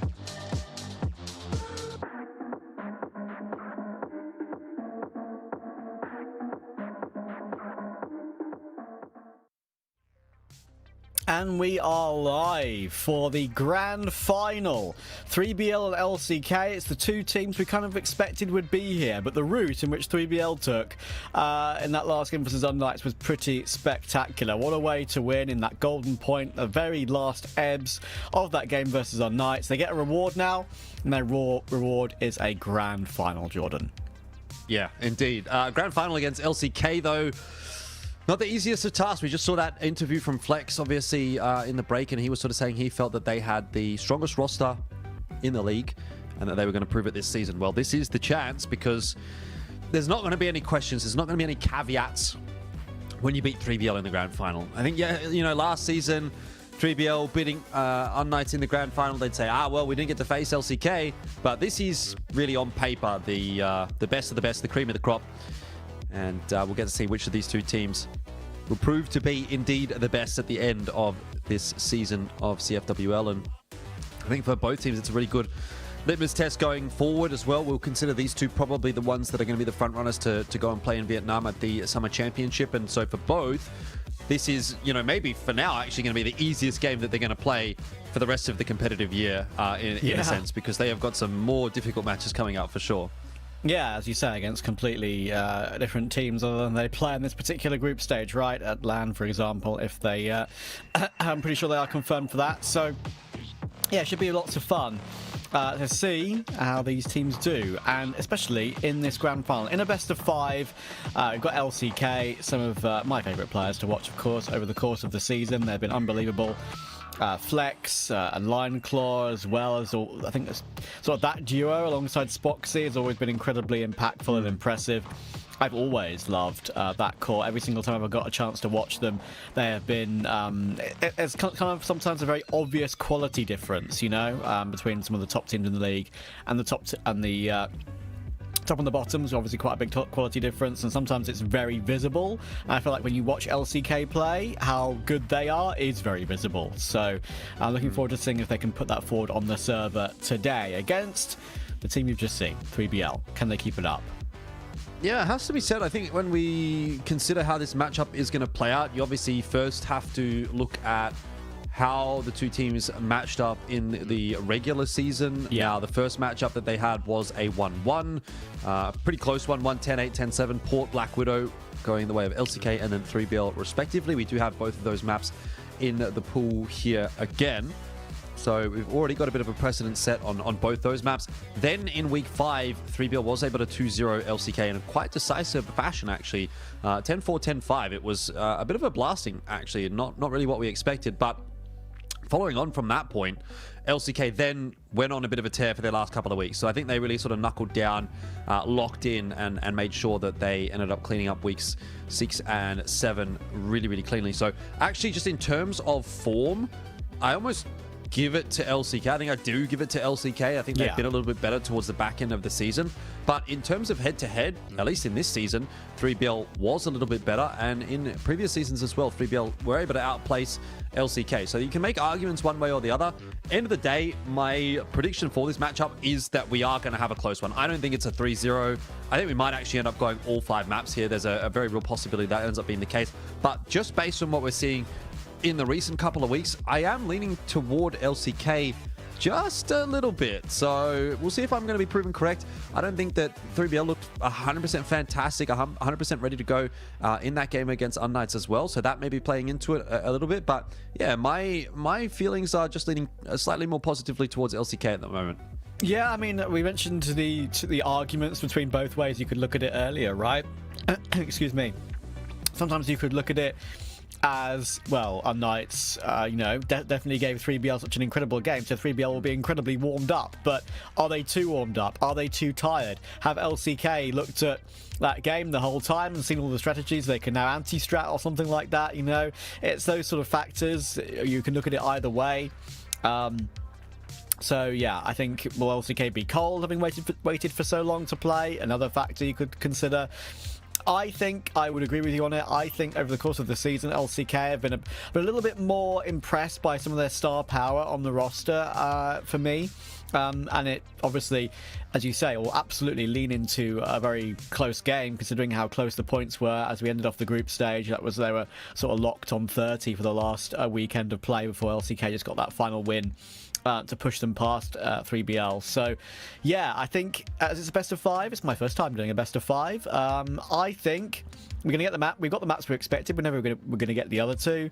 The order in which we've got them, for me, I think also does lean into the possibility it could be a close game. There is a couple that you would look at and say, okay, maybe it's not going to be a clean sweep 3-0, but I agree with you. I'm taking LCK to win. I'm going to go 3-1 LCK. Yeah, it's a bit of a weird one with best of 5s when it comes to CrossFire. My experience with best of 5s typically has been at international level events, not at domestic level events. So it's a bit of a different ball game, but a lot of the time I find it's either a super one-sided best of 5, which is like, okay, this is the most obvious 3-0 in the history of the world. And in that case, a lot of the time it's like a Chinese team against a non-Chinese team, and they just dominate. Or it's a pretty close back and forth that goes like all the distance. And so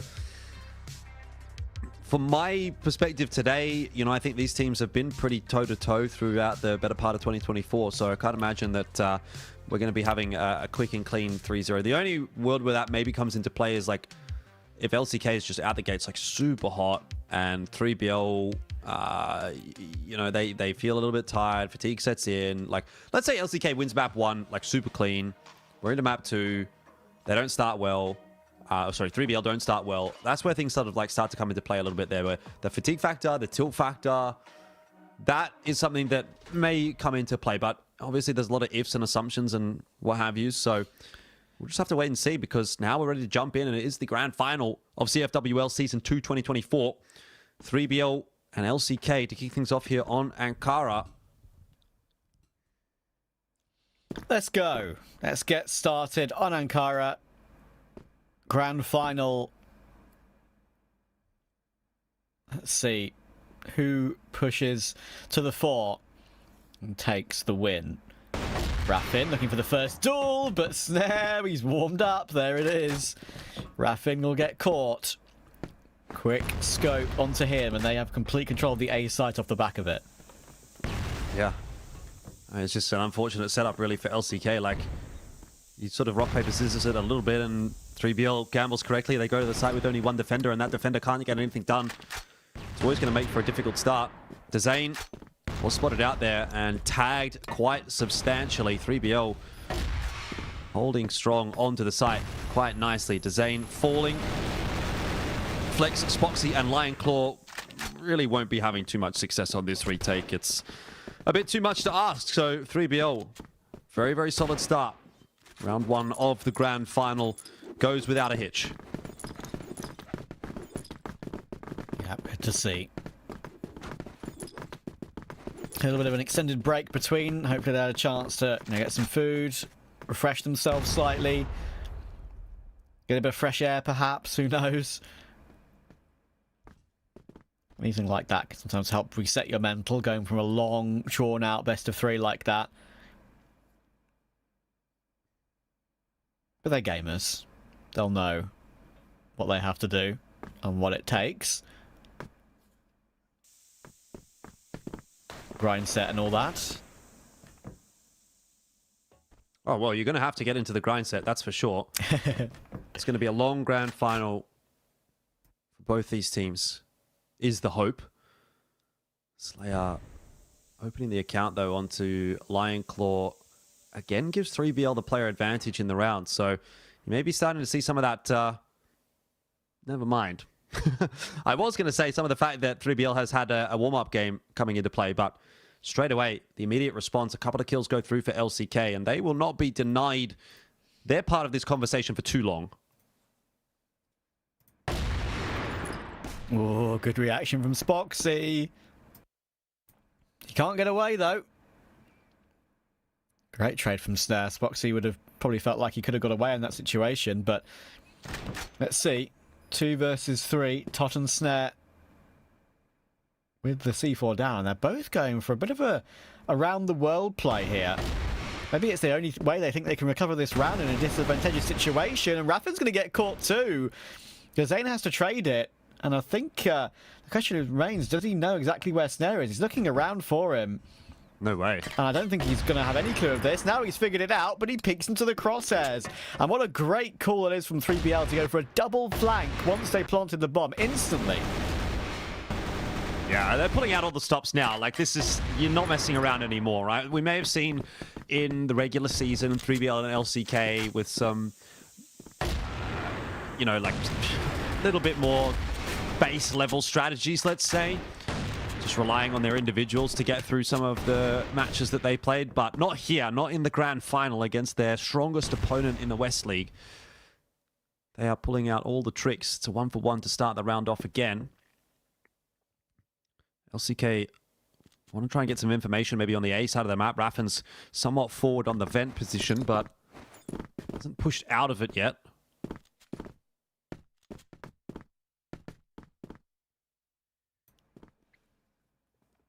Yeah, as you say, pulling out all the stops, even early game. Every round counts, every round matters. You think it's a good call? Don't hesitate. Raffin in the vents, as we so often see him. Perfect crosshair placement, top removed. Flex finds Horus as well. And even Snake could get caught in the open here. Being baited back and forth by Raffin, trying to get removed. And Snake is still somehow alive. Don't ask me how, but he will go down eventually as all the kills come through across the map as well. Spoxy got a couple too. LCK off the mark in the grand final. Yep, first one on the board. Doesn't take them too long to get there, which is good. Even the previous round, you could make an argument that LCK put themselves in a good spot there, so it's been quite competitive thus far. That's a sharp shot from Snare as Flex goes down very quickly. And 3BL, again, will have the player advantage. It seems to be becoming a bit of a recurring theme at the moment. Largely thanks to Snare, who's 5-1. We're going to look for a little bit more. Shotgun sniping his way into the vents. Yeah. Which is a good start for Snare. As we said, sometimes that he's been a bit guilty of a slower start in the group stage, and today. This is a great pounce onto DA site. He pushes forward with the Colt once he realises that he's got a player in front of him on a close angle that's easier to push down with the sidearm. Does exactly that, and Spoxy and Lion Claw are too far away for this one.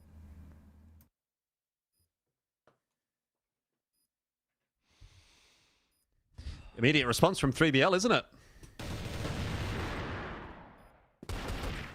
Spoxy in for one, but make it happen. Not really enough to get us too excited just yet. He needs one more. Then I'll give him a chance. But 2v1, still a bit of a rough ask there. Unlucky. At the end of the day, 3-1 the scoreline for 3BL as they're motoring pretty nicely through this BL side at the moment. Yep. At the moment, the logic of they're more warmed up than LCK are is ringing true. Never really know which one it will be in these sort of situations. Snare will find Lion Claw, and it's a fantastic start to his series.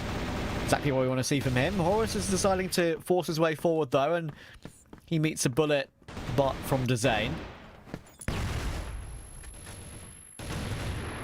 Ooh. Felt like that was a possibility for Snare to maybe do some more there, but not to be this time. Now, this occasion, Spoxy will deliver 2. Spoxy's up to 8 as well, deserves to be said. If I'm going to sing Snare's praises, I should do the same to Spoxy. Tots in a 1v4. Yeah, I think that might be a bit of a tough ask, and it is. So Flex will lock it down. LCK playing maybe the unKnights role in this one at the moment, where they're just sort of keeping things interesting, right? They're not actually being the ones to push the game forward too much. That's within 3BL's role today. But they haven't been able to do it in such a fashion where it's been like, oh, okay, 3BL are like going to win this map, apart from that point where they got to on port. But that sort of took a little while. And then it got pulled back by unKnights anyway. So Horus getting himself the double. Top for 1. Overall, 3BL are not far out of the dubs either. That's a nice shot from Snare. Quick scope. No way you'd be expecting a player on B when the hit's coming on A. That's fair enough, I guess. Especially Snare with the sniper as well. Not often the sniper is the lurk player, I feel like, or I say the lurk player. Not as it could be the default, rotation holder, but the lurk player pushing through to a site itself is slightly more unusual as well. Been quite fast action, to be fair. The early stages between these two.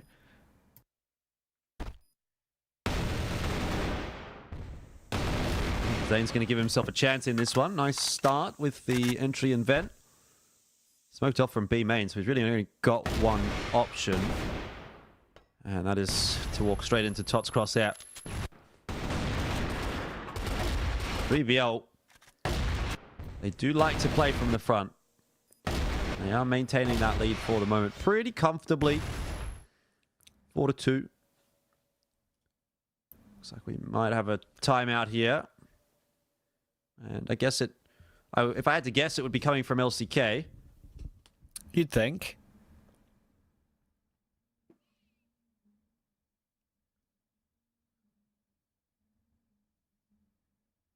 Can confirm. It is an LCK tactical. But 3BL will be delighted with the way this has started. It's looked at a lot more... I mean, it's easy to say this after what we've just seen against unKnights, but it's looking a lot more sort of calculated in a lot of situations. I feel like it's a maybe slightly different game plan, as you'd expect, to be fair, for a different team, but looks like they are not necessarily sticking to their own game full stop, right? They have got separate plans for separate teams and separate situations, and they started very well. As you can see, there is a bit of tiredness trying to get in there. The rub of the eyes tells all. Yeah, it might have been a big night last night. You know all about that. Yeah, well, it's a big night tonight. And actually, it was a big night last night as well, to be fair. It's been on the overnight grind.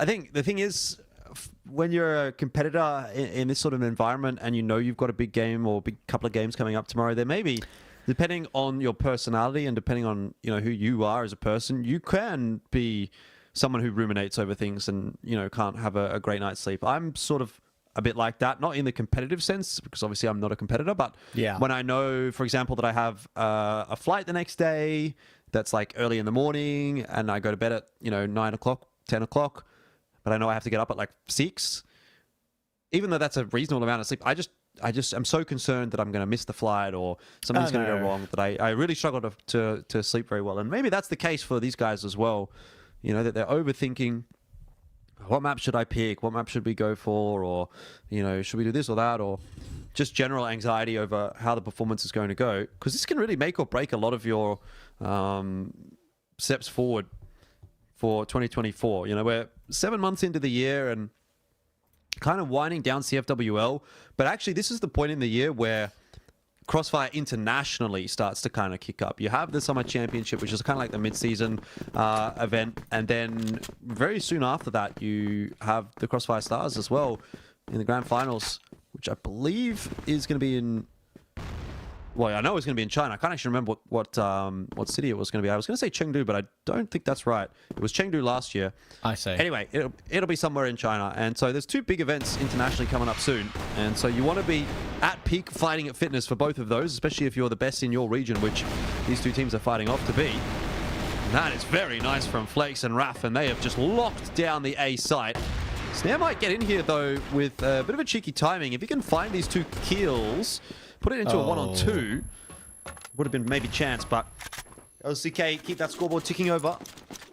Yeah, great triple from Raffin. And I completely agree with you, by the way. I'm also the same. Like, if I've got a lot of anticipation over something that's happening, as you say, maybe a flight, especially if it's a flight where maybe last time I've gone abroad, either something has gone a bit awry or it's been delayed before or stuff like that, it can make you overthink, and yeah, it can be tough to get a good night's sleep no matter how early you go or how late you go, even no matter how tired you are. So yeah, I'm on board with that too. What can you do? It's a human emotion.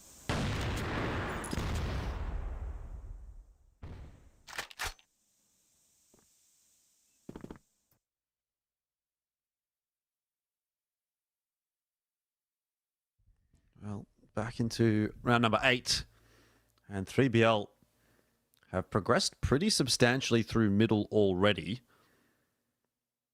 Snare's really having a bit of a look here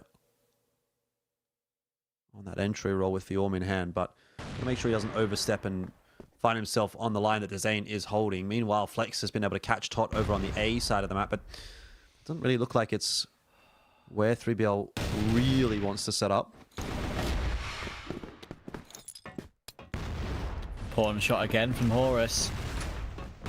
And they make their way in towards B. They've got 2 players to remove, but it is Spoxy, and he loves playing with that angle. So good from that position, and he even pulls out the Colt to get the next 2. But in comes Slayer from that long position. Quick 2K to respond. Snares misses his shot, needs a quick recovery, and just about gets it. Now Flex needs to run him down. He does exactly that. It's now Flex versus Slayer. 16 HP versus what looks like a very similar number. And Flex is going to go for a full rotation round. Slayer's just waiting for him to push, but little does he know, Flex is going around the world. Well, Flex has to get up to some kind of trickery to win this one. He doesn't have a huge amount of HP. The longer this time ticks away, though, the maybe more difficult it gets for Slayer. Bomb plant down, though. He will not be able to get off the site for free anymore. Flex has been given enough time to get close. And he catches Slayer off guard. You could see the look of surprise in his face. Yeah. Really important round to take if you're LCK and Flex on those back and forth, difficult ones to guess and difficult ones to predict. These trades all going as expected until the final situation. What a lovely little tap that was from Flex.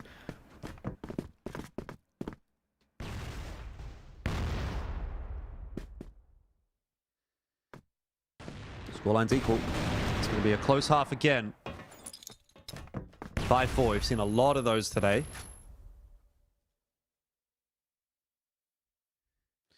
I don't know about you, but I'm not getting the sense that either of these teams is drastically stronger than the other at the moment. No, I get that.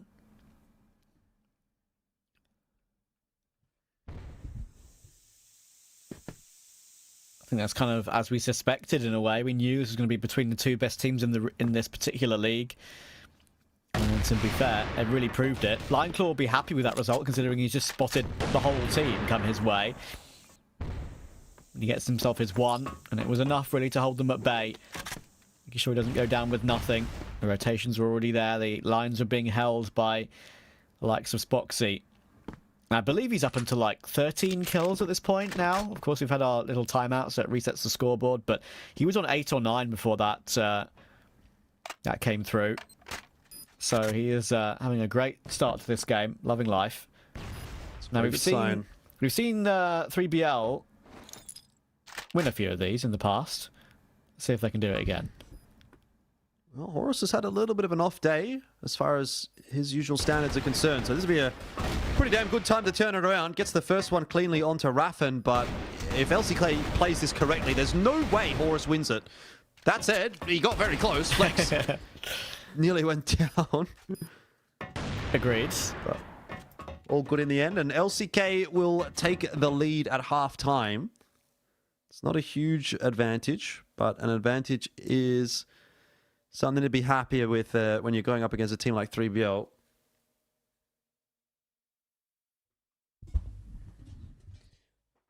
Even if it is a slim one.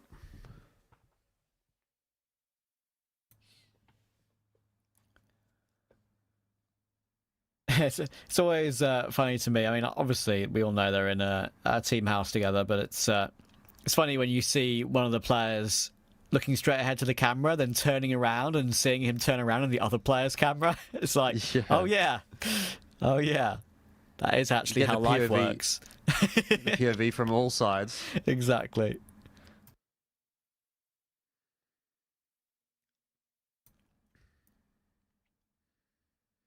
Yeah, things looking pretty okay in that team environment right now for 3BL. I'm actually really excited to see these teams playing internationally. Yeah. Summer Championship not too far away, and it feels like a pretty solid couple of teams that we're going to be sending out from the West League to that event. LCK immediately losing the opening pick in the second half, though, and we'll give 3BL the bit of a nod back in here.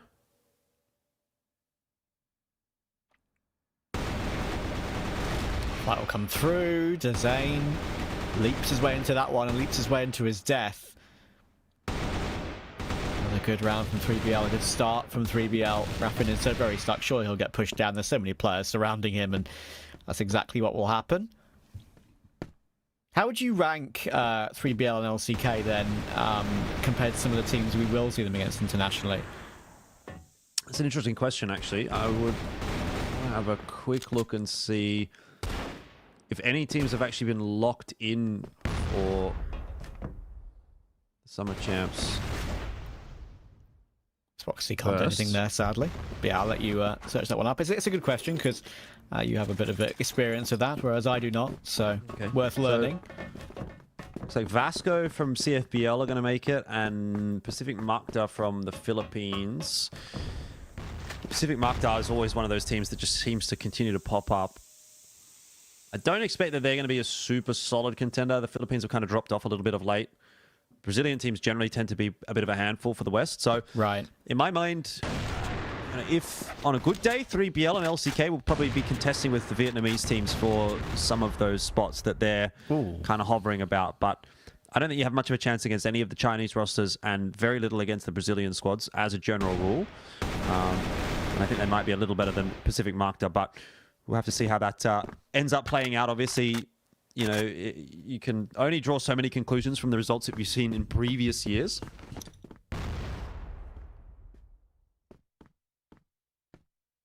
Yeah, exactly. It's just a prediction, but yeah, it is interesting to learn.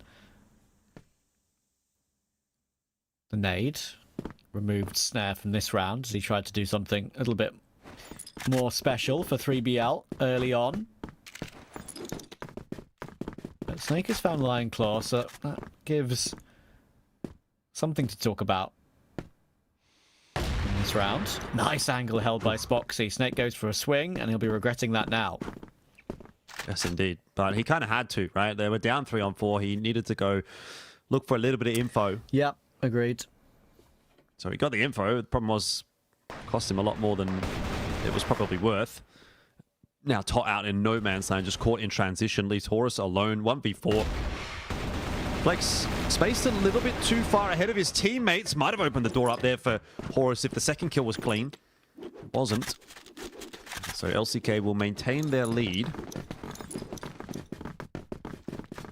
But need to find a couple of rounds here, like in a row, right? And that will settle things. For now, it still feels like it's really anybody's game.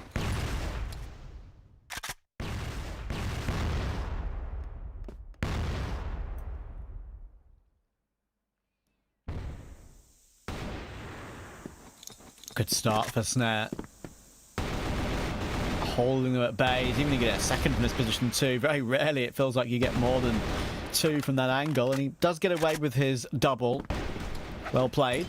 That double is an important start for 3BL. As you say, this one's very much been back and forth. No one's got away. No one has streak clear. No one has looked like the obvious winner. What we kind of expected from these two. It's a high-level game.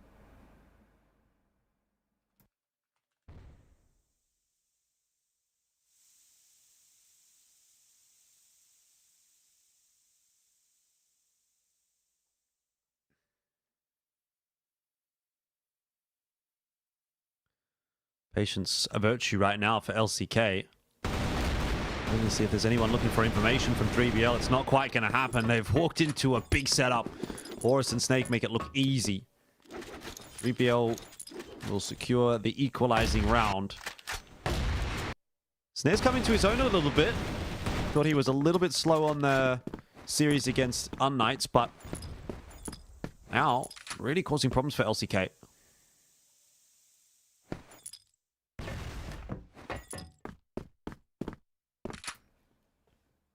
Yeah. He and Spoxy have had a wonderful game so far. I think Spoxy might be, if I was to predict, 15 or 16 kills by now, maybe more. I think Snare should be on around about 14-ish.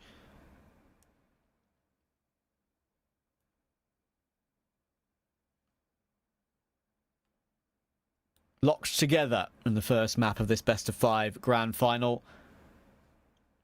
LCK preparing to pop toward A. There is a 2-man defense here for 3BL.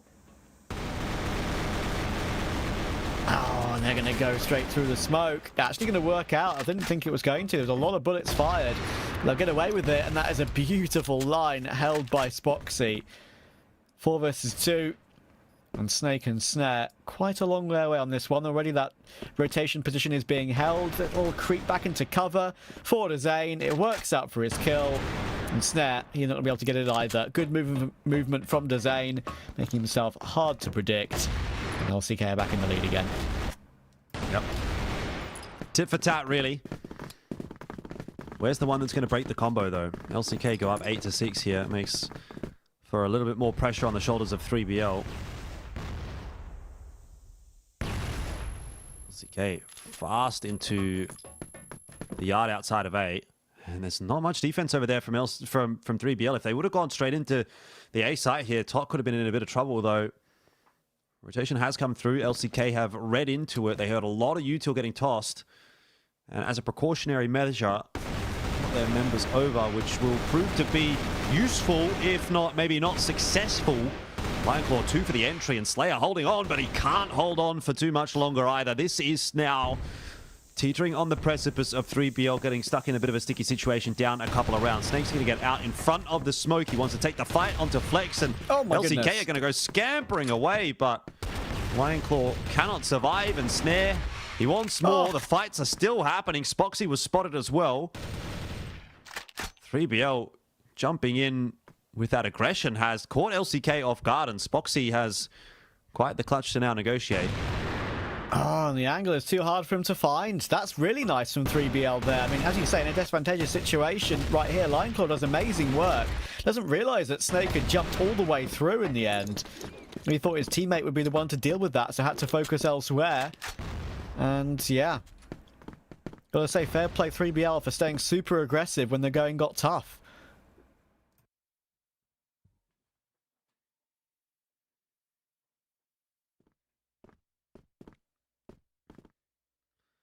Back to square one for LCK. Got to find an answer. I mean, are we headed for an OT and map one of the grand final? It feels like we are.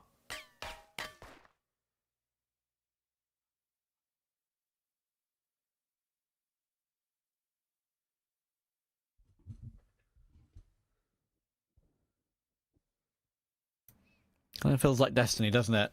The two teams that were so closely matched throughout the course of the entire group stage over the last, what was it, 7 weeks?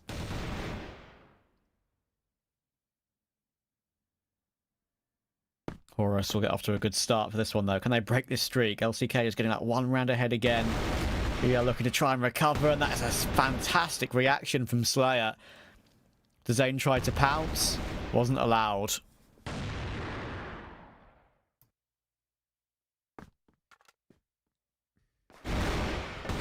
Horus, top. They're going to re-aggress outside of A. They've actually dropped the C4, so that's a pretty valuable push. And now Snake gets in around the side. LCK maybe in danger of losing this round and giving up the advantage over to 3BL, though Spoxy has hit that shot onto Taunt and brought it back to the one-on-one. He didn't have much of a chance in the previous 2-on-1, but this one feels a lot more doable. He's got the health advantage over Snake. He's got time on his side in a sense. But Snake has rotated over to A, and he will be well set up to deal with Spoxy's push up the stairs. But apparently not. Unfortunate. Spoxy's just a little bit better. He's proved to be so far in this game, hasn't he? Wow. 3BL look like they're in a decent position, but another answer back. And they're going to try and turn up the pace slightly. Look how quickly they've gotten toward this outside of B area, and Slayer and Snake trying to hold them off guard, and they'll do exactly that. The speed doesn't work. They just can't get that 2-round gap.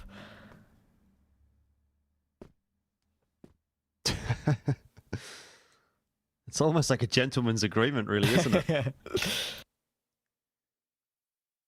Well, Flex might as well get this one over and done with, because unlikely you're going to get a 1v4 against a team as good as 3BL. So jump into the next round, but 8 apiece. Who's it going to be? Flex having a bit of a roughie. He's 1-6 at the moment.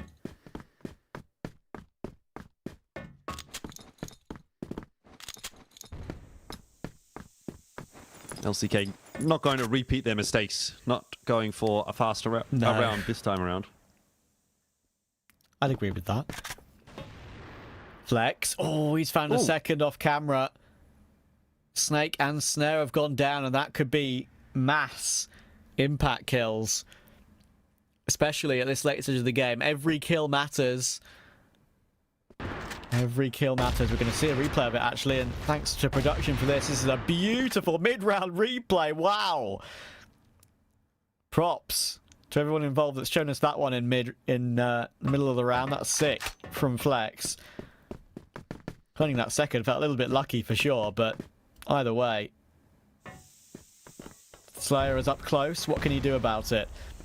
Position himself in between the boxes where so many plays can come through from. He's managed to bait himself in for one, but it's only one. Tot is there, trying to put more bullets through that smoke to at least give himself some chances in this round. And there still might be one, because the HP isn't amazing on Dezane in this 2v3. C4 down. Well, it's all well and good to win this round as LCK, if they should win this round, but they need to get another one as well, which has been more of the difficult task. I have faith that they're going to get this one over the line. I don't know that I have faith in them getting 2 in a row, though. Tot's running out of time to try and make this retake happen.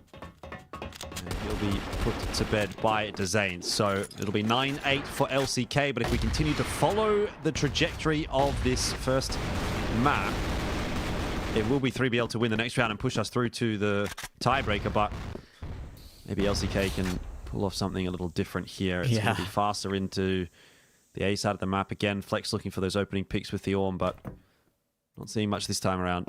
Smoked off. Though with Snare creeping in from the mid connector, that may be where Flex might have to start to come into play, and his timing's not looking too great at all. He had no one watching connector. He's going to go down for free. And now Raffin's been sent on a solo expedition to try to find that trade back, but, like, come on. That's just not good enough from LCK. Yeah. Especially in such an important round. It's like they almost, maybe, I mean, don't get me wrong, this is where the pattern has been throughout the entirety of this game, it feels like, but I just feel like maybe that's just a little bit of relaxation when it's not needed or not necessary. Maybe it's never necessary. 9-8, you know you've got at least extra rounds confirmed, but not more than that. This setup for 3BL should be pretty much impenetrable as well. There's the two-piece for Tot, and it's all down to Horus. He'll find it comfortably, and of course, we go on. I mean, it's a very disappointing round, though, for LCK. I think you just have to look at this and go, like, what actually is the plan? Like, yeah, okay, Flex is having a look in vent, but why are we leaving mid-connector open there? And then why are we sending Raffin solo?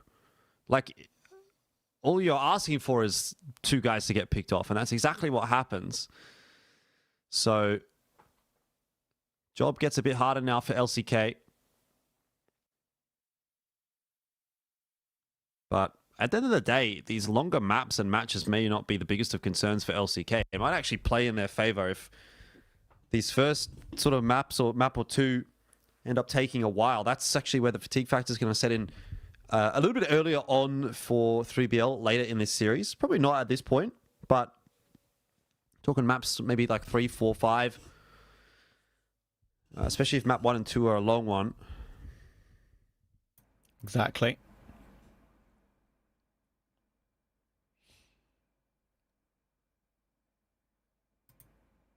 They're going to have to take all the breaks they can, and probably to reset. When you go into an overtime, it's probably the best time to do that. Knowing it's not just like one round. You're at risk of losing when you come back. You have at least a proper overtime to play out.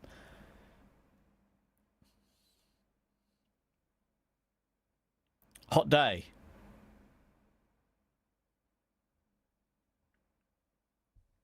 Yep. Got to be hot in the server as well. Always most frustrating thing when your arm is sweaty if you have if your preferred setup is wrist/forearm on mouse pad. Worst feeling. Yeah, I actually don't get that, which I suppose is probably strange being from Australia, because this is a pretty hot country for 6 months of the year. But I never really have an issue with that. I know a lot of people that do. They go for the sleeves and such. Yeah, true. I've never been too concerned about it. Makes the movement smoother, right? With a gaming sleeve, as they call it. So make you, if you are sort of a forearm on mouse pad gamer. I'm not. I have mostly just my main part of my wrist really rests on the back of the mouse pad nearest the edge of the desk, and my forearm goes on my armrest of my chair. Oh, well, taking a bit of time to get into this OT. Someone's AFK, which definitely doesn't help. Come back. You got a game, you got a grand final to play. I know, right? Like, come on, man. You can't just be leaving in the middle of a map.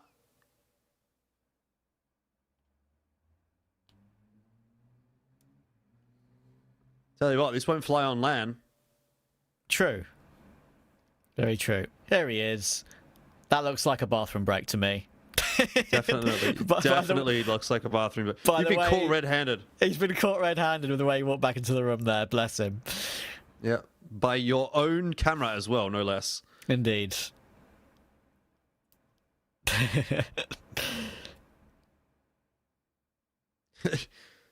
I think Horus has said, if you wash your hands, I'm not going to give you a high five if you haven't. That kind of looked like that could be the conversation, right? Funny. Fair enough, reasonable. Anyway, back into it. 9-9. So this will be another OT that LCK, sorry, that 3BL has to play out. They played one on Port. They were able to just get that one over the line in Golden Point. Now back into it again. It's been some grindy games of Crossfire, that's for sure.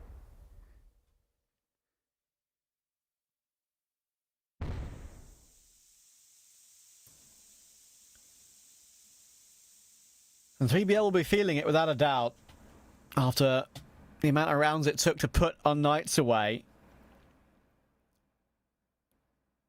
Even going to Golden Point on map 3, that is truly the closest it can possibly get. Flex though, oh my goodness, he almost reacted for a third. Raffin is at least there to get a quick frag on Slayer as well, so they do get 3 kills in the end, and Snake will get caught. And it seems like maybe 3BL taking that little time away, but that was not the right idea. They've lost some momentum and LCK have hit back quickly.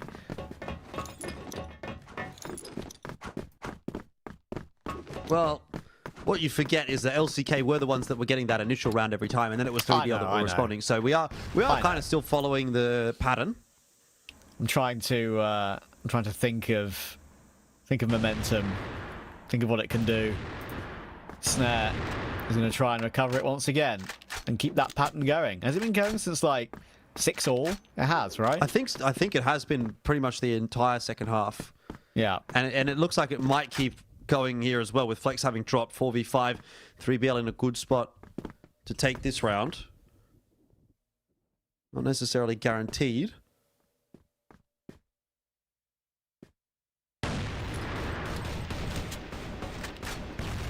Particularly if Spoxy can come into play. They might not be expecting him to have stuck around, and maybe he shouldn't have, because it only ends up being a 1-for-1, which is just not enough. Lion Claw's pushed out in mid.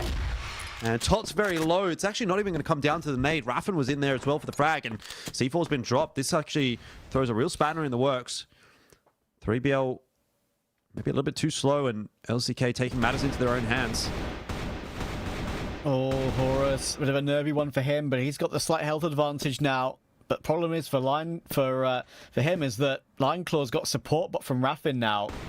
C4 can be recovered though, but Lion Claw's going to try and stop him from doing that. Horus has actually wandered past the C4. That could be awkward. He's looking for someone holding that C4, but Lion Claw just pushes him down. And Snare, he's a long way away on this angle. He will find that kill impressively. And now he's got the health advantage. He goes to the rifle knowing that's the case. Lion Claw's just going to swing him to try and catch him out on a weird timing. You know what? Fair play doing that, to be honest. It looks dumb. But when you're that low, it's probably the best idea to do something unpredictable. He tries it, but it's not going to happen. Pattern will continue.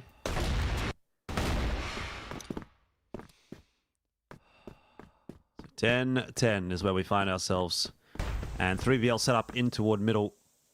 Actually going to be moving pretty quickly towards B through B connector. At least Horus is set up there. He's maybe expecting a bit of aggression out from LCK here. He's not going to get any in this particular part of the map.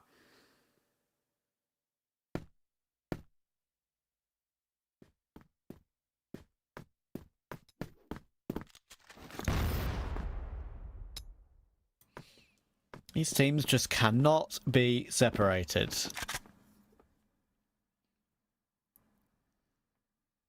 Not at all.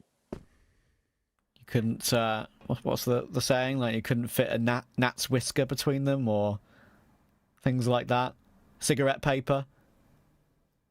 Got a couple of those. A mouse could starve on the difference. There you go. I feel like that was maybe more of an Aussie one. I don't know. I don't know if it is. I think I've just read that in a book somewhere. Yeah. I mean, we've all heard them. We've all put them in the memory bank for a cast for the future. Right, 3BL through the middle here, and LCK need to be ready for it. Dezen will do well to get the first. I know he's got the second as well. Great reactions, and Horus hasn't been able to trade it. They're waiting for 2 players to come and help out, and finally he'll be put to the floor. But look how much damage he's done. Horus is down low. LCK have the 4v3. And again, the pattern continues. So far, so good, at least in that capacity. However, kind of comes down to Flex holding on to this A side. He's actually on his own. Raffin's gone on a bit of an expedition, and that has left Flex kind of high and dry. He's actually just going to play for the retake, which is a wise move here given the circumstances, but does allow 3BL in And a bomb plant to go down. Flex spotted around the corner. No way. Can't be giving up a freebie like that one. Raffin will be looking to trade it down, but he is out in no man's land, and Horus makes for an easy trade back. 2-on-2 now.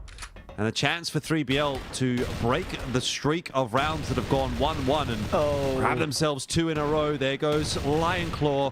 It's just Spoxy left alive now, and he'll be found out as well. Finally, 3BL have given us something to get a little bit excited about. The streak is over. It's been going since like what, 5-5, 6-6, something like that, maybe even earlier. And LCK do not have that buffer anymore. It's a round that could have easily gone either way as well. Even in that 2v2 at the very end, HP wasn't necessarily favourable, but LCK didn't have the best angles or the best vision. They've broken them, but gap is of course still only 1.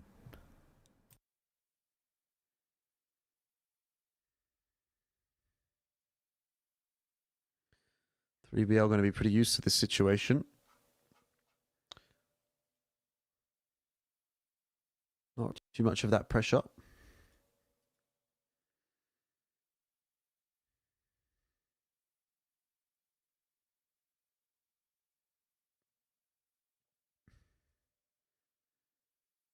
Actually, I haven't seen these teams play Ankara against one another this season. So not a whole lot to go off of, but this is already only in the first game or the first map of the grand final, the closest map that these two teams have played against one another this season. Everything else was completed in regulation. This one going the full distance. Maybe even still to the golden point, golden round. We'll see. LCK are going to change things up immediately. Straight out of the A site. Rather, it's 3BL, I should say, actually, on the GR side.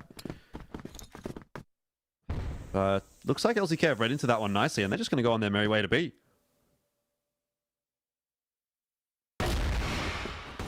Oh, Flex. Good reaction. Slayer down.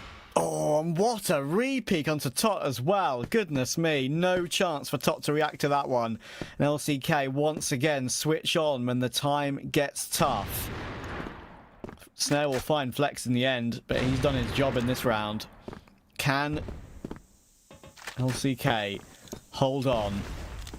3BL are going to have to hurry up. They've got some nades for it. They're going to try and reposition to get those into a good area, but Spoxy will find his. Raffin will deal with Horus, and Snare is not getting out of there. And we continue to be locked together. Even when 3BL's able to break the pattern, LCK goes, all right, well, I guess we're good for the new pattern. We'll keep going 1-1 as long as this game plays out. But now it's LCK that are kind of playing catch-up. 3BL going to go for that aggressive push outside of A again, and seems to have worked quite nicely. Snare and Horus already in the mix. Snare's not backing away or shying away from this fight, which maybe he should be, though. To be fair, he's got Tot on the other side. It's a bit of a mess at the start of the round. Neither team walking away from that one truly happy until the flank comes in from Slayer. He's found the C4. Lion Claw's got barely any HP to play with, so it's going to be really difficult for him to dig Slayer out. Yeah, and Slayer picks on a timing for it. Looks like it's going to be 3BL who are going to find the first map point in overtime, unless Raffin can do something spectacular. Nade will come through. It makes it awkward for Raffin, and Slayer deals with it with the Colt. What an opportunity now. Do we go to golden point again for 3BL, or are they going to find a way to finally get it done?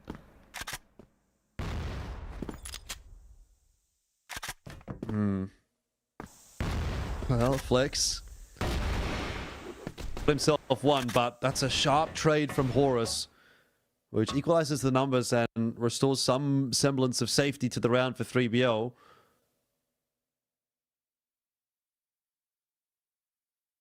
A lot of these opening fights have actually gone well for 3BL on the GR side, but this one even makes for a bit of a different feeling round.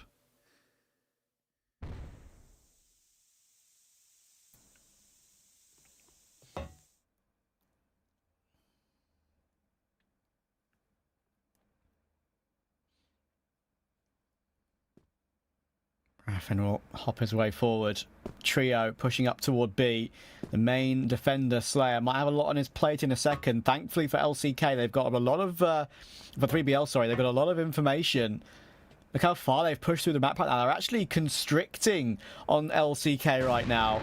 They're going to be stuck in what seems like a sandwich, you would think. It's absolutely going to work out that way. Slayer finds his, Top finds two. You could just see how they were converging on each other on the mini-map. And it never looked like it was going to turn out well for LCK. That was a 3BL map, and it might prove to be that way as well. Horus will take it, and that is a great win to start off this grand final. Yeah, just sealing the deal, and the train continues chugging along for 3BL. I think that's really going to have to be the mentality that they bring into today, right? They've just got to keep on going one step at a time. It is going to be a long day for them potentially. This grand final sort of depends on whether or not LCK can bounce back in map 2 or not. But yeah, they just have to keep that motor going, right? As long as it doesn't stop, as long as they keep going, they'll be okay. And that's evidence there in that map where it's just 1, 1, 1, 1, 1, 1, 1, and then eventually 3BL is able to sort of break that cycle, come back in, and actually finish the map off. Yes, it was close, but a map win's a map win, and no one's going to be able to take that away from them. So 1-0 up in the grand final. 2 more maps for them to find.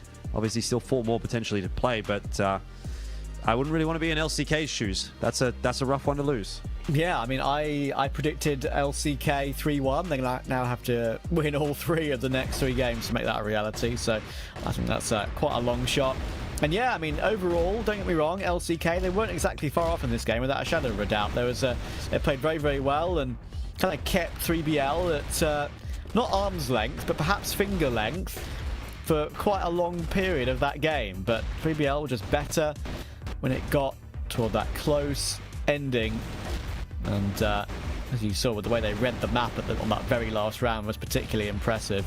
It always seemed like they were going to converge on LCK, and they did exactly that.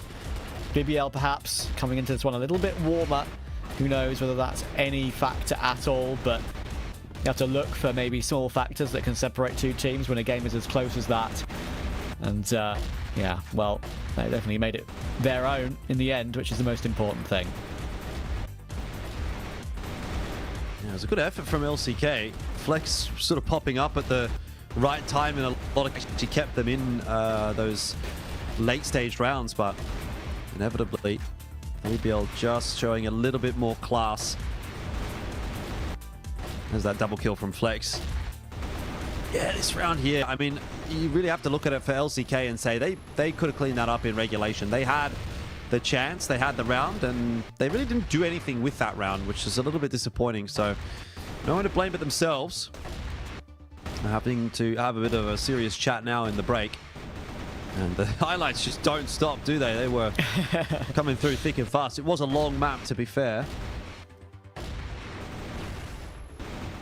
Yeah, it's so many moments that you can pick up on and say, oh, this could have gone differently, but there's how it ended when that rotation from 3BL came in. As you saw, they cleaned out one portion of the map, and then they just put a period on the game. Beautifully done by 3BL. What a win for them. And this little grudge match against LCK will begin in their favour. Even top KD between Snare and Spoxy. We mentioned it was those 2 that were putting up the numbers, at least to begin the game. There was one point I think they were both on 14 or around about that level. Of course, we hard to tell for sure when the timeouts come in and the scoreboard gets reset. But still, you can see the stats in general in front of you right here. And look at how even that is. That is as even as it's going to get. Okay, Spoxy's got like a little bit more as far as headshot kills is confirmed, but that really doesn't matter when it comes down to the snipers. So the MVP is going to go the way of Snare, but there's nothing in it, really. It's just that he's on the winning side. Actually, I think Spoxy had a slightly higher AP, which is something to say, but either way, end of the day, map 1 in the books for 3BL. It doesn't matter how close it was. That's 1-0. All the hard work that LCK puts in is for naught on map 1, and now they've got to focus on the series going forward. Absolutely, and we'll see how that best of 5 will transpire after a quick break.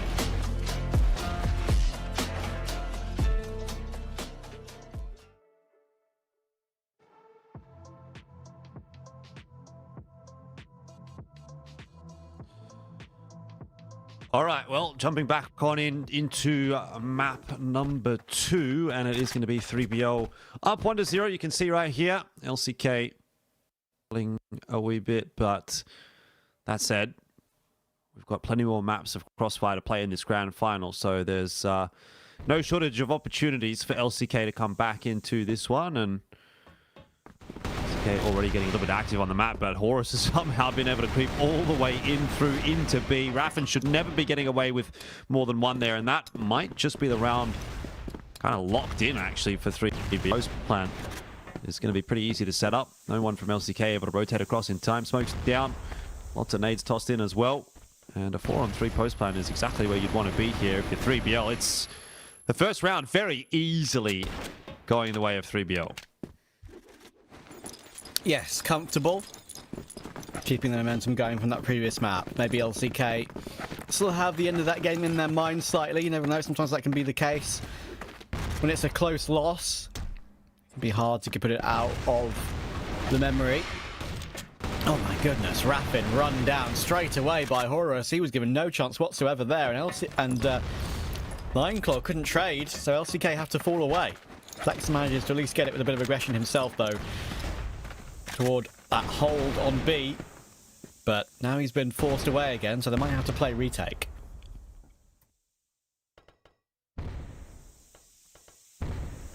Retake on B ain't too fun. Even if it is with the numbers advantage this time around. BBL going to be able to smoke that chokehold off. Now Snare's under a bit of pressure, though. He's spotted out a few members. He's getting some assistance maybe coming through from Horus, and that works out perfectly. 3BL Wow. have come up with the goods to start off map 2. And if you remember, this is kind of what I was talking about. That, you know, one team drops a close map in map 1, and then map 2 starts poorly for them. It's going to take a real mental battle, actually, to come back into it now. I'm not necessarily suggesting we're at that point yet for L, but it might actually continue to go by the wayside, right? This could be very quickly 3-0. It is going to be very quickly 3. How much further forward that continues to progress? If it's 4-0, 5-0, LCK are mentally going to be out of the battle. And we're not even maybe potentially halfway in the final. That from Raffin is nice, but it's not enough. And instantly, I imagine we're going to get a tack time out here from LCK, because they've got to find a way to stop BBL hype train from rolling, because they are out of the station and they're on the way to victory. Yeah, and they're smiling, and that's a great sign. That's the first time we've seen them smile all day. They've been under so much pressure in all these close matchups, going to that golden point against unKnights and going to overtime again in the last. Finally, they've got some time just to take a breather after incredible start to these first few rounds in the second map. And as you saw, cancelling the LCK aggression with no hesitation.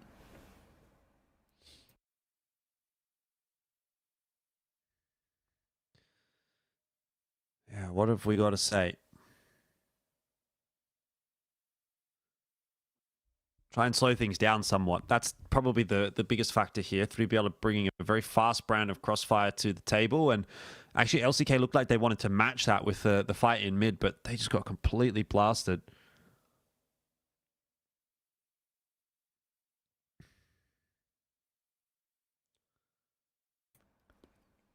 BBL are feeling pretty relaxed. It looks pretty relaxed in their camp at the moment. Felt like the LCK weren't ready for it, right? Weren't ready for them to be behind the boxes so quickly as well. Tried to get themselves into the right corner. They were stopped before they could even get there. It's one of those things that mid fight can be a little bit like 50-50.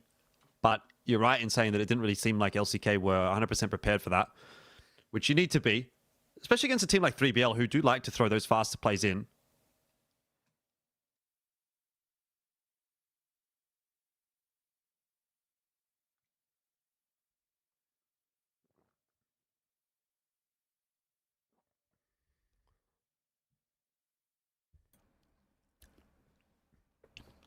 Yeah, right time for the tactical for LCK.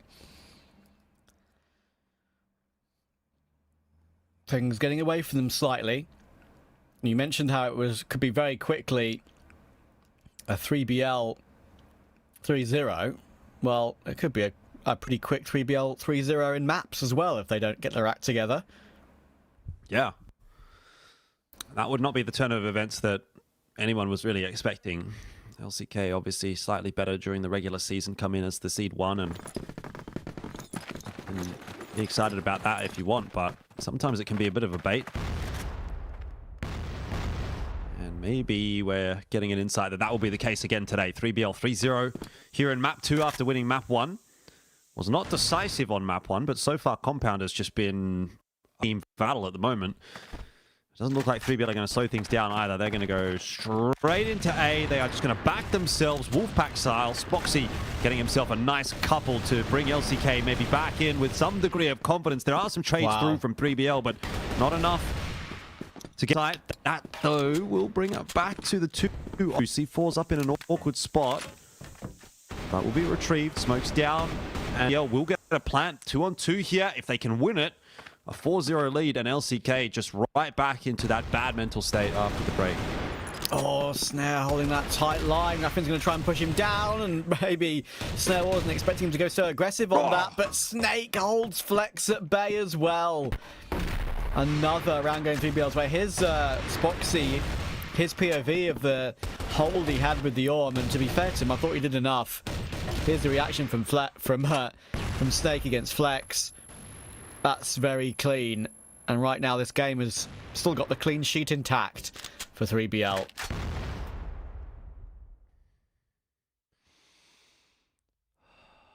Yeah. Rough going for LCK. 3BL wait a little bit longer this round. Again, they're going to be pushing their way through mid pretty early on in the round. Slayer's up to his usual tricks out on the A side of the map, just jump spotting over there, but we'll rejoin forces with the rest of the squad. Looks like B might actually be the play in the end. Or perhaps 3BL are just a little bit more interested in clearing out all aspects of the map and giving themselves options.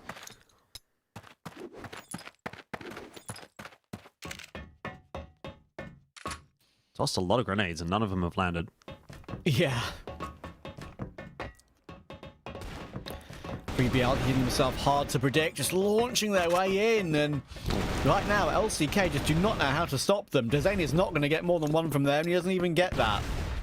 Site taken, 5v2. Spoxy should get caught here. He won't. And actually, it's 2 very quick frags in response. 3BL getting ahead of themselves, perhaps ever so slightly. Need to be careful they don't lose rounds that look so simple. Yeah, this would be one which would be a bit egregious to drop, but don't have a huge amount of faith that Spoxy and Lionclaw are going to be able to make this one happen. They're trying as best they can to wait that smoke out, but it's going to give them like 15 seconds to try and get into this site. Slayer, a little bit of a wayward spray, but follows it up nicely. Oh, that was Snake actually with the wayward spray. He was helped out by Slayer, I should say. So 5-0 the lead here for 3BL. You know, continuing to progress through Compound with absolute ease. And if anything, it's like, it's not even getting closer for LCK. Like, these rounds feel like they're getting more and more difficult actually for LCK to play out. Yeah, nothing seems to be changing, but at least they've got an opening from Spoxy. Yeah, I was going to say, finally an opener for LCK. Yeah. They've been starved, haven't they? Starved of those. Hey, coverage though onto Raffin's good. They're aware that LCK holding forward. They look like they want to kind of take that fight forward to LCK as well, but 3BL not pushing their way through, apart from Snare deciding to go on his own. That's a mistake in the end. But what's he do in terms of recovering this round? Doesn't look like a whole lot. Tot in there too to try and attempt a bit of assistance. It's a 2-for-1 in that minor exchange, but overall still numbers there for LCK, and they are finally poised to get themselves one here on Compound.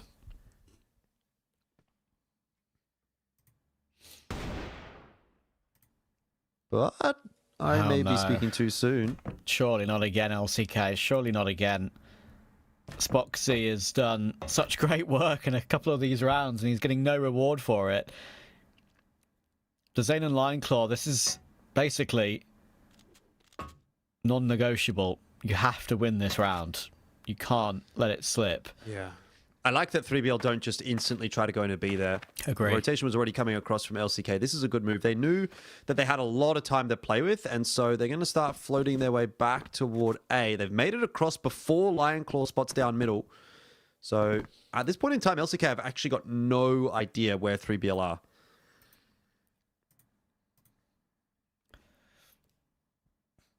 Yeah, lack of info for both teams, to be fair. Just old info. 20 seconds left. They're going to try and hop their way forward. And at least we've got Lion Claw trying to be a bit proactive here. They've left a Zane on B to say, listen, you're in task with that. There's going to be utility up, and there's going to be plenty of time and space for this C4 to be planted.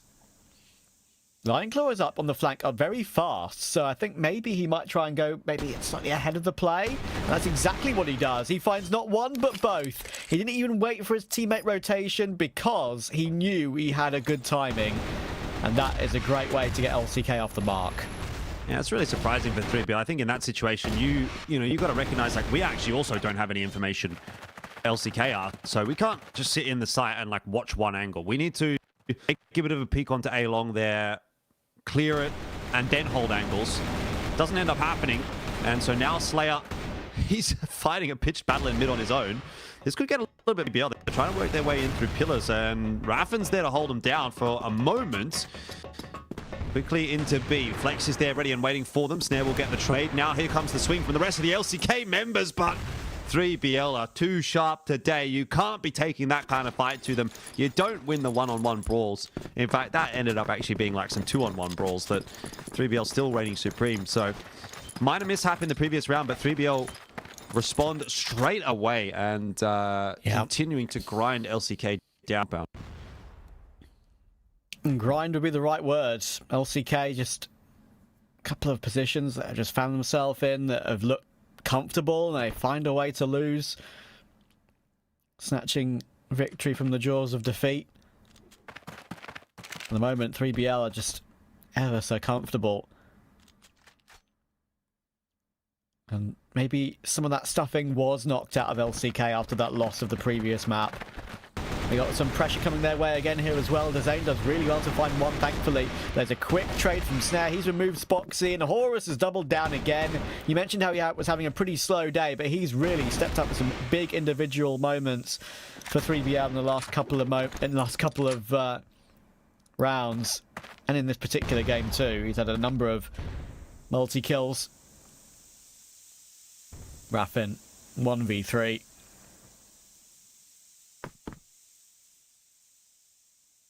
It's just not going to happen today, though. Like, it just does not feel like there's going to be any threat from LCK at the moment on this map. If it was a 1v1, I'd give him some chance, but I just don't see a 1v3 ever right now. That's 7-1. Even when it starts with an LCK opening kill, it's so quickly brought back, and 3BL, they are rampaging through this map like a freight train. This is standing to be potentially the fastest map of the day, which is a bit of a statement considering the very first was, I think, what, a 10-3. Oh, Flex, this is what we need. They have to get some star power into the action to recover this game. And again, they have a 5 versus 3, but again, they've lost a quick trade off the back of it. Flex at least got his 2, so he got his 2 for 1, but again, you just don't feel like 3BL are ever out of these rounds, whether it's 3v4, 3v5, 2v4 even. Won a few of those. They're not counting 3BL out of this round.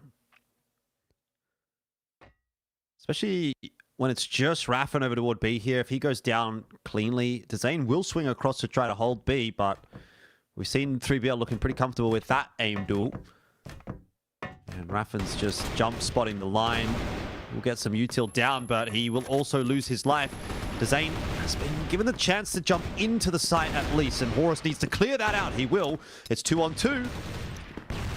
This was a 4-on-3, remember, and LCK may well be conceding an 8th round in the half. It's been near perfect from 3BL. Smoke out. He's going to keep Spoxy and Lineclaw at bay, but somehow Horus will drop.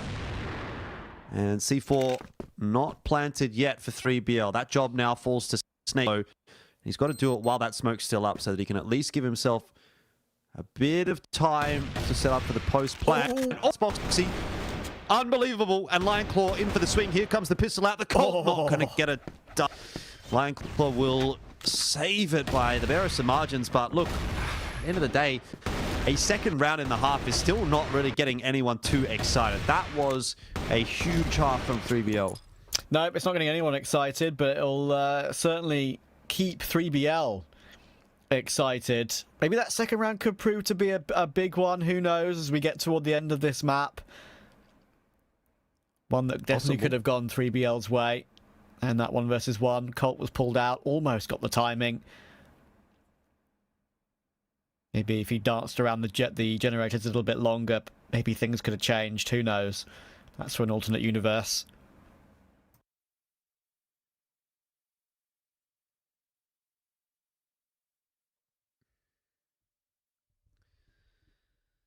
Okay.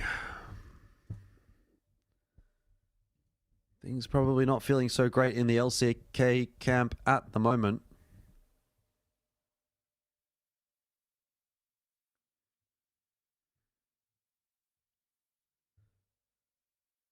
Some ruminating going on.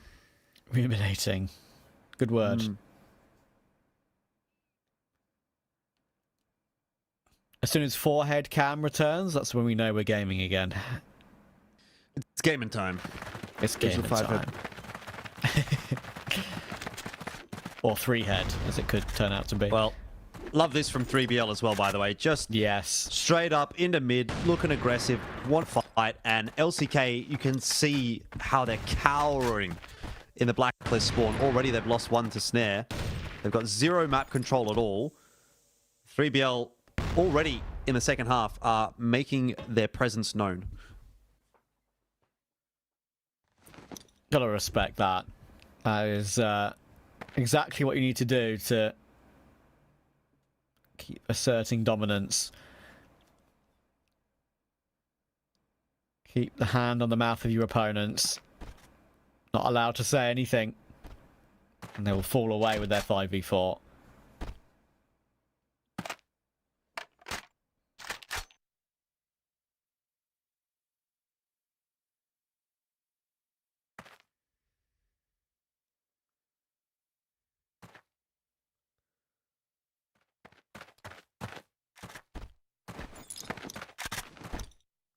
Nothing doing.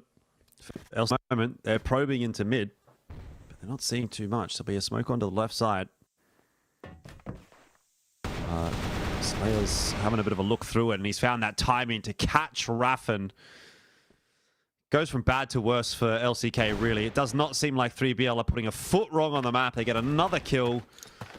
Spoxy and Lion Claw, the last 2 standing, they're going to walk right into a grenade. That's going to cost them a couple more points of HP, and another just dominant round from 3BL. I think LCK would rather forget about this map. At this point, maybe just wave the white flag of surrender and say, we'll go map 3. Let's just get something fresh in. Yeah, it'd need to be a full reverse sweep, though, wouldn't it? And that is not something you see too often.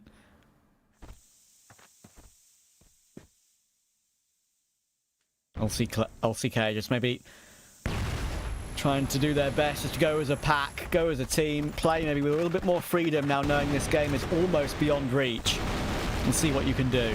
Snare will get his 1. It's only 1 though. Dezane will manage to deal with Snake as well, and Slayer tries to do something. There's a world, and perhaps maybe he could have tapped 2 there, but not going to happen. And Tots in a 1v4. Okay, well, there's still some fight in LCK.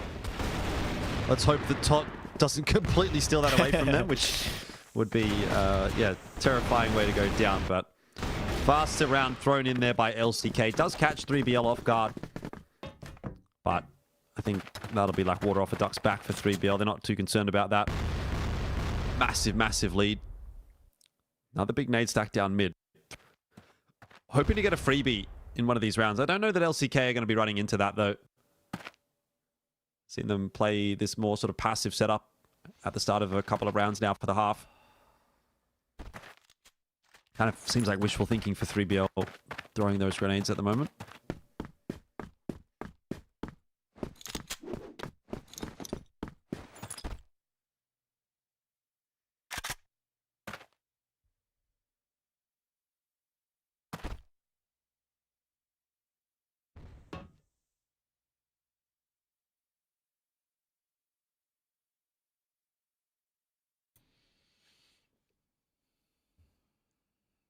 Maybe you can try and dictate things slightly if you're LCK on this side now.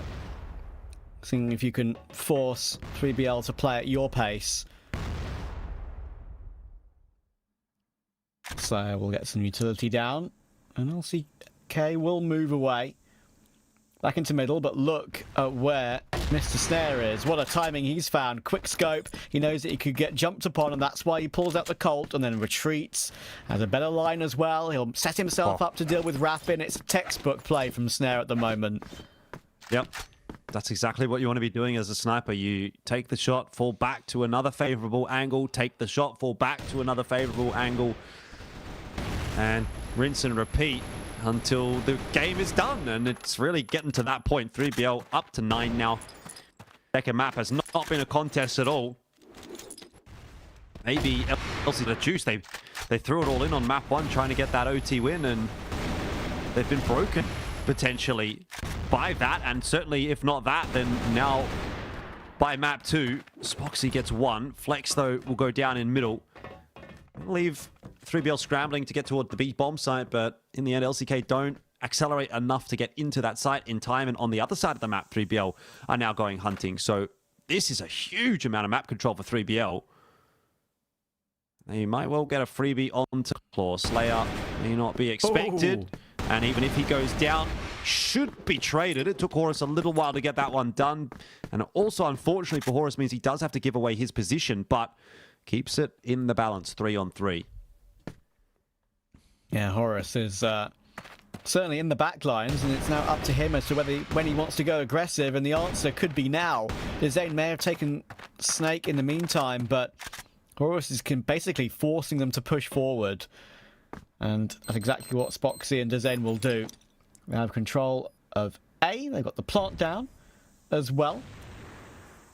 They have an opportunity to make something of this and maybe extend this game ever so slightly. 25 seconds left on the bomb. Can just smoke. If he pushes that smoke, it's a free kill. In fact, it's going to be Spoxy to go back the other direction, and Horus was waiting for him. Dezane didn't have the angle, couldn't find the trade. Now he's been spotted out as well. Snare's going to toss some util in that direction, try and allow some space for Horus to push forward, and that's worked out perfectly. It is 3BL that have taken map 2 in such a decisive fashion that LCK might as well not have rocked up for map 2. That's just how bad it was. Woo indeed. 3BL absolutely loving life at the moment. A deserved set 2 winner. We had lots of question marks over the first one, how back and forth it was. LCK, they had their chances and they couldn't pull away. And 3BL seems like they're taking advantage of LCK perhaps having that first map still in their mind ever so slightly, because that was incredibly comfortable, incredibly clean. And I think it's fair to say that LCK now have a lot on their hands. They need to reverse sweep to win this grand final now. Yeah, I don't see it happening based on how that one played out, but, well, you know, jury's out. That's why it's a best of 5. We have to wait and see what they can do. 3BL, though, they only honestly seem like they're kind of powering up as the day goes on. Up to that point, up to that map of Compound, I've been feeling maybe a little bit underwhelmed by what 3BL have been bringing to the table, but this was very much more in line with the expectations and just utter dominance, really. Even in the rounds which LCK won, it was like down to a 1v1. There was only one really decisive round for LCK.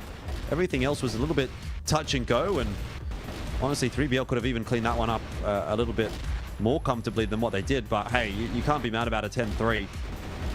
LCK, on the other hand, now it's like out of the frying pan into the fire, right? They lose a close map and then they lose a completely one-sided map, and I don't even know which one's going to be worse for the mental. I think at this point it's kind of much of a muchness when you're down 0-2. The mental's going to be in a bad spot, and LCK are going to need to have a real conversation here in the next 10 minutes or so to ensure that they're ready to go for map 3 and they're in a good frame of mind. Yeah, well, I mean, maybe there's nothing to lose now. They'll say, listen, we're literally in an almost unwinnable situation, and it would have to be a minor miracle if we were to win this grand final now. So let's just play our own game, relax a bit, and see if our own game gets us some success, and see if we can recover in this best of 5. But as you can see, every single stat is on the favouring side of 3BL. Horus has been a little bit slower in terms of his individual level a couple of times today, but it's fair to say that he was unreal in this second game, and he'll be the deserved set MVP for sure, without a doubt. Look at that AP, 31. Goodness me. Yeah, I guess he's just sort of been resting and getting ready to go, you know, for one big map. Horus has been like, he's been like 0.6, 0.7 for most of the maps today. But as soon as he starts popping up into the server, it's like, that was the easiest map of the day for 3BL. So, yeah, very solid stuff from him. But nobody really going missing. I mean, Tot maybe didn't necessarily have the greatest of games for himself, but that's fine. That's more than acceptable when everyone else on your team is absolutely banging.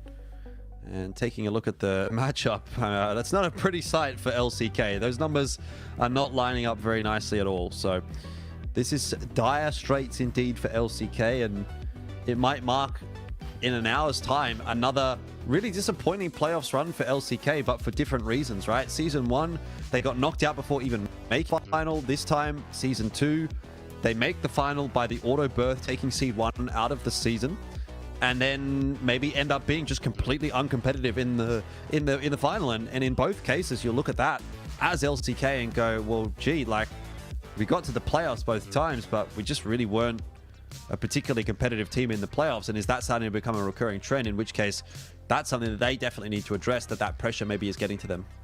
Yeah, maybe that's a factor. I mean, something perhaps that they'll try and discuss and maybe fix for the next series, or maybe the LAN, of course, as well. So, yeah, it's very tough. But anyway, we're going to go to a break. When we're back, we'll see if 3BL can close out the season in their favour.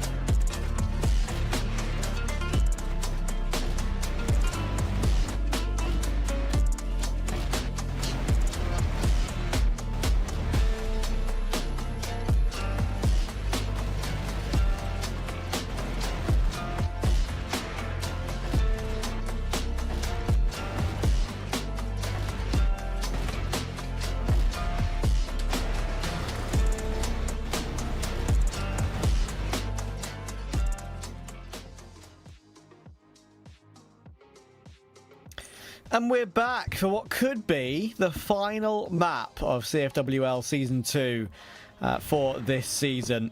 It's going to be a pretty rough one, I think, for LCK to really accept that they've been kind of destroyed so far in this one. And you know what? It could be compounded straight away on Black Widow. Yeah. And I've got some bad LCK fans that are watching along. This map was played twice during the season. It was 10-7 and then 10-5, both going the way of 3BL. So you put that together and the way that 3BL have kind of just dominated on Compound and the fact that they're up 2-0 in this grand final, all things are pointing towards a 3BL victory today, especially considering this first round has started so convincingly as well. I am losing faith very quickly for LCK. Sadly so. We know their individual level is often very high, but that's going to have to go up a few notches as well in this sort of situation. Horus is keeping Spoxy very much at bay here. Bomb is going to go down. C4 will be planted successfully, and Horus is just being an absolute nuisance right now. He may be taking nades back and forth, but he's keeping Spoxy at bay. He knows he can't go through that window, and Slayer will just peek through it and take both of them. The perfect start. Yep. Yeah, that was as good as can be expected from 3BL. So LCK immediately on the back foot. That hasn't changed. Gonna go for the double sniper setup. Flex and Spoxy going to have a crack. But so far no picks out from either. I'm a little bit concerned about 3BL dancing around here with a push from LCK on short. That has now been identified, and damage actually going back in the other direction. More to LCK. There's a push around the corner here from 3BL. They are really not shying away from these fights at all. Horus and Snake want to take that battle forward, and they recognize that at the moment in the server, they are just the better team. So they run at LCK, and again, another favorable duel. It's 3-on-2 now for LCK to try to negotiate. It's against two Orms as well, which is maybe changes things slightly. They don't know that. True. Maybe now they do, having seen Flex holding onto an Orm. Exactly. And now they maybe have this, because Flex got one with the Colt, I believe, which is his first kill, and that's a great flick down. Could be about to be winning this round single-handedly, and Flex will absolutely do that. What a round from him to kick off proceedings for LCK. What an instant rebuttal that was. A little bit of a mishap, I would say, from 3BL. You know, like when you're in that 3v2, you do want to make sure that you're just sort of grouping up and playing the numbers, and they didn't really do that. It was like an individual peak initially, and then the 2-on-2 ensued, and just didn't quite use their numbers to their advantage, but not the end of the world. And again, 3BL have quite the buffer with those first two maps going in their direction, so I don't think they're too concerned about it.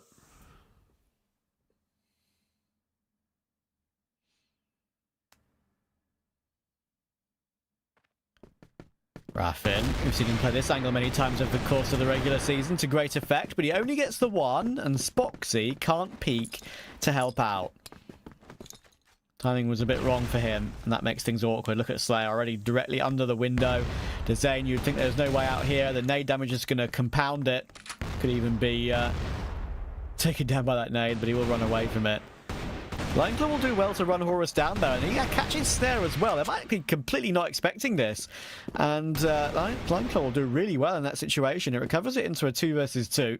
Dezane and Flex alongside Slayer and Snake, and Dezane is dancing with the angle and will drop Slayer and give himself a chance against Snake, and a chance they should be taking.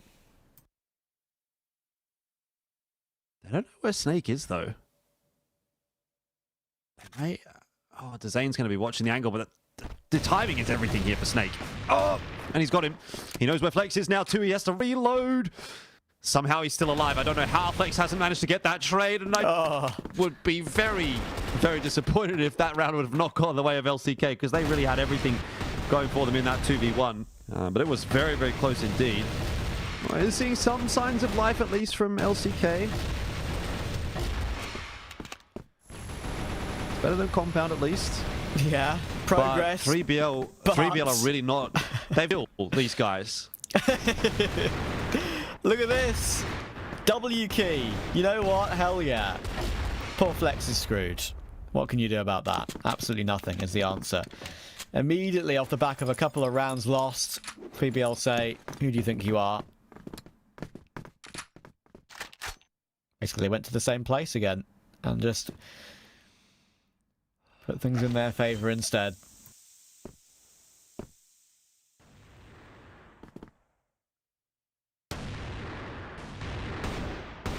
Ooh, hang on. LCK. They don't want to go down without a fight here on Black Widow. I'll give them credit there at least. 3BL are throwing everything at them.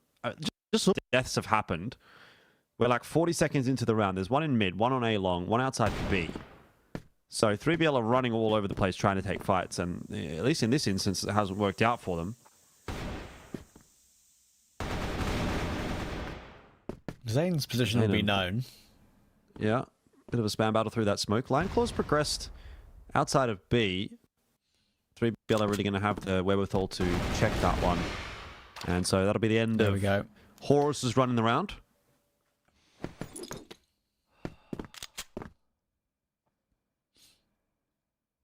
Slayer needs a difficult long-range tap. We'll go for the sniper instead. Elevates his angle on top of the box, but Dazane very much ready for that.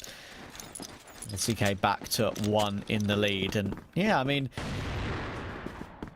as you say, you're going to be tough for them, knowing that this is the map that hasn't necessarily gone their way in the past. But they are proving to not want to go down easy, like you said. Try and play a bit for pride in this game.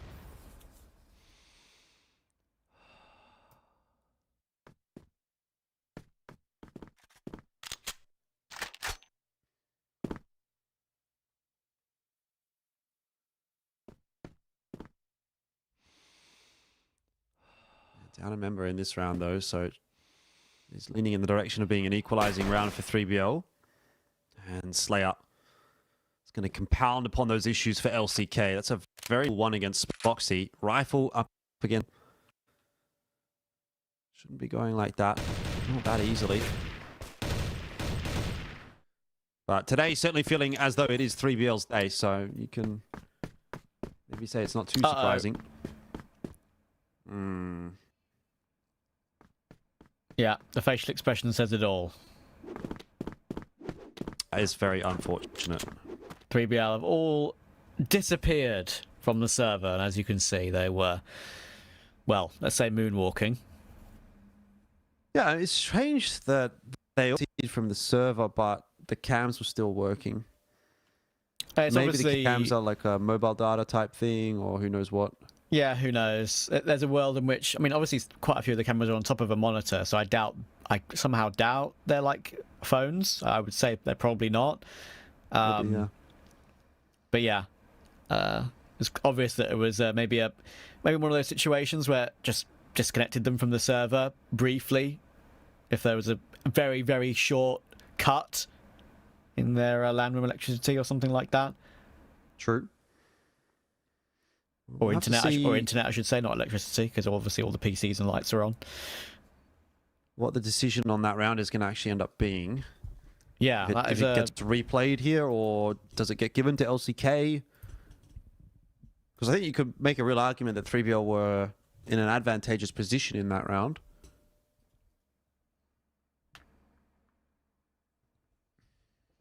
That's actually a tough one to call. I agree. Obviously, I don't exactly know the rule book in terms of this one, but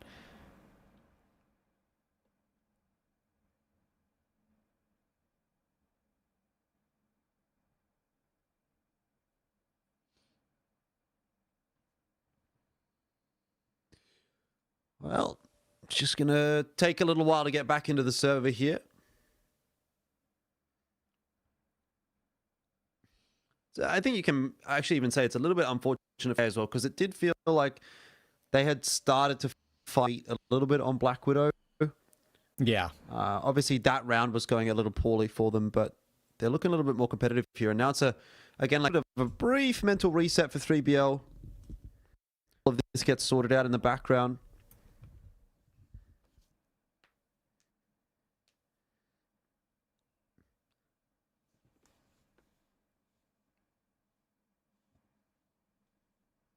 So spirits are okay by the looks of things, despite the issues and despite the fact they're 2 behind. That's a quite nice view out of the window there, actually. I just noticed that. Yeah. Well, remembering that the score was 2-3 Yes. when the issue happened. So if the round is given to LCK, it will be 2-4. Otherwise, I suppose we just have to reset the round and play it out. You can't really give the round to Yale. That wouldn't, I think, be fair. No, that wouldn't make much sense, I feel like. Even if they were in a slightly advantageous situation. Yeah, it was 3-2 at the point where they had 3 versus 2. Yes. At the point where they disconnected from the server, but you could maybe say it was like 4v2 when the DC kind of happened and then a kill came through. You'd have to like really go back and like look at exactly when the models stopped moving and stuff like that. Hopefully it's not like debated too deeply and both teams just kind of agree that they want to get on with the game. They'll come to an agreement. You're probably best off just resetting that round. Yeah. Seems like the fairest position to find yourself in for both teams, but that'll come down to what the admin decision is going to end up being. It's not really for us to say. We're not too far away from getting back into it, though, as far as I understand, thanks to our production. About a minute or so. And we'll see what the answer will be. We don't know. We're in the same boat as you guys until the moment happens. Fist bumps are in.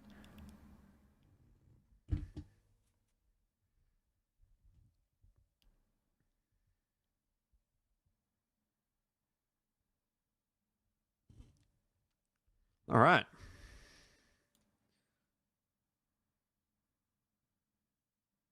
Let's get in there and see where we're at. 2-4. So the round actually did go to LCK in the end. It's a little bit unfortunate for 3BL, but them's the breaks. Yeah. Almost feels like the main thing that's gone against them today. Yeah. They've been very comfortable otherwise, other than the game against unKnights, to be fair. But today, in this game, in the BO5, they've been comfortable. Can maybe LCK use this as a bit of a bolster? A bit of an instigator, perhaps?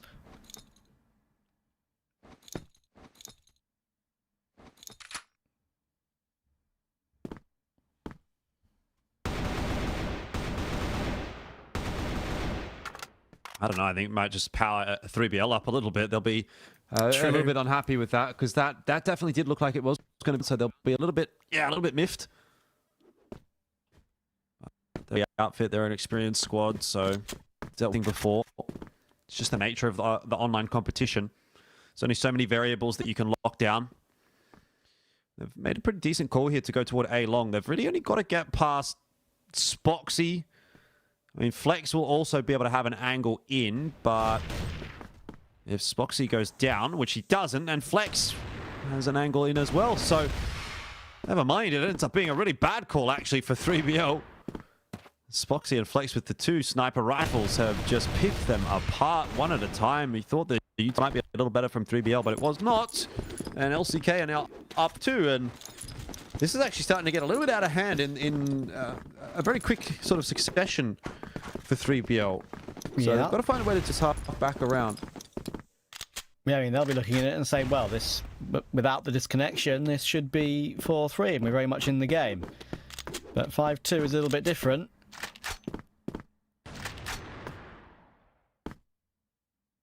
Can LCK take advantage of this small slice of good fortune?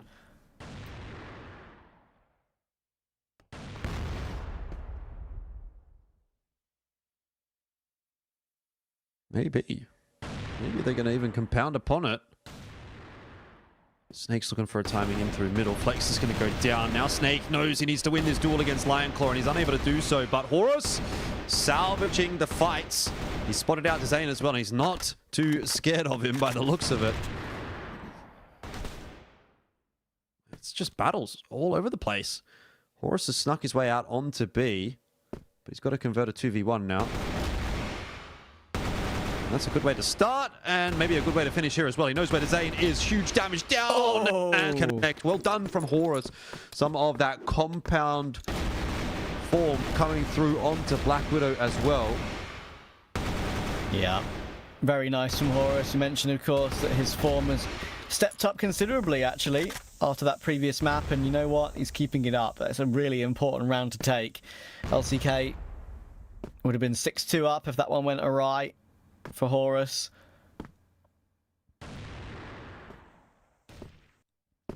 Fantastic work. Spoxy will also do some fantastic work and start off the next round for LCK. Last round of the half, of course, as well. And look at Raffin and Lineclaw up super close. Flash will come through. Slayer is so very blind. Lineclaw will get his one. There's Raffin peeking with him, and they just about hop away with their lives as well. This is going to mark a rather untimely half for 3BL. They've been on top throughout the entire matchup. 1-0 map, 2-0 map. Second map was super decisive, but now the winds have changed, maybe in effect a little bit here, as LCK look to have, I guess, found their second wind, and they've got a 6-3 half. On Black Widow, defensive side, it's a pretty threatening place to actually be if you're 3BL. It could definitely be something more still to be said about this grand final, the way things are going.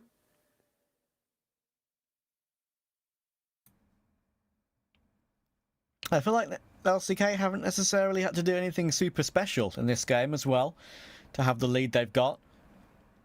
Horus winning that super important round for 3BL. Kind of keeping them in it, in a way. And that round, of course, that got put into LCK's favour after the disconnection is a thing of the past now. Can't think about that anymore if you're 3BL. To work with what you've got.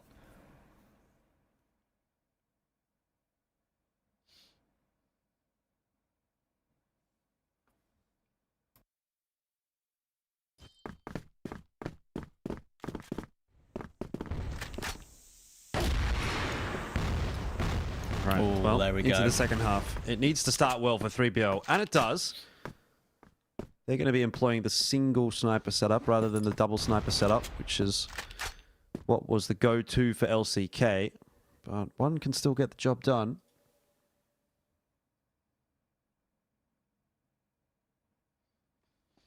And when Snare has it, it so often does. Great start to the half. Zane also tagged down incredibly low.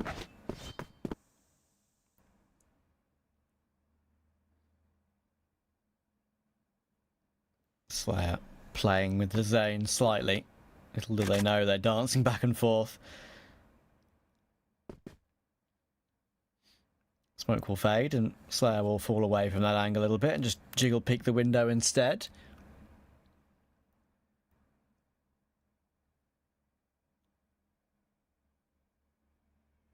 It's like short to A is the play. Not a bad shot, actually. Tot, underneath, though, is going to get that spam through with the M4. That's why he's got that weapon. But trades come back through pretty thick and fast. Spoxy and Lineclaw keeping it interesting. The problem is going to be Horus out on long. He's actually spotted by the Zane. Slayer gets in behind Spoxy, but makes a meal of it. Nade through, rather a flash even from Snake. It's not going to be enough to seal the deal. And he's got a pretty important 1-on-2 ahead here. Spoxy's looking for him, hunting for him. Zane spotted out for free, and he knows where Spoxy is, but he will not hit the shot. And LCK go one step closer to a map number 4.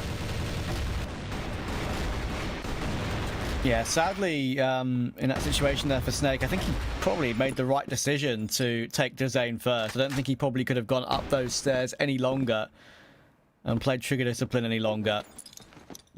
Probably went about it the best way he could, but Spoxy was just ready and in a good position.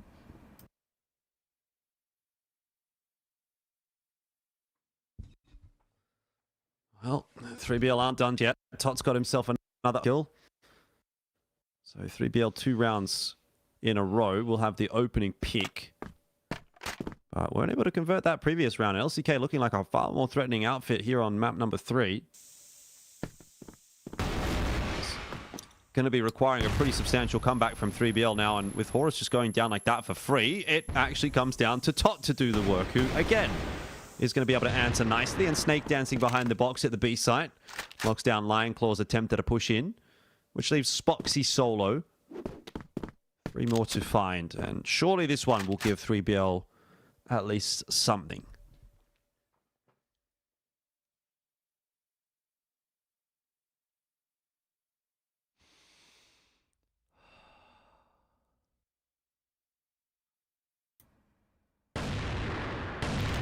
Spoxy spotted out, arm seen. Tempted to go for the wall bang again, but Snare, the battle of the Orpas, or the Ormas, sorry. And Snare and Spoxy. We've been so good today. In general. Great fun to watch that battle go down. This time it will be Snare's. And it keeps the gap to 3 rounds. And it might widen again, though, with Flex and Line Claw getting those entries, Top recovering. Snake will do the same, but Slayer needs to do the same sort of good work. He will do exactly that. First headshot, playing with the headshot angle. Spoxy going back and forth in front of the box, behind the box, and will get tapped down. That was the all-important duel. It leaves Flex in a clutch. Yeah, 2 isolated 1v1's potential, though. Case of timing here. If Slayer can survive, he can provide time for Horus to come in from behind. He's not lasted too long, though. Flex knows what he needs to get done. And that is going to give Horus some pause for thought. Though Flex is not exactly moving through long too quickly. So Horus might well get in behind him just on the timing. Hasn't quite made it. The angle's not quite going to be open there for Horus. He has actually spotted Flex out, but he's missed the shots. And he's given up his best chance of winning the round now. He has to really win a bona fide one-on-one. 0-2 for the half, and it'll go to 0-3 as LCK get another. Horus will be disappointed with himself there because that really could have been his round. Slayer maybe could have bought a little bit more time as well if he would have played it just a little bit more passively, but yeah, these are the kinds of things that you can't be thinking about for too much longer. You've got to get straight into that next round, and Flex will start off with a nice kill onto Snare. Where has 3BL gone? It just seems like they've disappeared on this map. They'll be relaxing a little bit too much, knowing that they're 2-0 up in the BO5. Taking some liberties, perhaps, who knows. And yeah, Horus couldn't complete that previous round, and couldn't complete the good work that 3BL did to try and keep this game close. Not possible. And now LCK have a wonderful opportunity to try and get us into another map. Spoxy, look at that. That's the kind of star power we wanted to see from him. It's him and Lion Claw again. No chance for 3BL. Slayer is a million miles away. Yeah, well, this is looking pretty unrecoverable for 3BL now. First half was really a little back and forth, but ever since that reset, that disconnect from 3BL, it just feels like they haven't been very competitive at all. Wind in the sails of LCK. We talked about them needing a reverse sweep to win the series. This is a pretty damn good way to start off a reverse sweep. It's at the moment looking like it will be a very decisive map victory, because this will be their 9th round on the board, and the way things have been going might end up just being a 10-4. Indeed.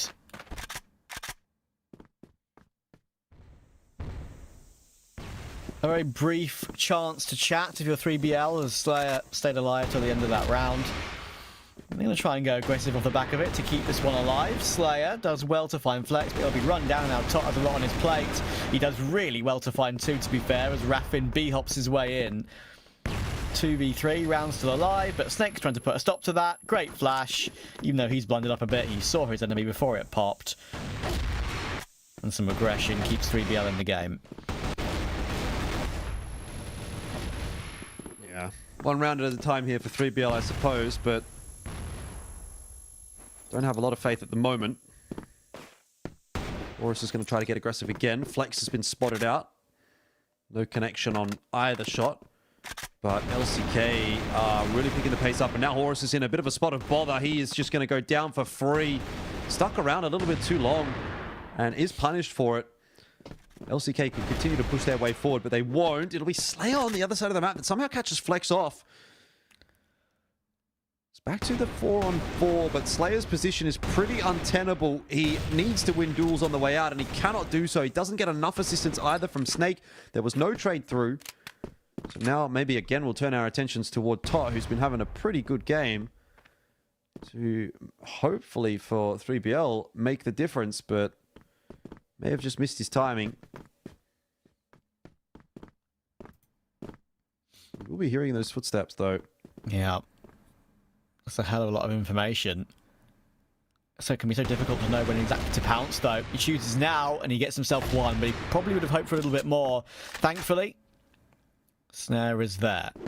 He gets a quick response to keep it, or recover it into an even situation, I suppose. Spoxy and Dezane leaping their way in together here. Dezane will find Snare, and that could be one of the first nails in the coffin. Snake has to recover. 1 versus 2, and he is quite a long way away, as you can see. C4 will go down right now. Spoxy takes it. Nice movement to get up towards short very quickly, and Spoxy wasn't expecting that until the very last second. And in the end, it will go the way of LCK. Yeah, 10 rounds on the board for LCK, and the 3BL dominance on Compound feels a long way away.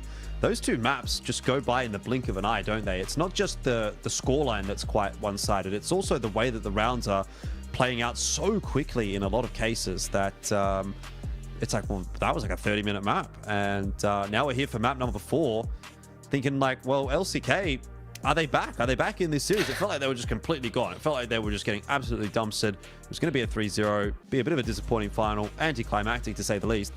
But LCK have given us a bit of hope that maybe there'll be something interesting to say about this one. This is genuinely on, I would say now. I mean, we say that reverse sweeps don't happen too often. I mean, we know that it's still a long way to go in this one, and things could absolutely swing back in 3BL's favour, and maybe it will look just as comfortable as it looked for LCK. We don't know, but to be fair to them, I've got to give props to LCK for staying, staying focused and staying put in this game. They could have easily have said to themselves, "Okay, look, guys, this has been a bit of a struggle. We qualified for LAN anyway." Obviously, they wouldn't say this. They'd want to try and win whatever they do, right? But maybe it's a subconscious mental thing, right? So yeah, I mean, to be fair to them, they fought really well and played very well in general. A couple of the close rounds went their way. And one thing I will mention as well that I'm quite glad about is that I'm glad that round that could have gone 3BL's way, that didn't because of the disconnection, didn't actually prove to be a big difference in the final scoreline at all. It would have been a LCK victory either way. Yeah, I wonder what this does to the mental of 3BL, and what my concern might be as well is this the point now where 3BL does start to get a little bit tired? Have they cooled off? You know, like 3BL Exactly. on their day, they're going to be an impossible team to beat, right? Like if all their players are hitting their shots and they're fragging as hard as they can, I think 3BL, for me personally, has the highest peak. But LCK are a bit more of a consistent force, and we've been getting an okay level from them actually in this grand final. It's just that, like, on Compound, 3BL hit their like 10 out of 10 level, and LCK was at like their 7 out of 10. And it's like, well, these just don't match up. Now you see that regression to the mean again for 3BL, and LCK maybe picking it up a notch. I still think LCK have got actually some levels that they can go to as well that they haven't hit yet in this grand final. And if we see that trend kind of continuing and it levels out, then that's actually going to be really bad news for 3BL going forward, that LCK are going to be fresher legs, so to speak, and they'll be maybe able to go deeper into this series, and that may start to become a bit of a problem for 3BL. But we'll have to wait and see how things look on map 4. Having a look at the stats there for map 3, Flex, Spoxy, unsurprisingly on Black Widow, the two snipers for the roster, are the ones that led from the front, and you could see the damage that they were able to do on that GR side. Yeah, and it's good to see them not giving up, not giving in. I've been a big enjoyer of Spoxy and Flex, especially over the course of the entire group stage games that I've got a chance to cast them in. And yeah, been very fun, and that is a deserved little set MVP for Flex. But it's going to have to be a lot more to get back into this game.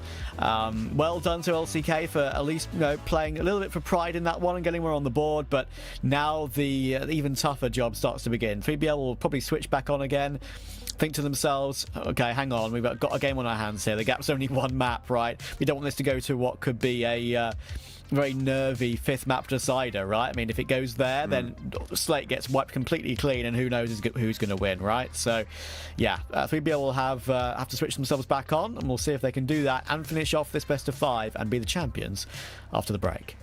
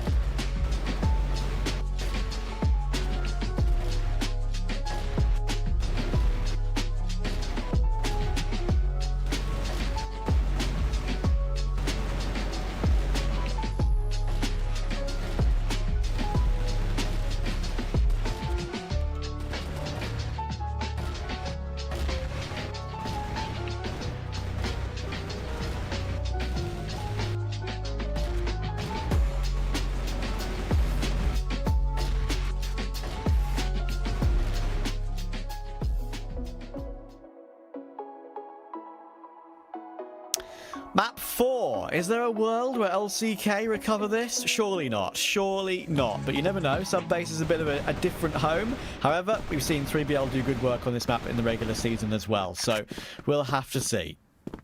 Well, I've got no stat for you coming into this one, and that might be a good thing because there's a fight happening early on in the piece. Slayer is into the mix early on in the piece. He's going to double down, but he cannot deal with Lion Claw as he started to run out of bullets toward the back end. They're still overall favorable enough trades for 3BL. And Horus wrapping in towards the BL spawn, also going to catch off Spoxy. The other thing I was going to say was, well, hold that for a second. Because Horus might get that finishing blow, although maybe not. Lion Claw will keep it in check for the moment. It's actually going to cross his way into the A site. Or not. Being very tricky about things here, though. I think he might just be undone by Snare, who's floated out on the information hunt. Hang on a second. Lion Claw, with 8 HP, is making this one look doable. He's heard Snake it. has crossed. Or has he? I don't think so.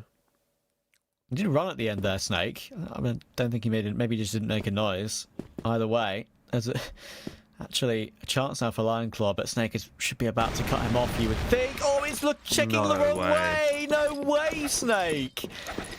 How has Lion Claw won that one? That could be such an incredible instigator for this map and could possibly keep the confidence going, the momentum running, and who knows where it could send us after that. Yeah, an 8 HP 1v3. Excuse me?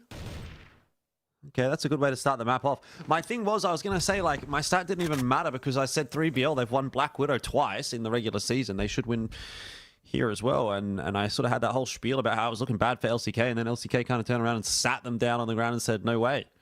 Exactly what Lion Claw's just done to 3BL to start off map number 4. It is a blacklist-sided map, and that was an ace as well, by the way, from Lion Claw. Just Incredible. to sort of compound upon the positives for him.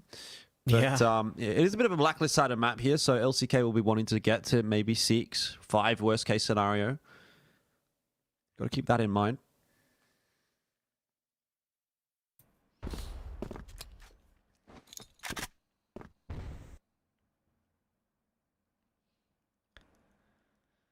Tough angle for Tot here. There's a chance he maybe get swarmed upon. Doesn't get any support at the moment. If Spoxy, Flex, and Raffin all go through together, you think maybe he won't get more than one, but actually they might go one by one, and Raffin went in first with the C4 as well. How about that for information? Slayer and Snare will get a couple as well. Snake shows up too. And surely they don't give Flex another LCK clutch. What would be second in a row. Second 1v3 in a row. Not the second round. Probably not the second round because he's even just as low, I would say, as Lion Claw. It's very unlikely. But the last one was unlikely too. Improbable does not mean impossible. Exactly. He is really taking his time about this one, and that time's not actually going to favour him in the end because there's not been a push coming through from 3BL, and he's going to right back into the B site, which is where both those 3BL members are already set up. He doesn't have any other option now. There's 10 seconds left on the clock. He's got to go. He might have even timed himself out of this round, funnily enough. I'm not really sure what that's about from Flex. Didn't back himself, I guess. Maybe.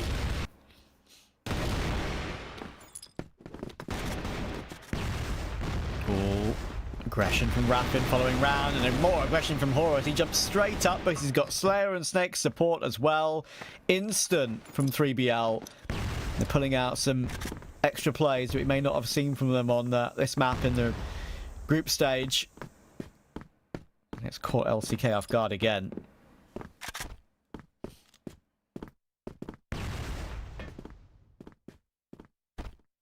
Yeah, Spoxy and Flex to try to salvage it, but they're miles away from really anything at this point. That push into control room is often something that you'll get from the GR side, so a little bit surprised that LCK is not more aware of that or more prepared for it, but it is what it is.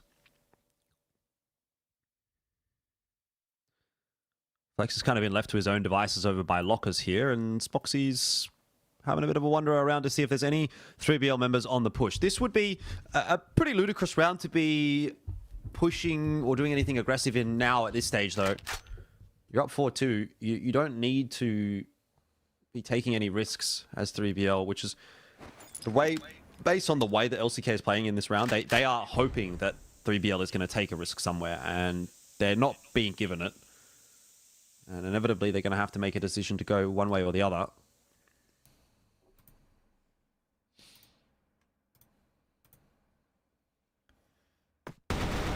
"45 seconds. Tot almost caught there with utility drawn. Sale now know exactly where Flex is playing from, though, and he'll reposition nicely. Spoxy is, well, he's got the C4, and he's about to dual Snare, but Snare's going to catch him. Nice reposition, nice shot to hit.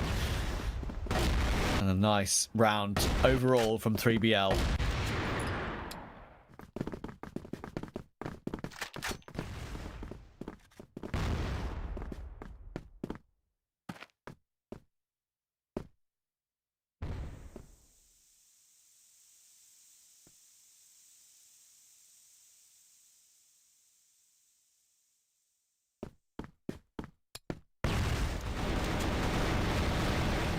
Morris with the 1-for-1. It's not going to be enough to stop LCK from rampaging their way into the A site, though some of this util coverage might be, and not to mention the shots from Snake and Snare. They were able to get into the window pretty quick smart. They really had all the info as to where LCK were going. And the result is that Spoxy is alone with not much of a chance in this round at all. And 3BL starting to put things together. It's going to be a timeout called early on in the piece, I'd imagine, again from LCK. It seems like when we get sort of that 2 to 3-1 scoreline favoring 3BL, and as long as those rounds have been pretty decisive from 3BL, which more or less they have, yeah, that's where LCK likes to call their tack timeout. They like to do it actually quite early in the first half rather than leaving it later on.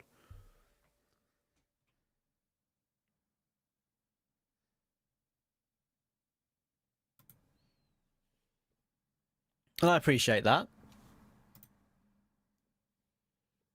Give himself the best possible opportunity to talk things over, even if it's early game.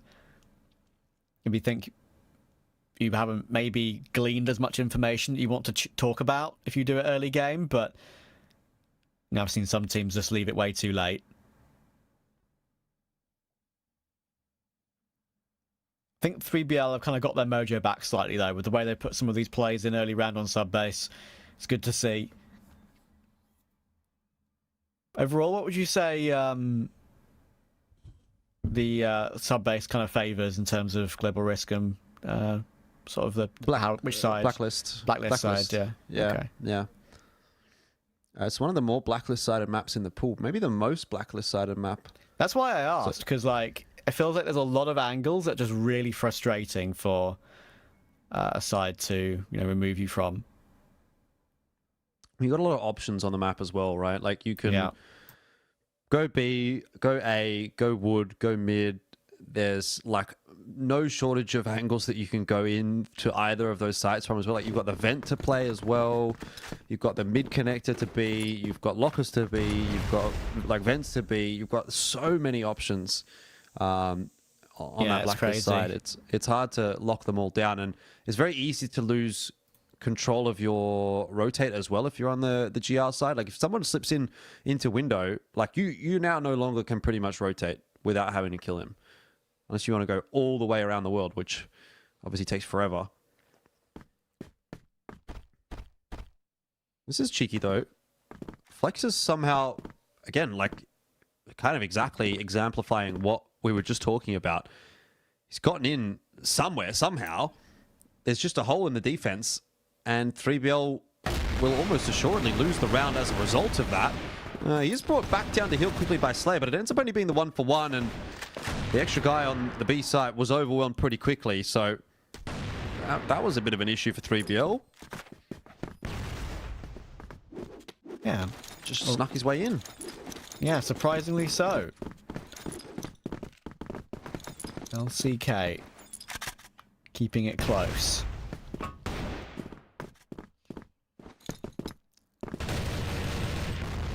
Oh, damage done through the doors. This is the fight that be a bit of a lottery sometimes. Sometimes it's been taken from Flex, and in the end, I'm talking about it being a lottery. He will get his kill, but Horus stops it as he tries to face for another one. Thankfully for LCK, Spoxy takes Horus.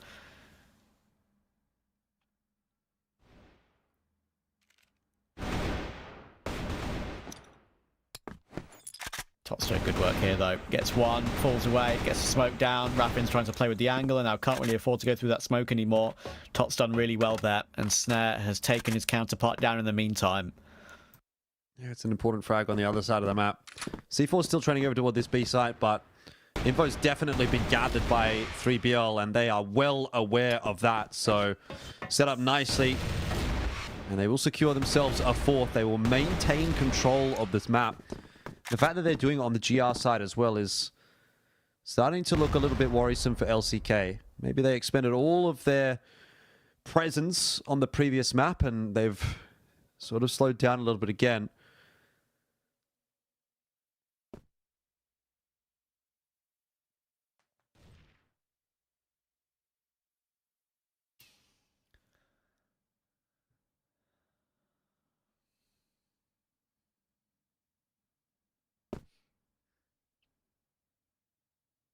Glancing over the top through the windows, and now they realise that Tot and Slayer are up close, and Dezane does really well to take the first. Now Slayer, well, he's very stuck. How does he get away from behind that box? The answer is he just about does. Runs away while they're in mid-reload. Manages to get away with it, and he's looking to try and maybe look for more. Give himself an opportunity by staying alive, and staying alive with pretty decent health as well, so he maybe tries to take another risk to get his team back into the round, being a frag down. Flex has made his way through here as well, as we said. Angle's being held from every single position, and that's a good switch around from Slayer. Sarah and Slayer will go down though, and now it's down to just Snake and Horus, and I don't think it's going to happen. Nice round for LCK.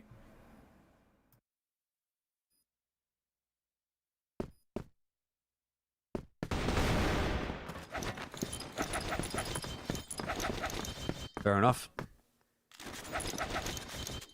LCK not staying too far away from the fight at the moment.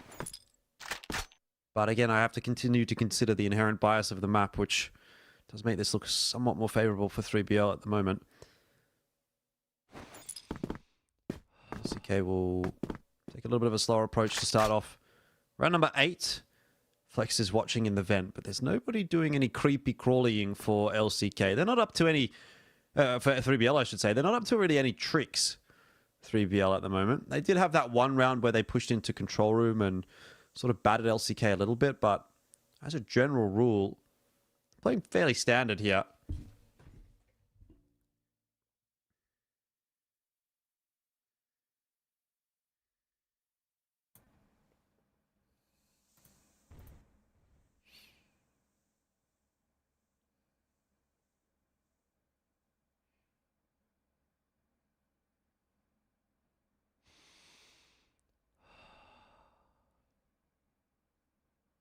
LCK still keep themselves in the conversation in this best of 5 as a whole. They're just not going away right now. VBL need to make sure they don't let this get to a 5th map, because then Slate will be wiped clean and suddenly it'll be all gloves off. And it's a bit of a lottery then in a 1-map shootout. And that is a great entry. Snake actually, to be fair to him, does quite well to get one. Zane will trade it, and Lioncore leaps his way in. Snare removed, and now Horus is under a lot of pressure. He's going to have to try and advance his way up slightly, but he's being kept an eye on. But you know what? The eye of Horus is doing great work. He's got his eye on 2. He takes 2, and Spoxy rotating all the way round, or flexes in between him as well. It's super awkward, and Spoxy finally takes it. They know where Top was, though. He was fighting away with Spoxy and Flex in the meantime from the upper angle, and there's the first. It's all Spoxy and all Tot in this 1 versus 1. C4 not yet planted, it's on the floor. Spoxy's going to have to push his way toward it and pick it up, but he's not been allowed to.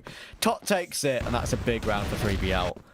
Yeah, I thought when Horus went down, that might actually be the round done and dusted. He did such a great job, but you could see how like uncomfortable he was there in the what essentially was a 2v1. Like Tot was still trying to come across, but Horus. Oh wow, never mind. We'll hold that thought for a second because there's another big push out onto the control room, and 3BL need another quick frag or two to bring it back into Bear. It's actually ended with Snare getting the final exchange, and that's a 2-on-2 now. C4 still in the hands of the LCK members, so they have their options, but man, start of the round is a blinder.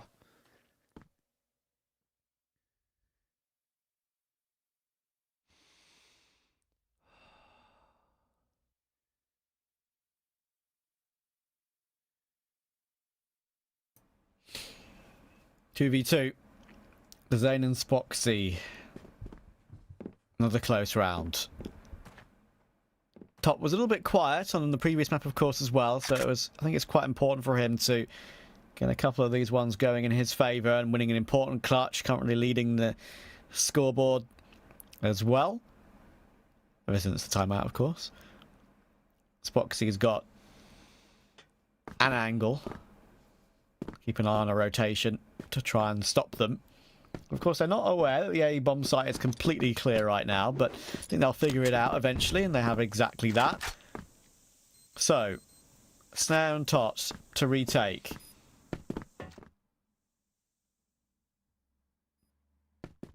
They do have some nades to work with as well.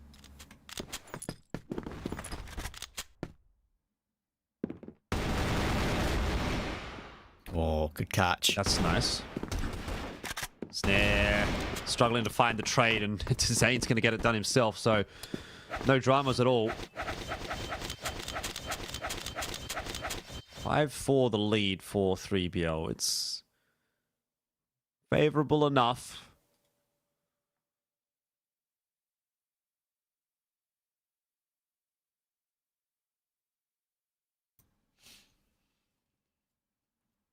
Is it favourable enough, though? Enough underscored? Maybe with italics as well. LCK have kept themselves in the conversation and refused to go away in this grand final.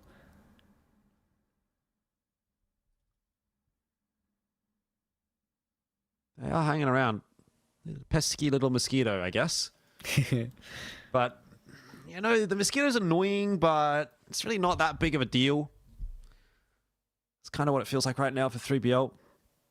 They are, in essence, just swatting the mosquito aside for the most part. There was a little bit of a sting in there on map 3.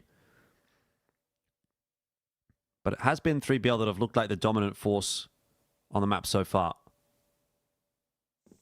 And we're underway with the second half now. This is where the job will get a little bit more difficult for LCK as they move on to the GR side.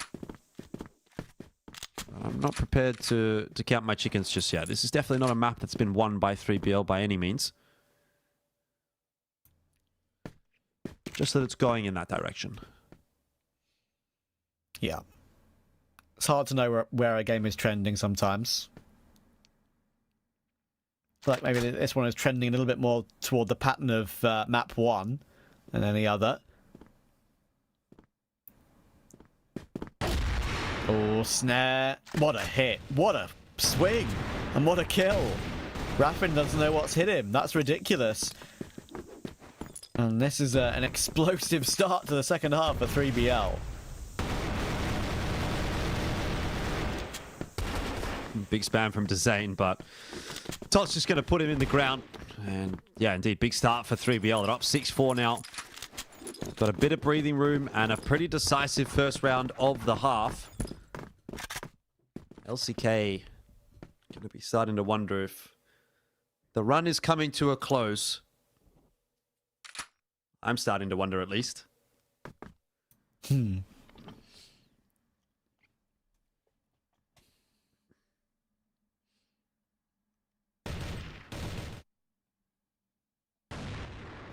Lion Claw and Raffin is playing elevated angles.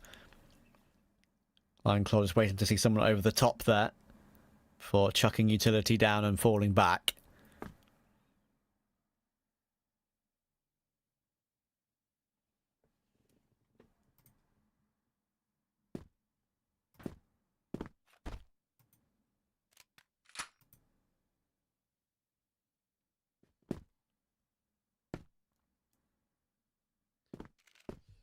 Bit of a slower progression in this round. Smokes keeping 3BL's movements somewhat limited. Oh, that's unfortunate for Spoxy. Wow. Little pixel gap. He would have seen Snare for half a second there, but didn't get the time to click his trigger finger.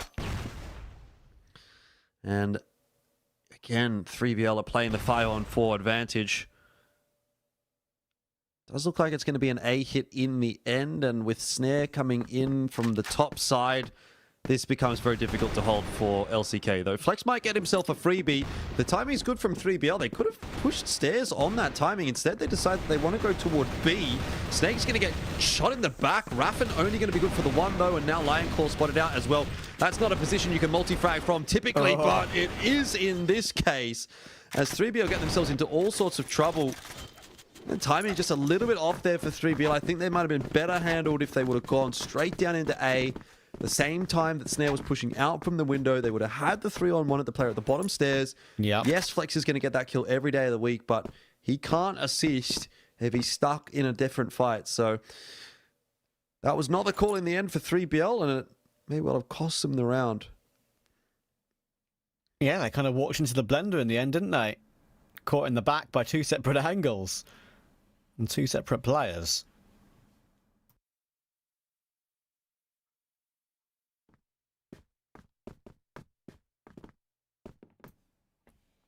Sort of round which will keep them on their toes for sure. It could have been 7-4, and it could have been them creeping toward the finish line of this entire tournament. But as it is, LCK finding a way in these difficult situations, difficult circumstances, still a map behind, still a round behind, but still in the conversation. And right now that's all that matters to them. Tot is trying to make his way through the vents right now. This could be pretty cheeky. Ooh, what kind of play has he got into himself here? He's got a freebie on Flex. It's an instant trade. And that might open up the side. He's done so much damage to Spoxy, and in the end catches him through the box incredibly. Raffin will charge in and make sure he does no more, but now leaves it down to Lionclaw, pushing his way forward. Snake and Snare holding each other's hand on the site. He'll take one, but not the second. And once again, 3BL recover a 2-round lead. Yep, impossible to win that duel for Lionclaw. You're fighting two players on different angles. This was nice from Tot, that extra spam through the box. He almost got the reload off and was able to fight again, which would have been incredible, but doesn't really matter in the end. 7-5 easily secured for 3BL. They are 3 rounds away from victory in Season 2 of CFWL to go back-to-back.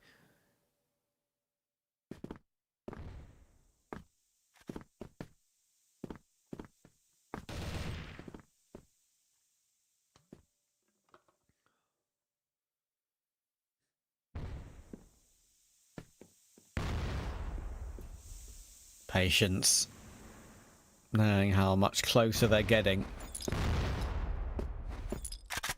Thought it would be a good, pretty significant achievement, like you say. Especially when they came in today looking a little bit rough around the edges. I mean, the game against unKnights, don't get me wrong, unKnights, completely different team. Maybe a slightly different style as well, but that was a struggle for 3BL, a significant struggle, and we thought maybe they'd get a little bit tired. We thought maybe LCK, after having a really brilliant season in general, might be the team to stop them, but we'll see. Tot has once again put himself in the vents, and he's once again got behind enemy lines. He's dealt with Spoxy, Snake has found Flex, and this round has turned on its head pretty quickly. Lionclaw and Raffin are going to start. They're going to try and launch their way through, and Raffin gets 2 from that. C4 is down in the midst of all of this, and to be fair to Snake, he's got a very favourable angle. He hits one more bullet, but this one could still go against him. It's a tough one to face, and he actually gives himself a harder angle by going back toward the site itself, and it gives Raffin a ridiculous clutch. Yeah, I can't believe Raffin's gotten away with that. That's a miracle that he's pulled out somewhere that he can push into the window room and get 2. I mean, this crossfire should just be impossible to break, but a bit of a whiff shot. And Raffin, well, he didn't miss. So 7-6, probably should have been 8-6. 3BL have made life a little more difficult for themselves, but they are still holding on to that lead. They're going to pick up the pace straight into the A site. They've spotted out Spoxy. Snare's been set up on that line. Now he's going to have a look for Lion Claw. That's going to be a kill taken away by Snake. And 3BL just dismantle the A site. For all the hard work that Raffin put in the last round, it feels for naught. The nade, though. Snake was low. He'll be removed by that. The Zane and Raffin still full HP. Raffin will push his way forward, but these angles are so difficult to deal with if you're Raffin. I mean, how do you even see properly? It feels like through the railings there. And now Zane needs to do the ridiculous. He's found one. He's found two. No, surely not again. Slayer's in the flank. No worries. But there was definitely nerves for a split second there on the 3BL side. I am sure. We saw the little bit of a tilt as well toward the end of that last round where somehow they found a way to snatch defeat from the jaws of victory. And, well, this time they managed to stay strong.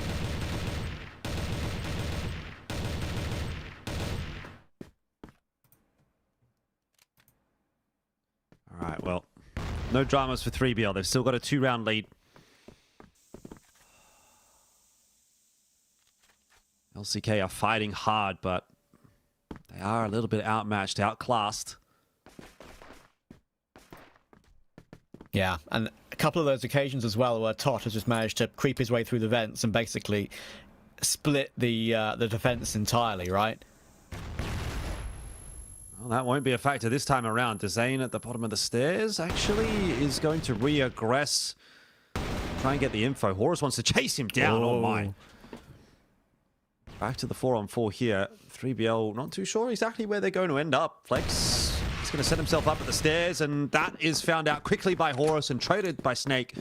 So all's well that ends well for 3BL as they get their way onto the site. Snake wants to go forward and take some further fights. He doesn't know Raffin's close. He gets that information, but it's a little bit too little too late. Still, Slayer in there for the double. Now looking for the clutch, and he'll get it. Everything going the way of 3BL, and now they only need one. No clutch this time. LCK had a slight opportunity in the last 2 rounds. I think, is that each of the last 3 rounds has gone to a 1v1, if I'm not mistaken. And 3BL, they find a way, and Slayer wants to try and put an end to this. He's already down the stairs. Flex is stuck, but he recovers. Horus will go down, finally removed by Snake, but Lion Claw and Spoxy delivering once again. Snare trying to remove him, but it's awkward. Has to strafe back into safety. 2v4, LCK, not out of this yet.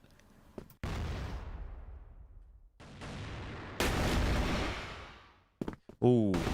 3BL not out of this one just yet. Hang on. Oh, no. Snare and Tot combining for 1 apiece, and C4's in the hands of Snare, so he's got options. He's got time. Raffin going to peek alongside to Zane. You'd think the timing will just work out. Oh, I was scared for a second when the instant trade didn't come through. 3BL haven't got it done just yet, but that was a little bit too close for comfort for LCK.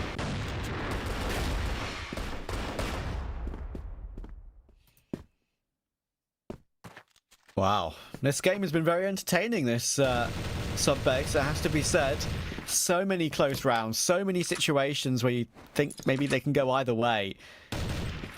And LCK, they actually were so close and have been so close, to be fair to them, the entire game until a couple of those critical 1v1s, one which was pretty much guaranteed for 3BL, to be fair, when Slayer had an easy flank, but a couple of the others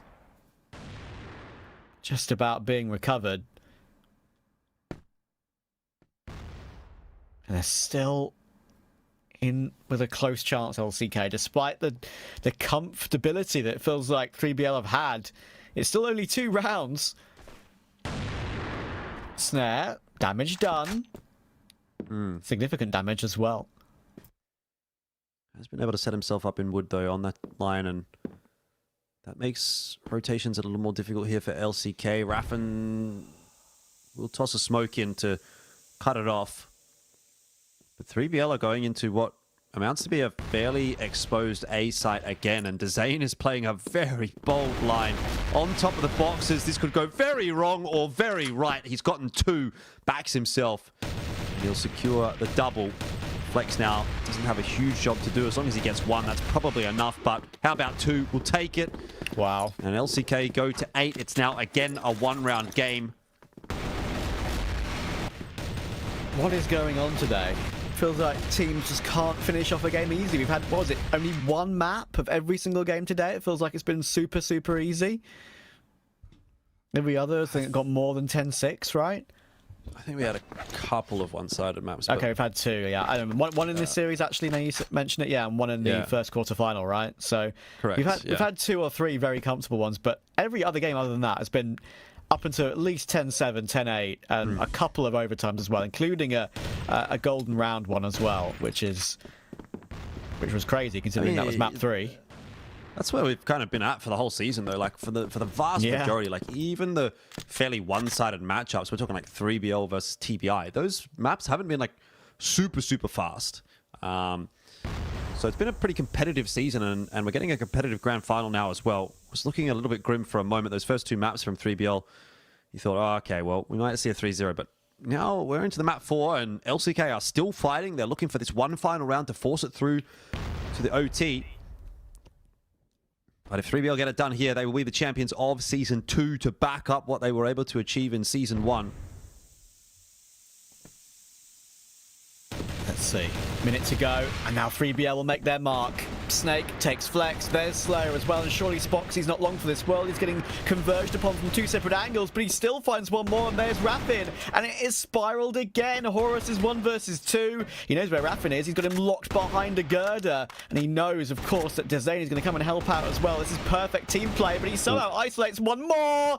Oh, he had his opportunity, but he couldn't find it, and we go on. Yeah, Raffin, just so reliable, does not seem to make a mistake almost ever. He is the rock of the team for LCK. It looked so good for 3BL, didn't it? Those couple of early entries, but it took them so long to get rid of Spoxy that really opened up the flank coming through from LCK, and obviously Raffin holding it down from the alternative angle. And now we go into the overtime. I mean, LCK are definitely hunting for this reverse sweep, and it's not looking impossible. That's what kind of has me worried. 3BL, that really should have been their map. They had every opportunity, but LCK are a formidable team. They are a tenacious team. Yeah. And they're going down swinging, if they're going down at all. And you can see the faces on 3BL as well, right? Shake of their heads. You've got some head in hands, hands behind the head. We've got hair twirls. We've got all of the nervous idiosyncrasies. Knowing that this game should be done. I think we saw the reaction in the player cam once that 1v1 went awry. Bit of a, I'm not sure if it was a desk slam, but it was absolutely a bit of a wild reaction, knowing that could have been done then and there, and it wasn't. It was within touching distance to be back-to-back winners, as you say, from Season 1 and then to Season 2. But not yet. Well, they just got to refocus once again. Can't let the situation get ahead of themselves. Can't let it get out of hand.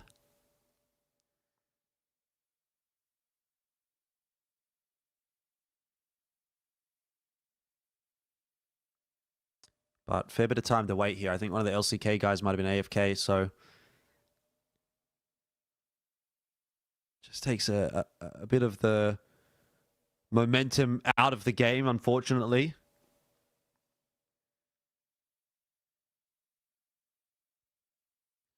But gives everybody time to think.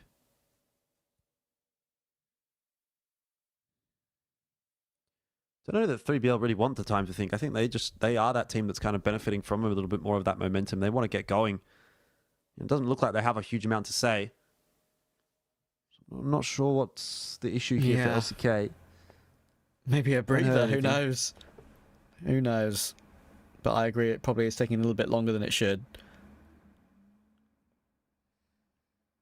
It's certainly making 3BL stew, isn't it? Like, they should be champions by now. It should be done and dusted in their minds, probably. Yep. I mean, they would have thought, I think, going into Black Widow that they were going to get it done there because they had a pretty good track record on that map, particularly up against LCK, but just kind of went missing there, and They want to make sure that they don't go missing here as well. Into this overtime. I got some high fives coming through, so it looks like we're ready to go. Everyone's back in their seats for LCK. It's time to lock in. Flex has got some words for the team. Forward cam on overdrive, bro. Like, I think you got to power up. Okay, there's one way to do it. It's to shove your head into the camera as much as possible. So LCK are at an all-time power peak going into this overtime. At least we can only hope. For their sake, we can only hope.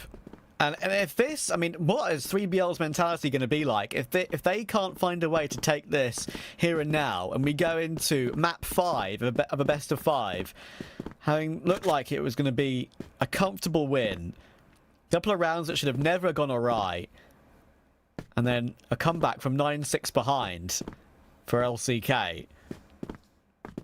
Like, surely not. Well, run it back. 3BL onto the GR side. I mean, if it's 3 in a row here from LCK again, then that's going to be dire indeed for 3BL. Raffen, the point man duty. He's going to check the lights boost. Haven't really seen that too much this season, but this is a very heavy locker stack, and it's gone phenomenally for 3BL. Spoxy's able to trade one back. Slayer trying to chase him down. I'm amazed that Spoxy gets out of there alive as well, quite frankly, but end of the day, 3BL have gotten what they wanted out of it. LCK, there was some decent map control here, decent presence. They could actually walk their way into A, and there'd be nothing really that 3BL could do.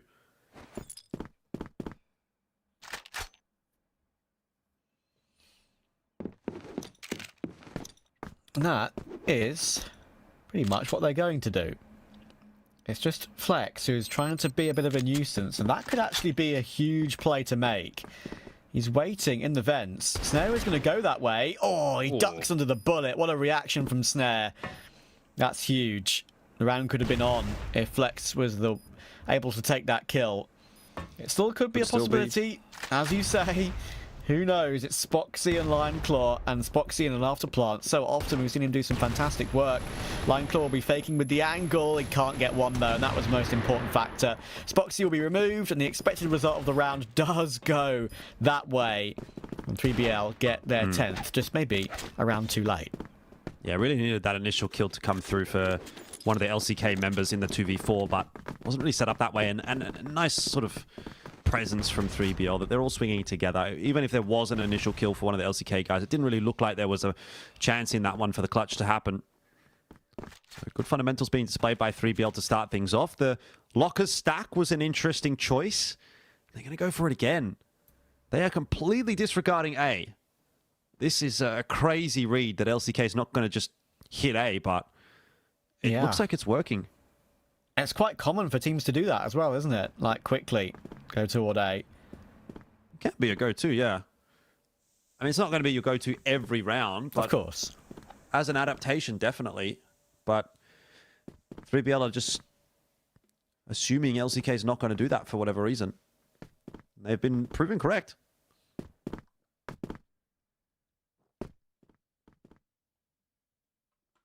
Yeah, this is pretty crazy from 3BL. And they're very much ready for this, you would think.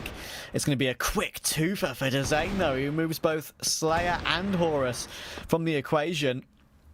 Snare at least answers back. Lineclaw taken down, but he gets caught in the side by Flex. And Dezane, LCK just not saying die in this series. It's a good swing from Snake, but he needs a 1v3 in total to complete this round for his team. Actually got back out to safety, which all things considered might not be a bad result. There's a world there where both the LCK guys would chase him and just trade him down, but now he's kind of given himself a bit of a chance into this 2-on-1. But the time being a factor, LCK are aware he's rotated through to lockers, or they thought they were, maybe. Dezane was kind of looking. Still, Snake hits a good shot, and it's on to Spoxy. He needs to save the day. Time's definitely still there for Snake to dance around, and he catches him out as well. A 3v1. Wow. The Incredible. perfect time to pull it out as well for 3BL. And that will set them up with a 2-round lead in the first couple in OT. That's absolutely massive. A couple of clutches have gone LCK's way, and it's kept them close in this game, but finally, Snake at exactly the right time, as you so rightly say. Huge. And I just had a feeling that he was going to be able to convert it as well once he got away, getting that opening kill, right? Just felt like it's the sort of game where the clutches are happening, and he made it a reality.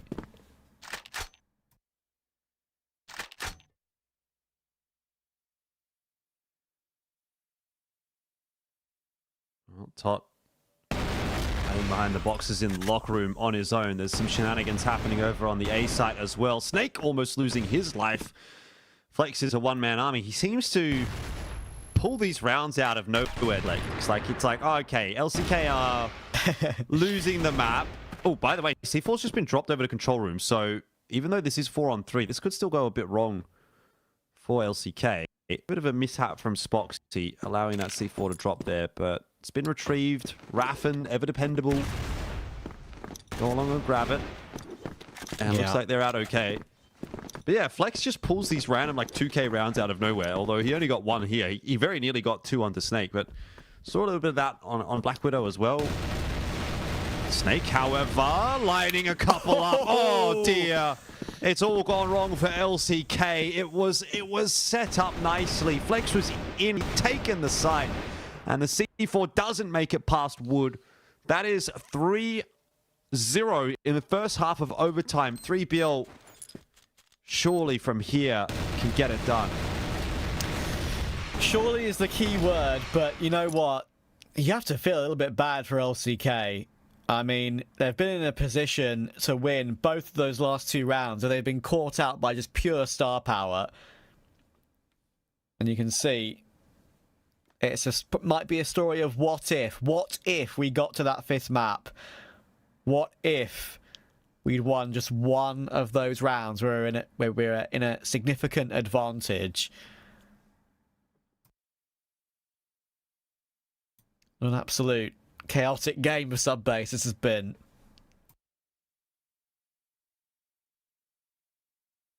Yeah.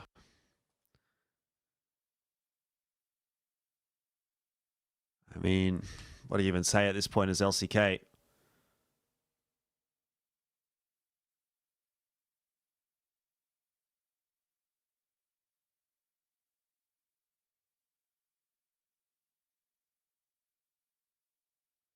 Disappointing, really. Put in all the hard work in the regular season to get into this grand final. And, you know, felt like you were making amends for what happened last season, only for it to still potentially be 3BL up in first. I mean, it is an improvement for LCK. If they were even to lose this, they would still be second, which is better than the third that they got last season, but definitely felt like it was their season coming together. Now, though, 3BL having a little bit of a chat in their room too. Stretch out those backs. Oh man, I need to do that too at this point. I know, right?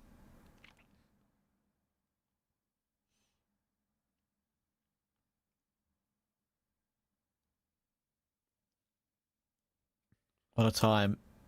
They're so close.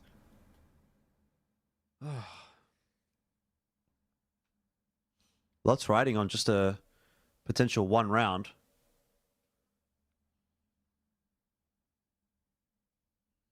I don't know what they're chatting about. I wonder what they're saying. What?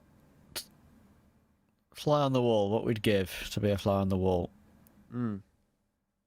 Well, we kind of are, but, you know. Or a giant 3BL poster head.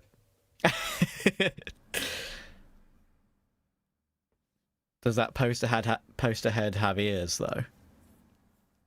It's definitely got eyes. Don't think that the logo has ears, though, now that I'm kind of looking at it. I mean, anyway, a logo won't have ears, so, you know, because it's not an entity. Yeah, but it could have drawn on ears. It does. There we go, look. Oh, it does. In the in-game logo, I don't think you see it. because I'm pretty sure the color. Look at the top left. You do kinda, but it blends in. You're right. No, but actually, like when we're in game on the HUD, I swear okay. you can't see it. But we'll see when we get back into game, which shouldn't be too far away. I can see the players now. You can see it. You can see it, but it's hard to see. It's harder to see. You're absolutely right. Yeah. Either way. This might be the final round of the grand final, so we need to lock in, and I think LCK kind of needs to lock in, low key. Yeah, they High do. key. Otherwise, yeah, high key, low key. They do. Otherwise, this game's over, and the grand final's also over. Spoxy gives us a good start, at least. Horus going to get up to some funny business over toward A, but he's actually pushed off the back of that utility. He's tossed on in. Slayer in the meanwhile setting up in the vent, and the rest of the push from 3BL coming in through would indicate that this is probably going to end up being a B hit. Flex jump spotting does not lose his life. He's a little bit lucky there. Now that job falls to Horus to try to clear out the window room. C4 could still go down to A. Just going to buy some time, I think, here. 3BL are going to slow things down and see maybe what Top can do. He's been given a bit of space to work with now. Yeah, and the other three have to just hold positions. The space they have is nice, but yeah, look at that. I mean, even Spoxy locked in a corner, right? So difficult from that position, you would think, and he gets the last two. Well, they're still alive and kicking.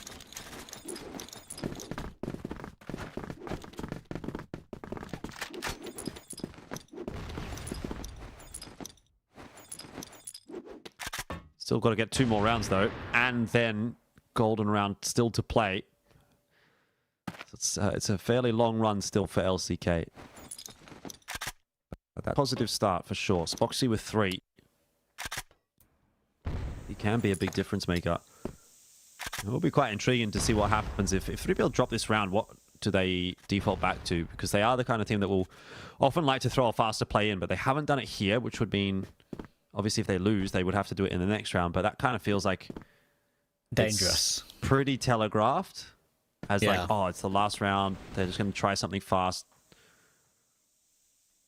Yeah, it feels dangerous, exactly. And yeah, 3BL have been playing out these close games, and especially that semi-final versus unKnights, and managed to just about sneak that in a golden point as well. And a third map of all things as well, just to compound the nerves they would have felt, considering they felt like they were in control for the whole game. And it's got a similar feel about it, this one as well. They felt in control the entire BO5, but LCK are fighting for what they're worth. You know what? Fair play. They deserve this opportunity. Spoxy with a good beginning to a round. Good swing from Horus, but again, 3 versus 4. Damage has been taken. Horus and Snare both relatively low as well. Dazane spotted out by Horus, though. What a shot. A little jiggle and a very tasty kill, but Snare just gives up his life to Lion Claw. That's a very easy one for him. And now C4 will go down. 2 versus 3. Oh, the little angles being played with around the railing. So hard to get away, and he somehow manages to get away and even get nades down as well. He can now play a tight angle that could make this one vaguely doable. 24 seconds on the clock. LCK, they've got to move quickly. They've rotated back away from Wood. They're going to come down the stairs. Instead, they run straight into Slayer. Good first shot, but it's on to Horus, who is the clutch master at the moment. This time, dropping the round, though, to Spoxy, who is still deathless in the second half of OT. We will go 1 more. There's a maximum of 2 more rounds to play on the map. If they both go the way of LCK, we will have another map still. 3BL. Wow. Have been in this position before. They've wanted to close it out and haven't been able to, and they might have it stolen away from under them again. Surely not. What are we witnessing, mate? What are we witnessing? This is some wild crossfire. Can't believe LCK are still in it. And it feels like they're the ones who are slightly more relaxed in this given situation as well. Let's see. It could still all spiral in the matter of a few seconds. Dezane has got a lot on his plate about to come his way. Can he eat them up? Nice lineup. He only gets one. It could have been so much more. Flex needs to deliver. He needs to be wary, of course, about other positions as well. And it looks like they might try and waste the clock a little bit further. And they've got the man advantage. They can afford to play a little bit more time, especially considering that Slayer and Snake are relatively low HP. C4 can go down eventually. They're not going to commit to it just yet. They're worried about getting peaked, and Snake's going to go aggressive. He finds his one, and actually LCK go very aggressive before the bomb is even planted. And Top responds 2v2 that could absolutely be the round that 3BL need. Snake is the one holding on to the C4, so he still needs to cross to the site itself. They have managed to trade position, which means Tot is going to be watching the stairs. There's no push coming through from there just yet for LCK. Bomb plant goes down. Spoxy, still yet to die in this OT. May take all 3 rounds deathless and save the day again for LCK. His head's popped up and he's hit another shot. He is stepping up in a big way. Tot, though, position unknown. And not seeing anything coming through from Wood. Does he chance a big wrap into window? Doesn't look like it. He'll take the fight, and it will be won again by LCK. 3 in a row. And we go to the golden round. What on earth is going on? This is absolutely insane. And 3BL, you're going to have to go straight back into it now. No time for pauses. They're going to have to raw dog it, as they say. Both teams are. Yep, straight in there. 3BL, I guess you could make the argument, unfortunately, are going to be the ones on the BL side. They really struggled.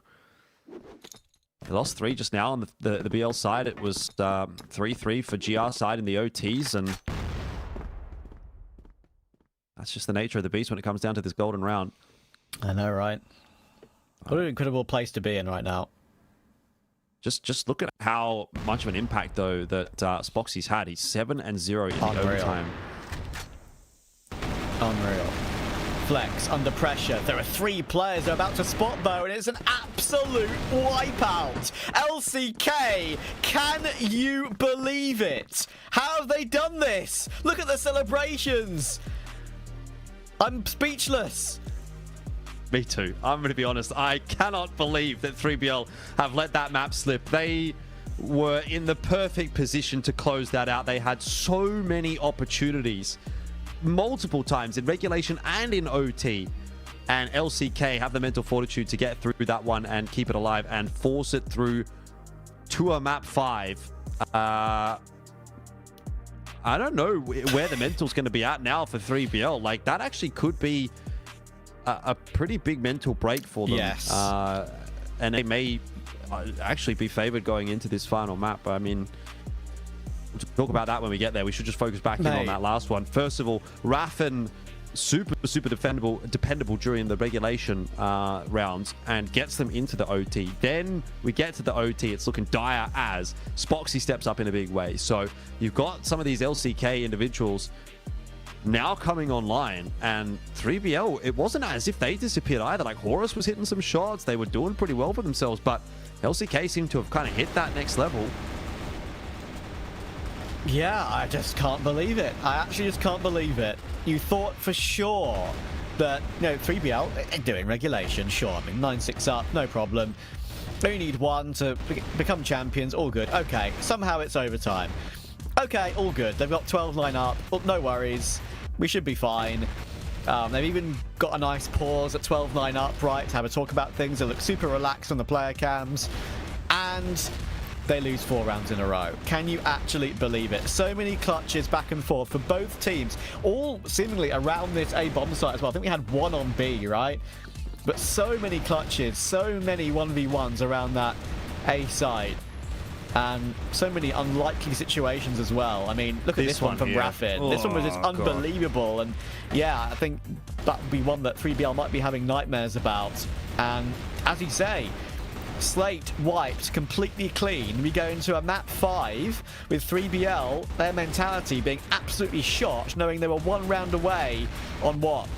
6 separate occasions at 9-6 and at 12-9.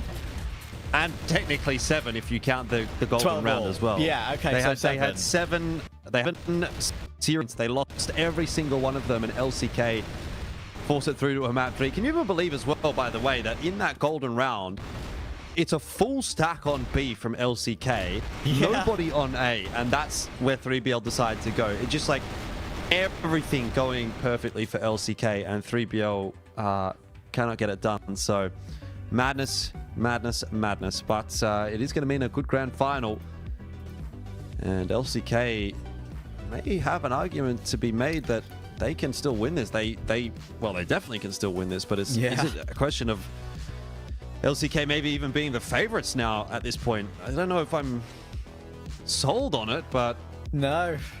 It's definitely... Look, this is hard to say. You know, when you get this deep into a series, it kind of feels like it's anybody's game, and obviously that's kind of where we're at. Again, have to bring up that fatigue factor potentially for 3BL as well. Have they just sort of switched off a little bit? Are they going to switch off going into this last map? Because it seems like LCK is only powering up. I know, right? I mean, Zane will obviously get a deserved set MVP here, but you know, purely off of the overtime, the MVP for me has to be Spoxy. I mean, what was he? You say 7-0. Like, how many rounds did he just secure in after plants as well, single-handedly? Whether he's retaking or holding it. I mean, absolutely insane. And yeah, we've had a couple of golden rounds today. We're going to have a golden map. Whoever wins it takes the championship. And I can't believe we're here, but we are here.